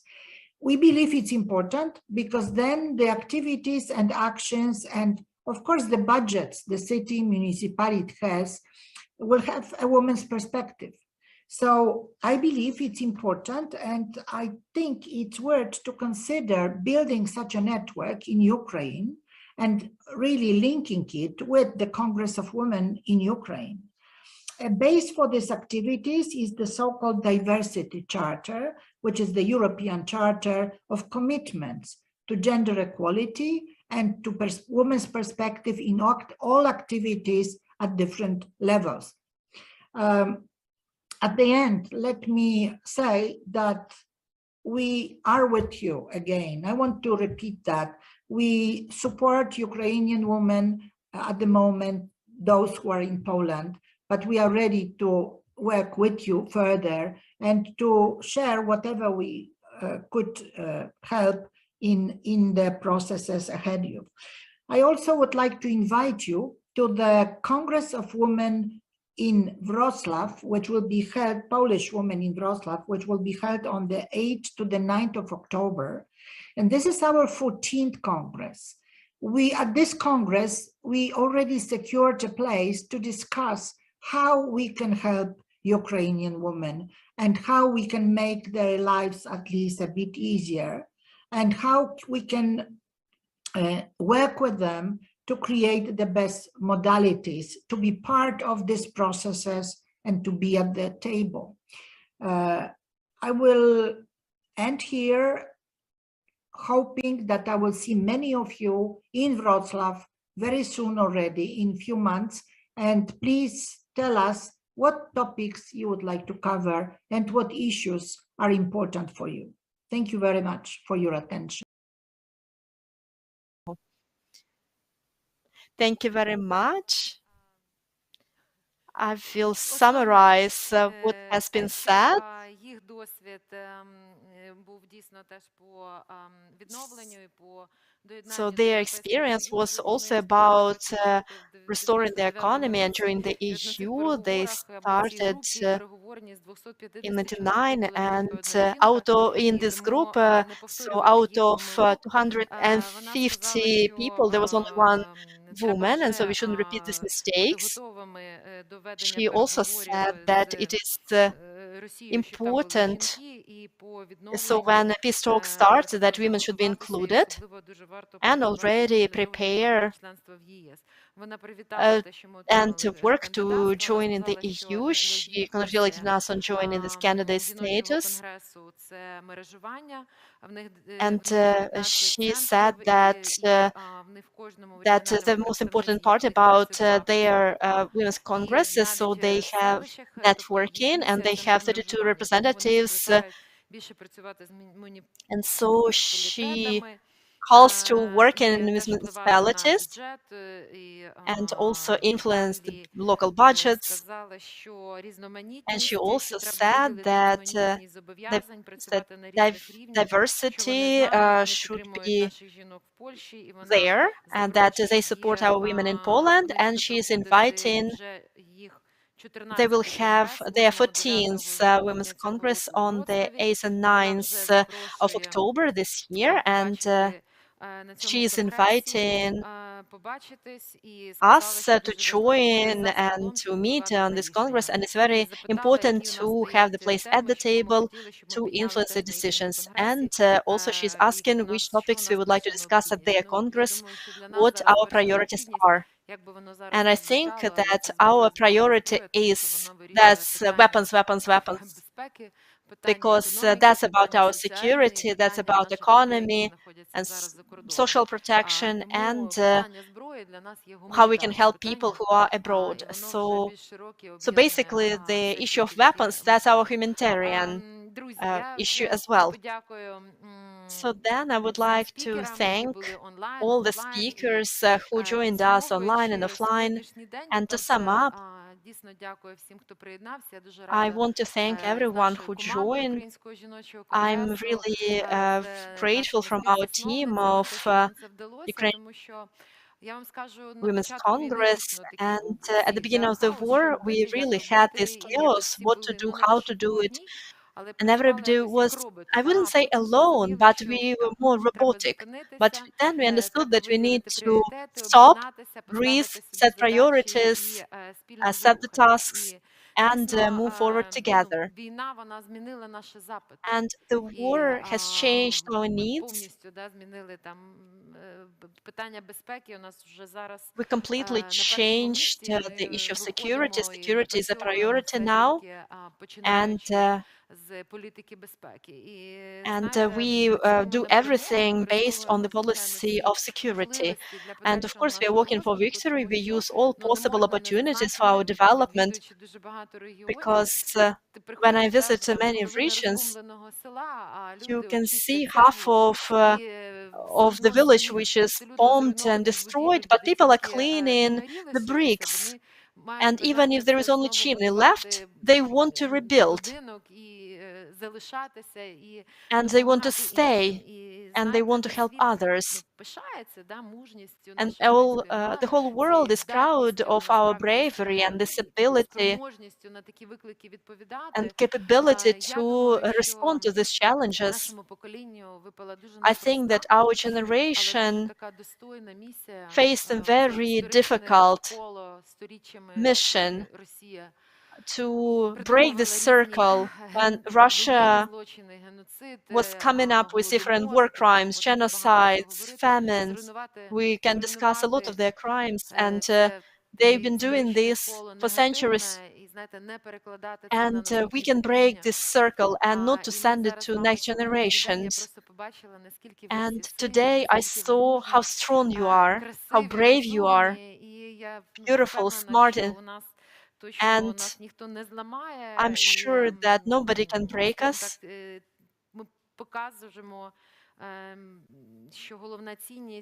And we show that to work together, that's an important value, and we want to join the EU and NATO because we understand that the only security guarantee that's joining NATO. Others, these are just formats which will not work, and it will not help us. And also, I want to sum up. So that the war gave us opportunities, because in every speech we heard about uniting the network, experience, coordination, and it's very important to support each other, to support Ukrainian organizations, women's organizations, and to create these opportunities for support, to engage into decision-making process, because I also have this experience, the first trips abroad. First, these were women MP who went, and when we came to meetings with mostly these defense committees or intelligence committees, mostly there were men, even in most. And we were talking, give us weapons, weapons, weapons, and we give an exact list of these weapons. And I felt that I was so proud that we have this force, we could convince them, and they saw that we will not give up. And we would die, but not give up. And so that was a breaking point. And when we talked to women in the countries of the EU, how European women, how they are fighting even now the policy of sanctions, weapons, supporting Ukraine, their leadership, Roberta Metsola, Ursula von der Leyen. We also now see the Minister of Foreign Affairs in Germany, how she is changing the issue of weapons, which was very difficult for Germany presidents. So the Minister of Defense of the UK, we hear what we wanted to hear since 2015. So when we talk about this, it's important to get this type of support as well. And it's important not to stop, but to understand that after the victory, we'll have a lot of work to do. And we need to keep in touch and keep working together. And today we heard so many examples today that so much can be done. So support each other, unite, strengthen these horizontal links. And of course, it is very important to talk to international partners.